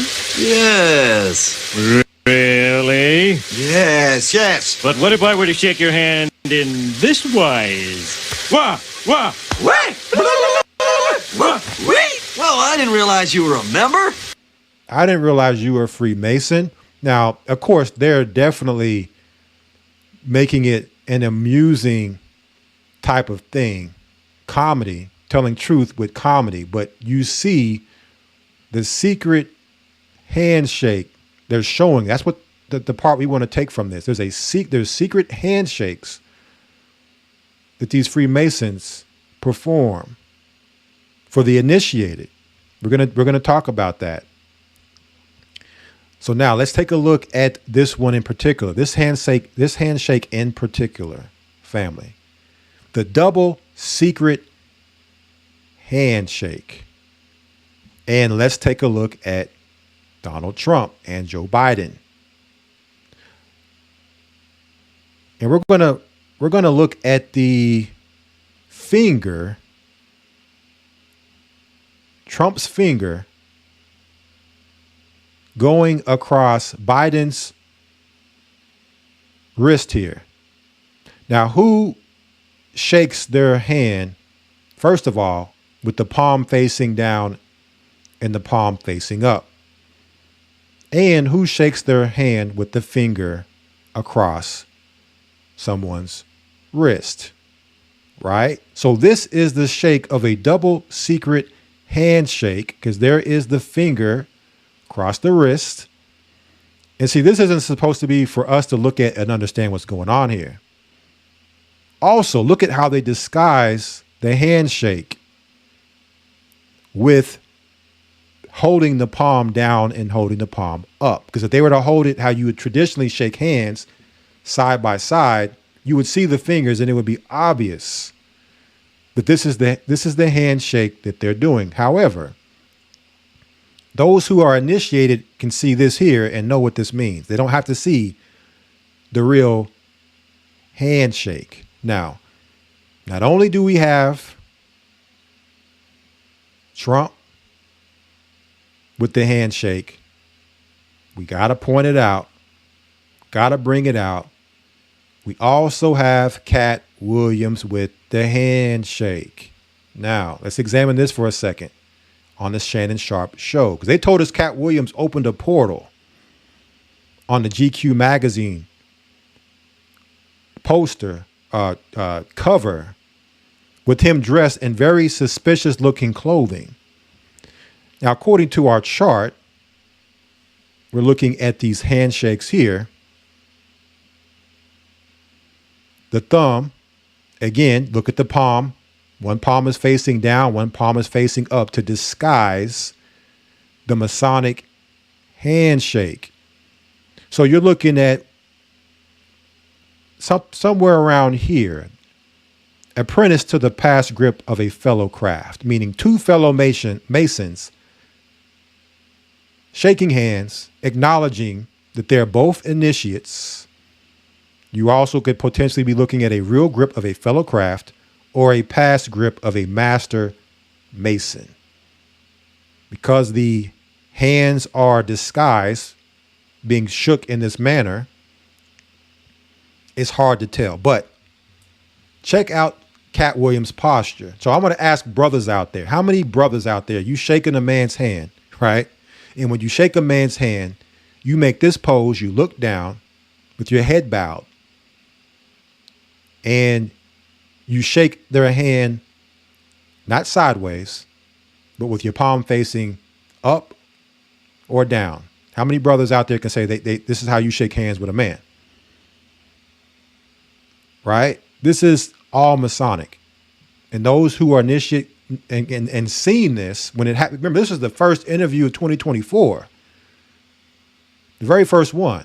And it broke the internet. And Cat Williams is spilling all the beans. Nothing's happened to him, right? He's walking around, right? Untouchable. And then we look up and they want to revisit Cat Williams. So they put him on the GQ magazine cover, tell us he opened up a portal because he predicted all this stuff that's happening right now. Puff Daddy, everybody see him locked up. TD Jakes. Oh, he just had a stroke, supposedly, on stage. Could we say that Puff Daddy, being in the industry, initiated? Jakes initiated? See, when you're dealing with these Freemasons, you don't really know what to believe and what's going on. When you're dealing with Hollywood, because all these are components of that machine, I believe T.D. Jakes has been in movies before. Puffy's been in movies. Definitely music.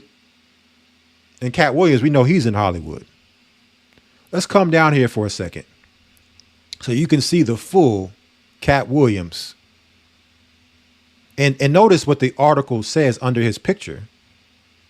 It says all clothing throughout subjects own. So nobody made Cat Williams put these clothes on.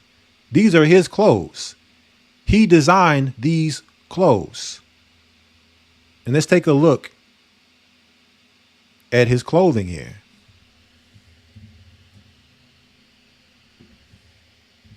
Right? Now, brothers, is this something you would design and wear? So when I see this, it reminds me of a scene from this. With some type of Masonic robe on with the hood. And when I type in Druid, hooded robes, this is what comes up. This is what Druids wear. This type of garb. Right? Wizards or witches. And remember, they're saying that Cat Williams opened up a portal. Right? The all-knowing, just like the all-knowing Trump, we have the all-knowing Cat Williams who predicted the Diddy downfall at the beginning of the year as well as the TD Jakes downfall. What's really going on in our reality, family? I sense a bunch of wizardry and witchery happening, sorcery, which America is becoming clear how it operates its reality to have us believe one thing when it's really something else going on. So when I seen the Cat Williams interview, I immediately said, you know what? Let's see how this year shapes out, because something's telling me that all is not what it seems. And so let me see if I can see where I want to pull up next here. So let's go into Damon Wilson's book. Damon Wilson. Right? Damon Wilson's book.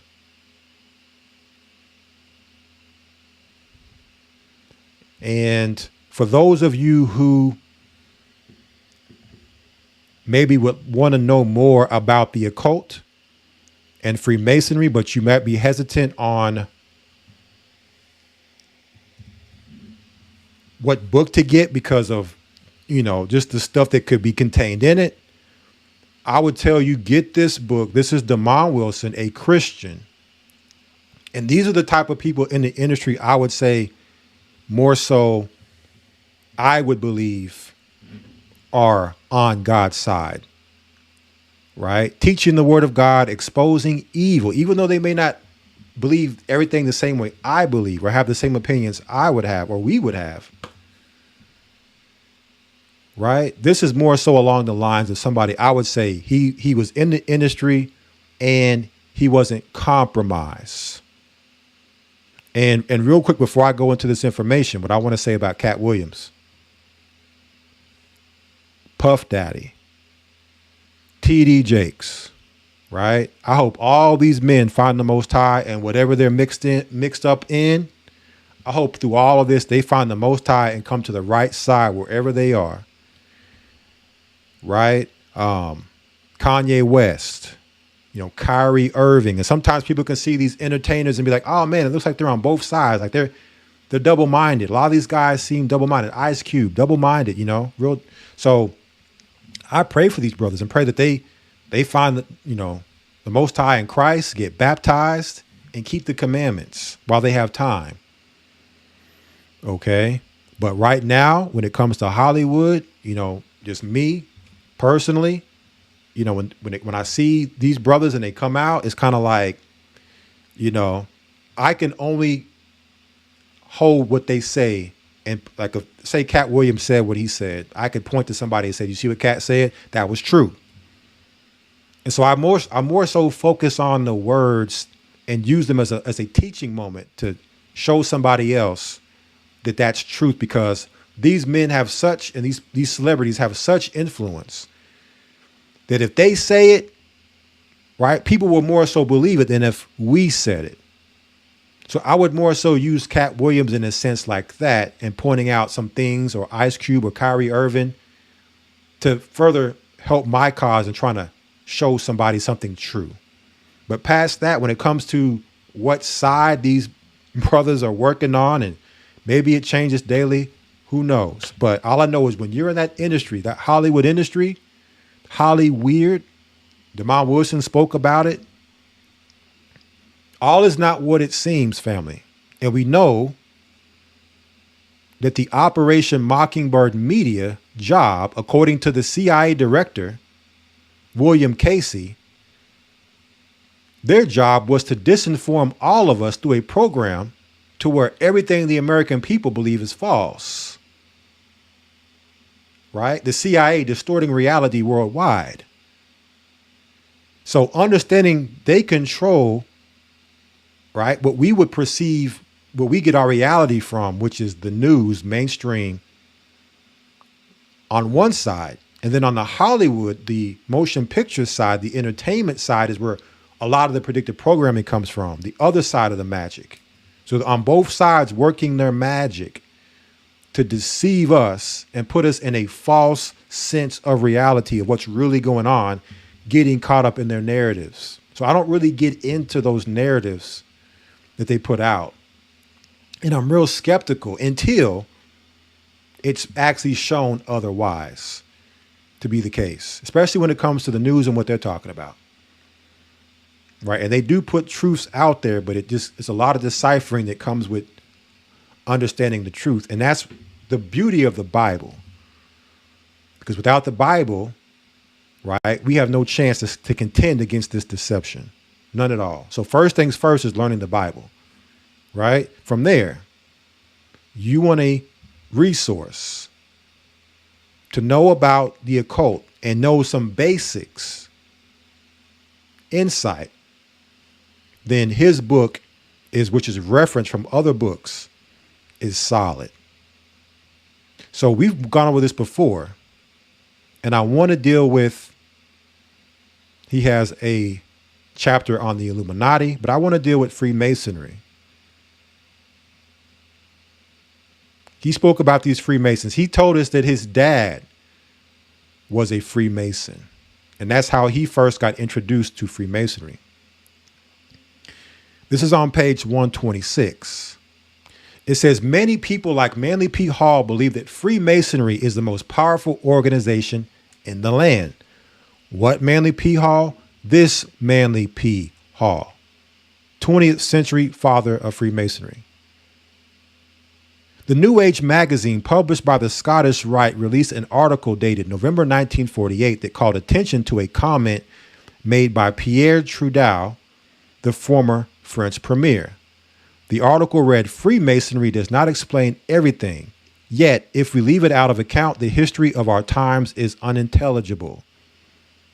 Let's go to the next page here.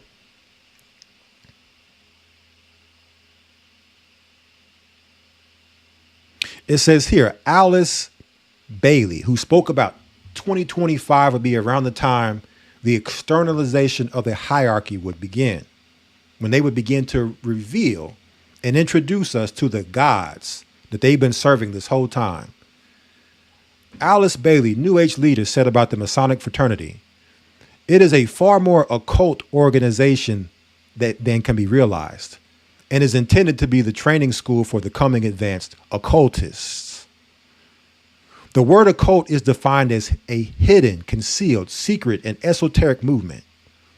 An occultist is one who believes in concealing secrets from others. What did Manly P. Hall say? When the human race learns to read the language of symbolism, the great veil will fall from the eyes of men. So they disguise things in secret right before our very face that only they typically can decipher. And we're going to talk about why they do this. Most Masonic halls or temples have either no windows or windows that do not reveal to those on the outside what is taking place on the inside. Notice your Jehovah's Witness is set up with no windows. Okay. Jehovah's Witness, what's that? Charles Taze Russell. Mason. You go to his cemetery. He's got the pyramid. Mason. He set up the Jehovah's Witness on the Masonic scale for controlling the members. So when you look at religion, all these religions are set up somewhat on a Masonic scale of slow initiation, the beginning stages of initiation into their craft, which we have seen is Judaism. It's really Judaism, what people are being initiated into. Members of this powerful organization have access to a secret. Included in that secret are plans for the future of the world. See that? They're shown the future. That's how they're able to predict things. They're told the plans for hundreds and centuries, hundreds of years, thousands of years in advance, what their plans are. Now, not everybody. Okay, not everybody gets, depending on, your progress up the ladder, the more information you get access to. They know for certainty that those plans are being kept from the average citizen. Very early in our Masonic career, we are taught that Freemasonry is a system of morality, the peculiarities of which are veiled from the uninstructed and popular world by allegorical teaching and symbolic illustration. See, these are wizards and witches operating, sorcerers. It stands to reason that the Masons had another morality. If that morality was beneficial to all the people of the world, you would think they would make it open and available to the general public. They would not conceal it inside mysteries and allegories. Could it be that their morality is not sound and of benefit? This would explain why they want to keep it away from the citizens of the world. So we have a book here, Freemasonry, Its Hidden Meaning. What does it say?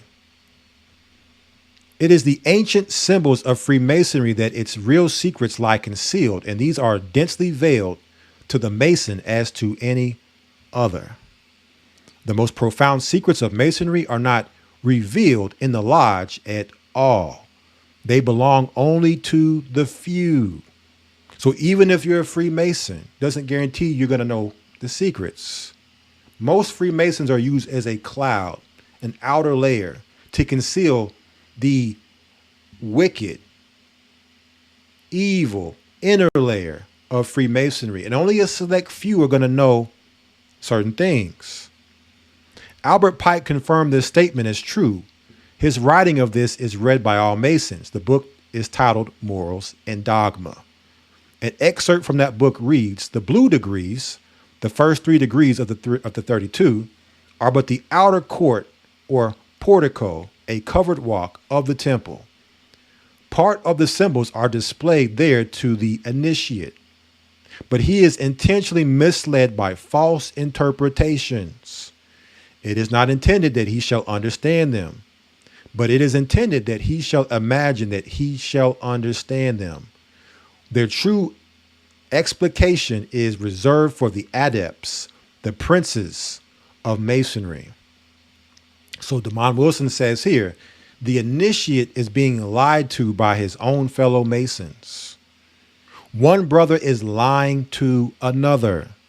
Some Masons are concealing the true meaning of the secrets from other Masons. This is the way that the powerful Masons operate.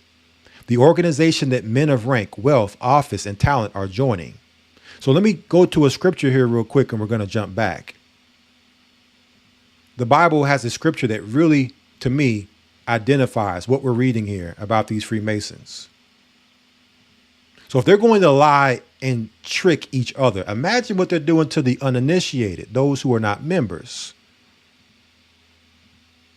So we're going to go to the book of 2 Timothy chapter 3, verse 13. Check this out, family. I want y'all to really check this out. But evil men and seducers shall wax worse and worse, deceiving and being deceived. We started this broadcast out and we've talked about it and pointed out extensively in past broadcasts. The deception Christ warned of. Babylon built on the sorceries of deception. You wouldn't guess what that word seducer is in the Greek Strongs. When you go to the Greek Strongs, what do you see here? G1114. What does it say? Properly a wizard. Properly a wizard, as muttering spells. That is, by implication, an imposter, seducer. We go to the Thayer. It says a juggler, enchanter, because incantations used to be uttered in a kind of howl. Deceiver, imposter. So wizards, let me show you all. Wizards, evil men and wizards shall wax worse and worse, deceiving while being deceived. Deceiving while being deceived. So these men are deceived, and they're deceiving others. And they're waxing worse and worse in their deception and in their ability to deceive others. That's what Freemasonry is. And so when you get caught up in that Hollywood industry, you must be initiated, and that's how you get your deals, your contracts, your endorsements, right? Your next movie assignment. You must do the rituals and the initiations to show that you're down. But with that comes deception. With that comes you being told by the brotherhood to say and do what you do, knowing it will deceive others. But you don't really truly understand the full purpose.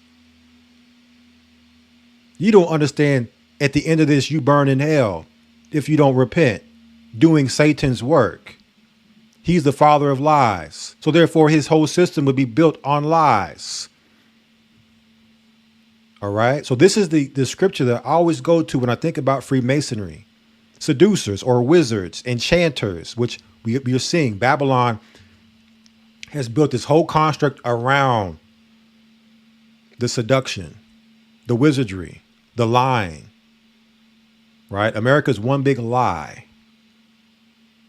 They convinced us that yesterday was Thanksgiving and we were celebrating the peace between Native American Indians, Pilgrims, Christopher Columbus. Lies.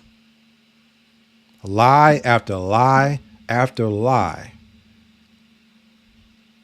But their job is just to continue to keep you believing in the system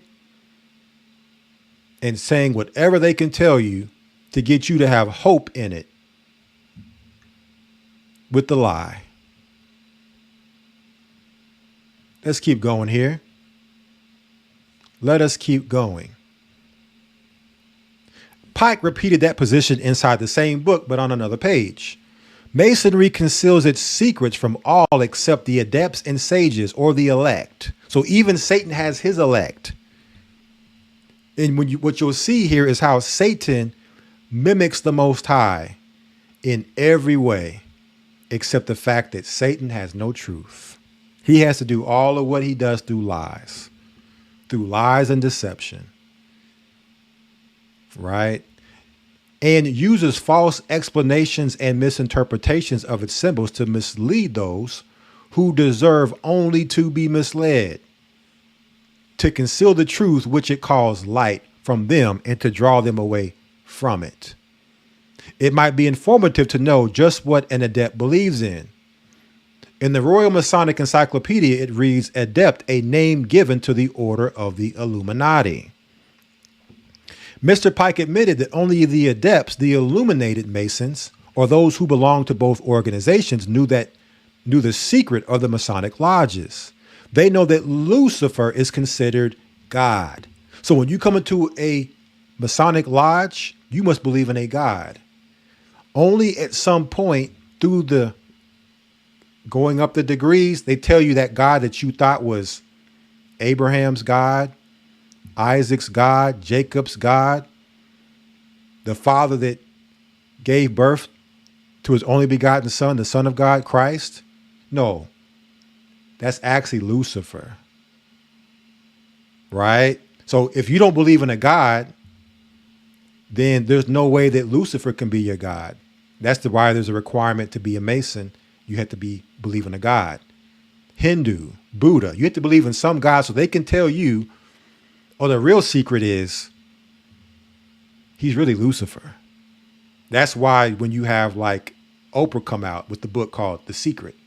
So this is all Masonic language within all of what these New Agers are trying to initiate the masses into. What did Albert Pike tell us? Speaking of Albert Pike, what did he tell us about? First of all, he predicted 3 world wars to the T. And he told us in the final Third World War, they would destroy Christianity and bring everybody into the universal manifestation of the pure doctrine of Lucifer. Okay? That's what he said. And let's keep going here. Manly P. Hall revealed the truth that not all Masons understand the meaning of the secrets inside the temple. He wrote this in the book titled Lectures on Ancient Philosophy. Freemasonry is a fraternity within a fraternity, an outer organization concealing an inner brotherhood of the elect. It is necessary to establish the existence of these two separate yet interdependent orders, the one visible and the other invisible. The visible society is splendid camaraderie of free and accepted men enjoying to devote themselves to ethical education. Now, there's more here, and we'll pick back up on this in the next broadcast. But real quick here, right?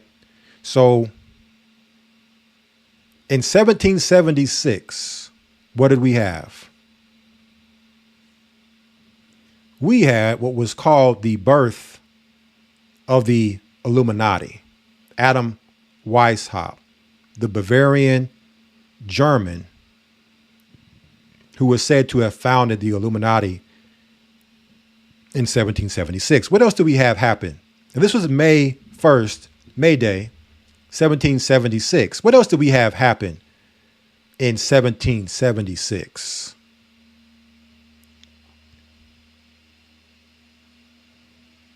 Anybody know? Well, if you're an American, they made sure you knew about the year America was born. July 4th, 1776. So just a couple months later, America had its Declaration of Independence. Again, another lie, where you had these Europeans coming over, conquering the children of Israel while enslaving the others to help build up their empire, saying that they were fleeing from British rule. Now, who was ruling during this time? When we go back to 1611, it was King James. Now, King James was burning witches at the stake. Now, you notice how when America was starting to become what they called a nation, that there were witches burned at the stake, right? Salem witch trials.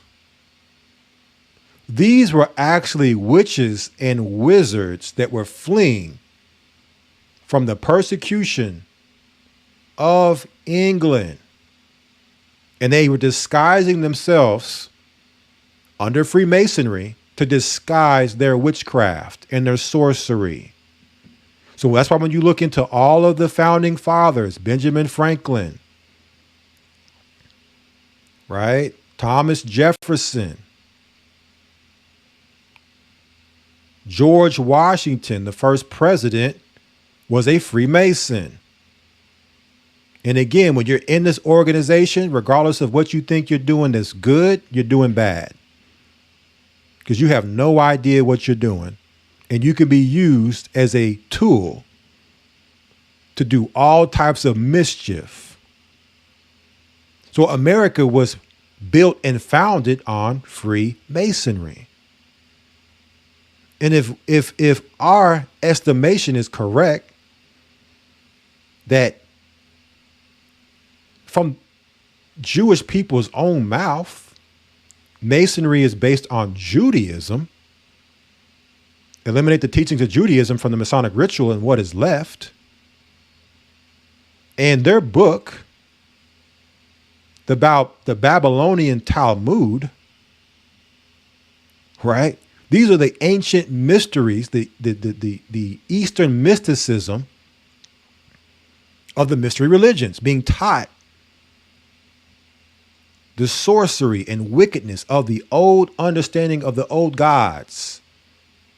And so today they would call it New Age, as they're initiating people into this New Age to prepare them for the pure doctrine of Lucifer. Even Thomas Jefferson told, nothing can be believed which is seen in a newspaper. Truth itself becomes suspicious by being put into that polluted vehicle. Right? So this is during newspaper days where newspaper was your media. Not so much now, but back then it was your modern TV and internet. And he even said nothing can be believed. And that was back then. So how much worse has the sorcery become? I think we're seeing how much worse America's sorcery has become, because everything about America now is founded and shown as sorcery, wicked, initiating little girls into witchcraft to be witches. Okay, just like Eve was beguiled in the garden. Okay, their attack is the woman. You take the woman, you take the man. Eve will bring us Adam. Don't worry about the men, because you're going to have a hard time trying to convince the men to become wizards outright. You got to be a little bit more crafty with the men to bring them into our witchcraft. But we'll use the women, just like how Solomon went off behind the six-pointed star, the star of Remphan, behind women. Right? So we see America founded in Freemasonry. And so now I want to show a little bit of this documentary, and we'll pick up the rest of it on the next live stream. But this is just the beginning. We went into a lot about where America is now and showing all the sorcery and more the past couple hundred years. But understand, this is stuff that's been written for millennia now. Not just with Donald Trump, even with America and it being the new Atlantis. Oh yeah. Atlantis fell. So that would mean that America would then fit the same bill as the ancient Atlantis and fall and inherit destruction. But let's look at how these founding fathers, those who came before the founding fathers that paved the way for them, right? Let's take a look real quick at some of how America came to be what we know today as America. The name of this documentary, let me pull it up here 1 second. Let me pull it up here for you all.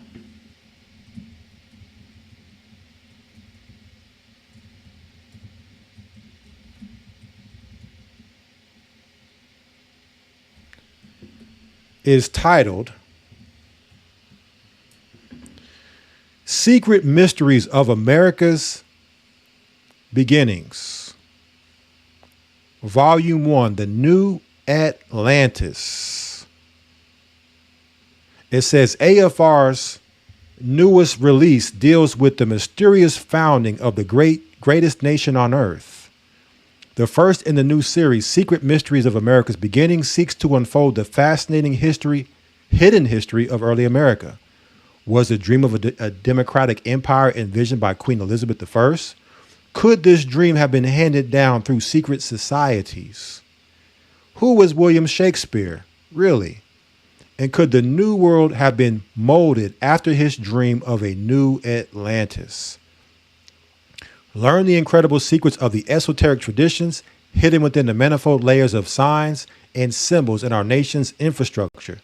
Symbols that for many represent the true intent of America's destiny. Speaking of William Shakespeare, another quote. What did William Shakespeare tell us? All the world's a stage, and all the men and women merely players. They have their exits and their entrances, and one man in his time plays many parts, his acts being 7 ages. Okay. You go to the actual film.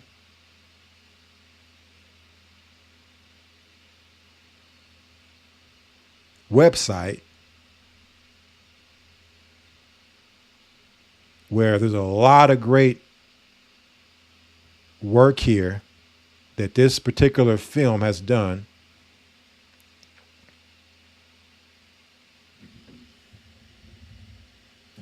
I've only seen a few of these documentaries, but it says here, Secret Mysteries of America's Beginnings unfolds the fascinating history behind the founding of America and exposes the esoteric underbelly of its design.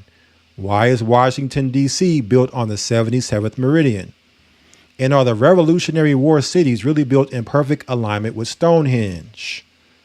Follow the journey of secret societies from England to the New World and learn of their ancient hope of establishing a democratic commonwealth that would one day extend to all nations. In the 16th century, Sir Francis Bacon was at the helm of such societies as the leader of the Rosicrucians and first Grand Master of modern Freemasonry. As such, he is considered by some to be the true founder of America. For centuries, controversy has surrounded this man who is said to be the illegitimate son of Queen Elizabeth I and the real author behind the Shakespeare plays. When Bacon penned his classic work, The New Atlantis, he outlined his vision for the perfect society, a democratic commonwealth governed by scientific achievement.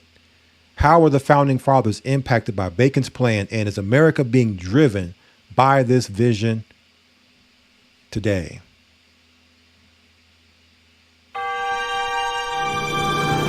We have a unique nation, a republic, like no others. And so this must be unique. This will be our nation's capital.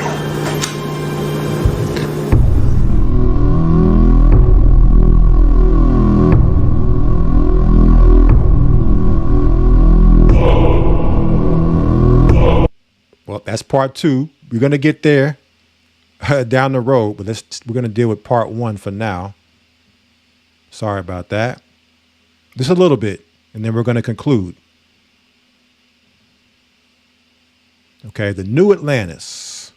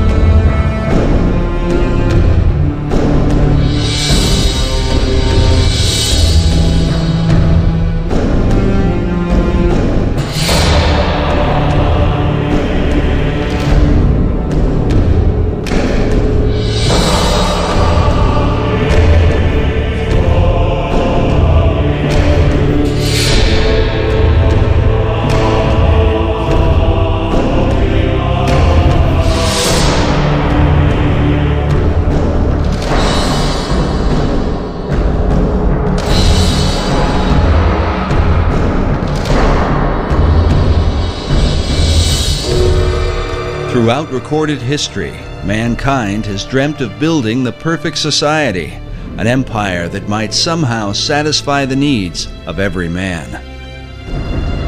An ancient legend cast the shadows of one such society that is said to have existed long ago. 2,500 years ago, the Greek philosopher Plato set down a dialogue called the Critias. He recounted the story of an ancient Greek poet and statesman named Solon. Solon had journeyed to Egypt in search of wisdom to help the government of his beloved Greece. The Greeks had been beset with factions and troubles, so Solon took counsel from the priests of the city of Sais.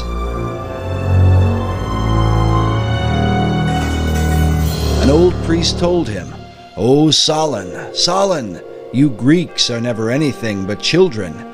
There is no old opinion handed down among you, nor any science that is white with age." The old priest then proceeded to tell him the story of the lost city of Atlantis. In the centuries that would follow, scholars and researchers have debated whether Plato's Atlantis was intended to be an account of real history or simply an allegorical myth.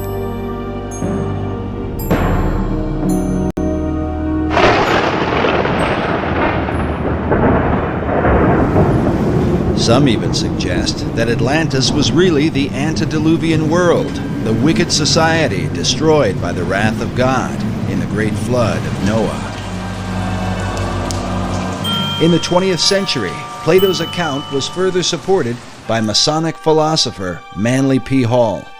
Hall claimed that Atlantis had once been a vast and mighty empire that extended to the whole world, a philosophic commonwealth of nations that one day was destined to be rebuilt. But who would rebuild it? And exactly who was Manly P. Hall? Manly P. Hall was probably the most highly esteemed occultist and Freemason of the 20th century.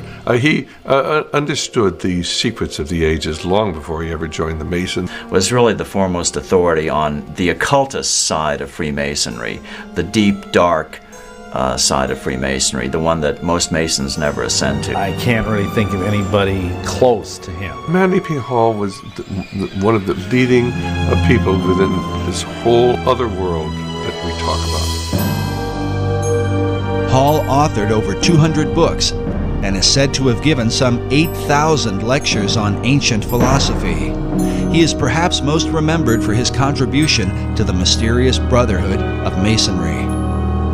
Upon his death in 1990, the Scottish Rite Journal, a Masonic publication, noted that he was often called, quote, Masonry's greatest philosopher. Among his teachings was that contained in Masonry and all the secret orders was the ancient wisdom of lost Atlantis. Hall wrote that for more than 3,000 years, secret societies had been laboring to create a background of knowledge necessary to the establishment of an enlightened democracy among the nations of the world. According to Hall, these societies could be traced back to ancient Egypt and had for centuries known of a secret place hidden from the eyes of common men, a place that would one day be revealed. In the 17th century, as settlers were colonizing the New World, Sir Francis Bacon, the leader of secret societies in England, set down his classic work, The New Atlantis. While archaeologists and treasure hunters have searched the globe looking for the lost continent, 400 years ago, Bacon, like many of his contemporaries, believed that Atlantis was America itself. Well, Bacon, to me, was really fundamental in the American colonizational scheme and its connection to the new Atlantis concept. He was trying to lay a foundation for what could be accomplished in the New World. While the Atlantis of Plato was a mighty empire known for the philosophy of its kings, Bacon would write of a nation governed by scientific achievement, filled with marvels and wonders never before seen. Bacon was talking about this new nation, talking about submarines, talking about unimaginable weapons of war, talking about flying machines and tall buildings. How did he come into possession of this knowledge? Did Francis Bacon outline the course of the New World before its time? And if so, by what power was he inspired to do so? While there are no states or cities that bear his name, his mysterious influence has compelled some to call him the real and true founder of America. His founding of America was really through other people who were following his work, following the program he'd laid out. Bacon was the head of Freemasonry and Rosicrucianism. He had a huge influence through being the chief of the Rosicrucian fraternity at the time. He had a huge influence on the birth of modern Freemasonry. And many of those Rosicrucians actually went into Freemasonry at that time to lift it up to its new level. And Freemasonry has a major influence on the founding of America. While many of the early settlers came to work the land for the cause of religious freedom, there were with them secret societies who came to the New World with another agenda.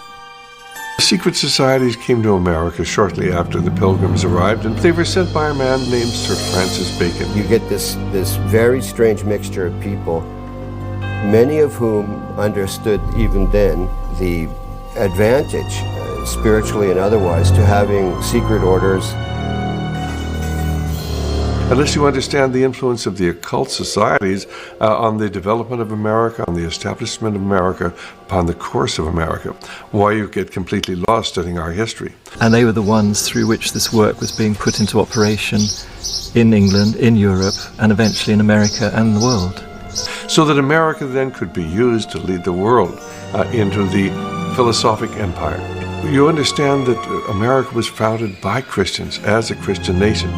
However, there were always those people on the other side who wanted to use America, use our military power and our financial power to establish enlightened democracies throughout the world and restore lost Atlantis.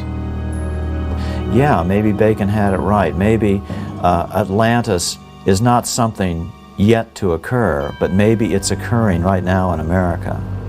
In his lifetime, Sir Francis Bacon referred to himself as the herald of a new age.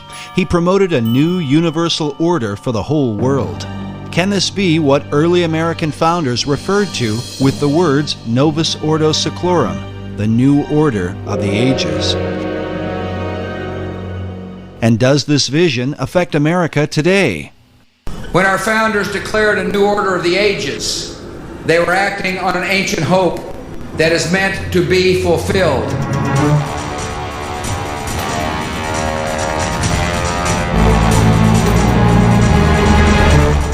As America marches forward, spreading democracy throughout the globe, is she merely promoting freedom or fulfilling an ancient plan? Is she following a course planned for centuries by men who believe she is chosen for a secret destiny?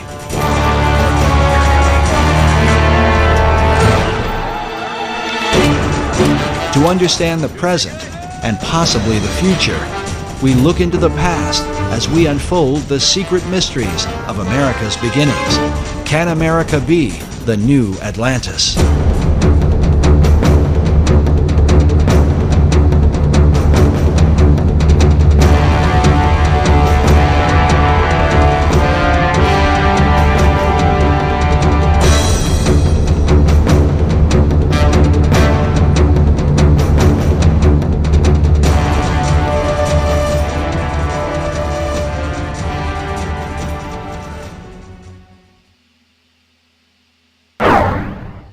The movie National Treasure revealed to many the role of Freemasons in the founding of America.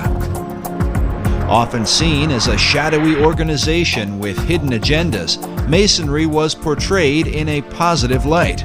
Was this coincidence, or could there have been something behind it? I think there's probably a little something behind it. The Freemasons among our founding fathers left us clues like these: the unfinished pyramid, the all-seeing eye. They're speaking to us through these. Well, the movie National Treasure is probably the first film in many years that has given a positive spin to the Masonic Lodge. And essentially it seems to have been at least partially designed as kind of a propaganda piece for them.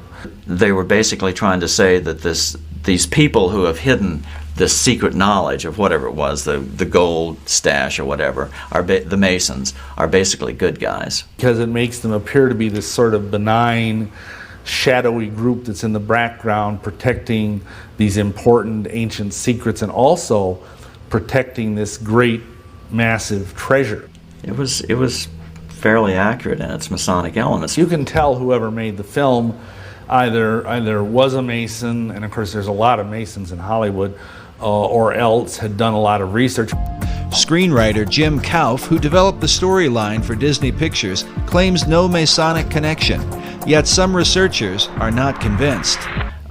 Masons were involved in the writing of that, it seems to me, because then they tried to turn it around and say that that Freemasonry is a good thing, that it has these hidden secrets deep within it, and that someday will be revealed, and bring good things to America, etc. Yet did the filmmakers accurately portray the real secrets of Masonry? The thing I think that's unfortunate about the movie is, other than it kind of glamorizes the Masons, is that it makes it sound like the treasure of Masonry is monetary, that it's this enormous cachet of wealth and gold and jewels and urns and statues and whatever. And really that's not what the treasure of Masonry is. The treasure of Masonry is esoteric wisdom. It is what Masons believe. It is the secret of eternal life and immortality. And that's an entirely different thing. Conspiracy theorists have suggested that the film was intended to mislead. But the question remains, if Masons were involved in the making of the film, what would motivate them to tell a story about a society sworn to secrecy? I think Masons have been pretty desperate over the last couple decades. They've taken a lot of hits, due in at least part to my books, and their membership is declining fast. Men love secrets, and that's just a basic truism. And so if they advertise that through a popular movie, maybe it would generate a little more interest. On one level, the film, I think it does some good in that it does educate people about the origins of our country and the fact that the origins of our country was very much steeped in Masonry. But on the other hand, I think it misleads about the benign nature of Masonry's involvement. And also it misleads by defining the nature of what Masonry has been guarding for the last 3,000 years. But what has Masonry been guarding for the last 3,000 years? The real history of the craft, as it is called, varies from one source to another, and is a continued thorn of controversy. Masons claim biblical origins dating back to Tubal-Cain, the first craftsman, as well as Nimrod, who built the Tower of Babel and founded the ancient city of Babylon. King Solomon plays an important role, as Masons are said to have been the builders of the Great Temple in Jerusalem. No less important. Now we're going to stop there, right? And we'll pick back up on this next stream, but a couple things just to end out with here.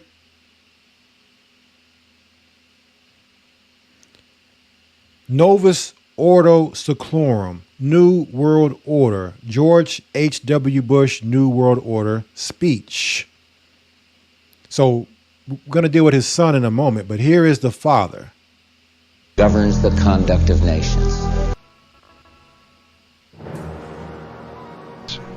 We have before us the opportunity to forge for ourselves and for future generations a new world order, a world where the rule of law, not the law of the jungle, governs the conduct of nations.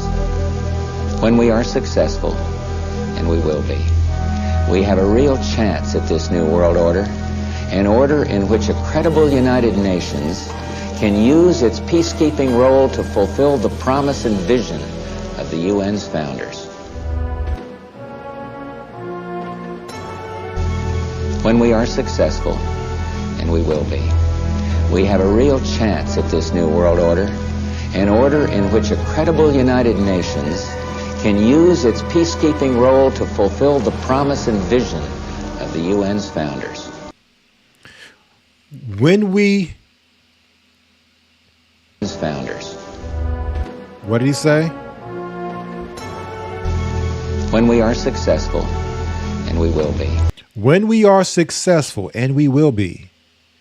Because just like we heard at the beginning of this stream, Freemasons run the country, right?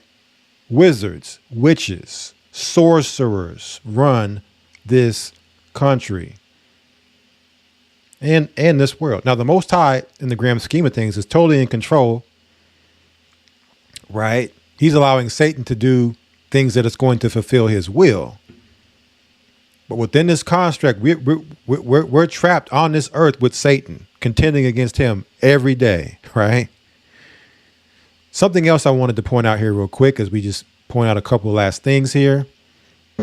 For ourselves and for future generations, a new world order, a world where the rule of law, not the law of the jungle. A world where the rule of law, not the law of the jungle. What is that similarly being said by someone else recently?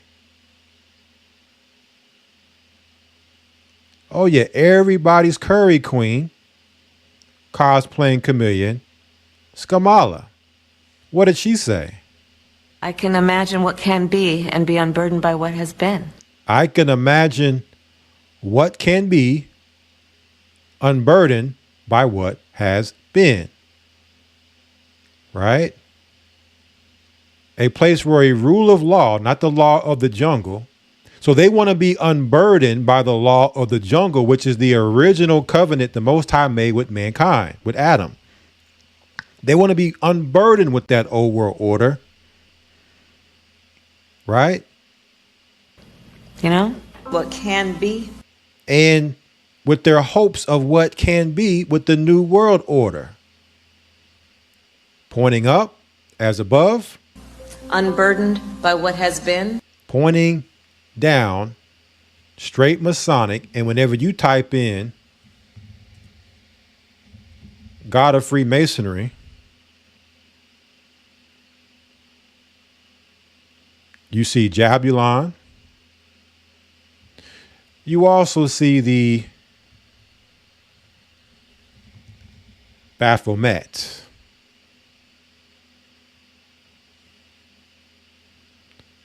Same pose as Skamala, as above, so below. What can be, right, unburdened by what has been. So they want, and that's what the liberty of America stands for: freedom from God, freedom from the Most High, freedom from his rule and authority, and let man be his own God. Okay, it says here, a deity that the Knights Templar, which is the Yorkite side of Freemasonry, were accused of worshiping, that subsequently became incorporated into various occult and Western esoteric traditions. Right? So all this is going to be dealt with in the documentary, but this is what Skamala is saying. She's saying the same thing George Bush is saying in different words. What can be, unburdened by what has been. Right? What can be, unburdened by what has been. Order. A world where the rule of law, not the law of the jungle. A new world order. A world where the rule of law, not the law of the jungle, not the old way, but the new way. What can be unburdened by what has been. These are Freemasons, all working together to bring about their father's, Satan, that's their father, plans. You were both in. Now here goes George Bush Jr., who also said that they are going to finish the work that the founding fathers started.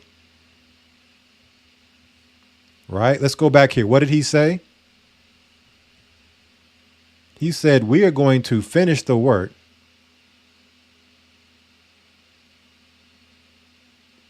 of our founding fathers.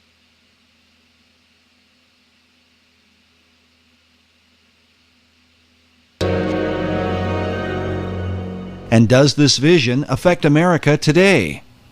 When our founders declared a new order of the ages, they were acting on an ancient hope that is meant to be fulfilled. When our founders declared a new order of the ages, they were acting on an ancient hope that is meant to be fulfilled.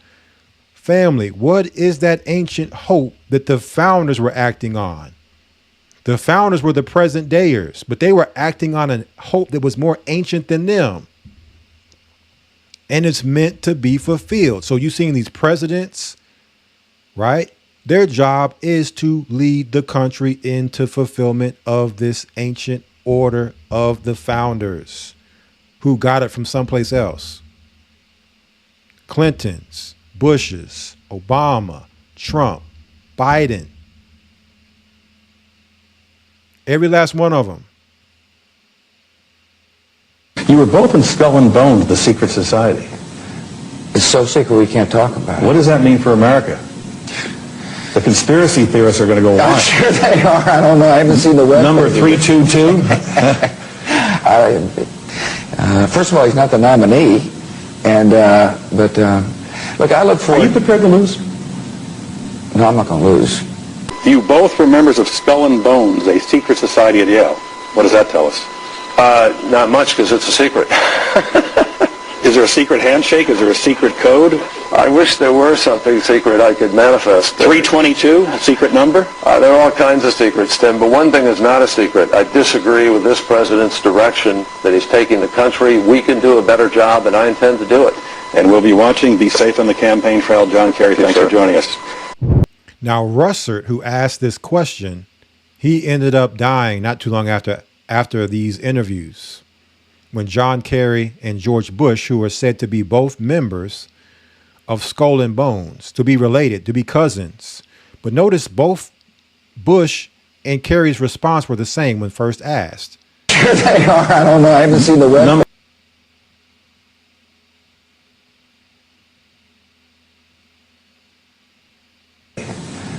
It's so secret we can't talk about it. What is the first statement that they both said was it's so secret we can't talk about it.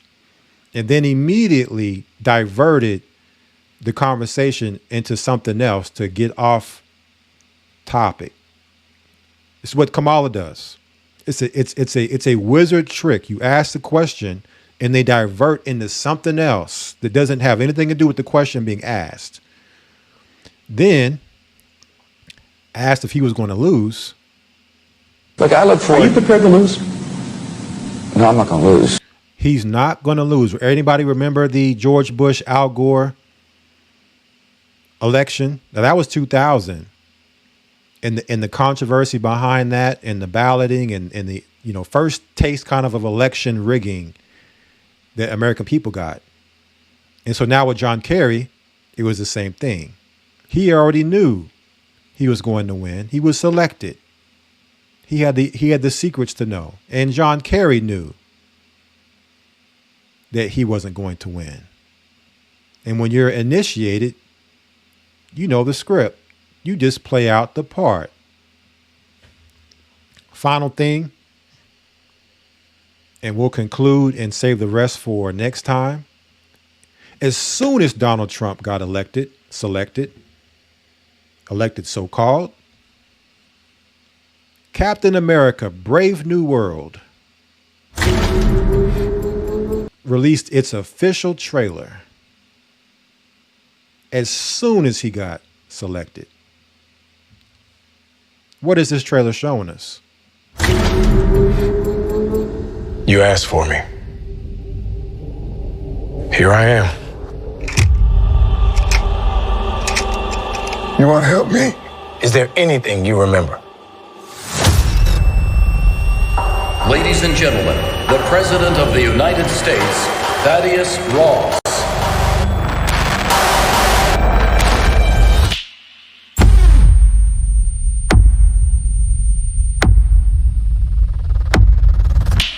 Whatever this is, Cap, be careful.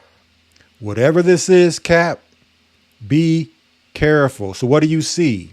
You see a black man trying to assassinate a president as soon as Donald Trump gets elected. Now, as soon as he was allegedly attempted at an assassination, the teaser trailer came out. What was like the day before, a day or two before the fake assassination of Donald Trump. The teaser trailer came out and showed the presidential assassination attempt and miss. Then as soon as he gets selected, it shows another trailer with the president being attempted at an assassination by a black man. Right? There's the White House, a black man attempting to assassinate the president. What else do they show us? See the checkerboard floors, the tesseract floors, the Masonic floors. And if you go through the trailer, because I'm not here to promote Captain America, Brave New World, but also Brave New World, if anybody has read the book, Aldous Huxley, is basically the same as New World Order. Brave New World is translated because this Captain America movie was called New World Order, right? It was first called New World Order. And all the controversy, they had to hurry up and change the name to Brave New World because they could disguise it. People don't know what Brave New World means. It means the same thing, just in a different way of saying it.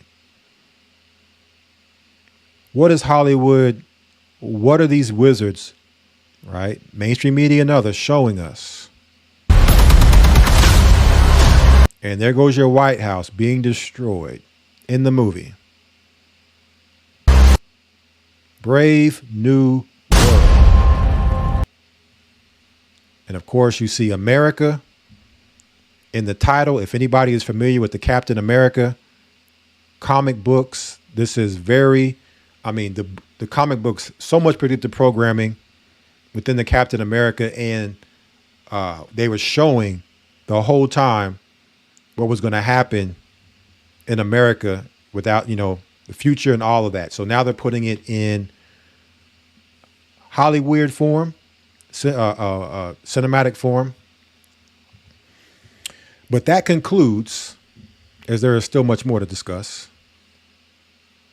that concludes our live stream for this evening. I'm sorry, family, we couldn't get into more of the new Atlantis documentary, but we will save that because we are just getting started to show how this has been a plan for a very long time when it comes to America, right? It's been a plan by Satan and his children for a very long time. And we're coming to the end of America's plan, what they had planned to use America for. We're at the end of that plan now. Okay. And so we're showing that their plan, those workers of their plan since the beginning, showing that history to go in conjunction with Donald Trump being all a part of their plan in the end, to be the man to help bring America into this new world order, and that Trump isn't in control of anything. He's just the character they're using, right? He's just the man that can trigger everybody.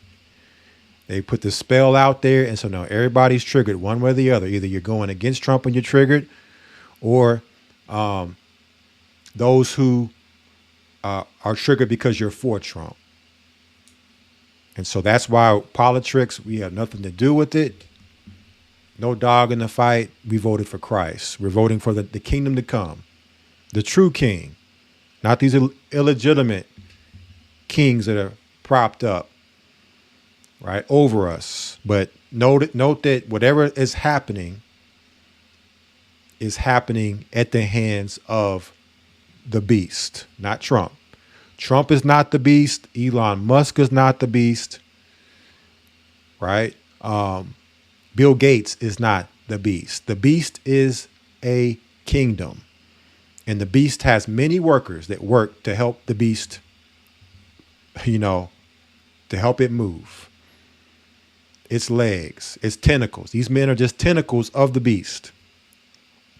And we are seeing many men throughout the ages, even before America became a country it was, to work to help put America in its position to be exactly what it's doing now, right? Which is going to fulfill the Bible prophecies that are written there, contained of her, to be fulfilled, right?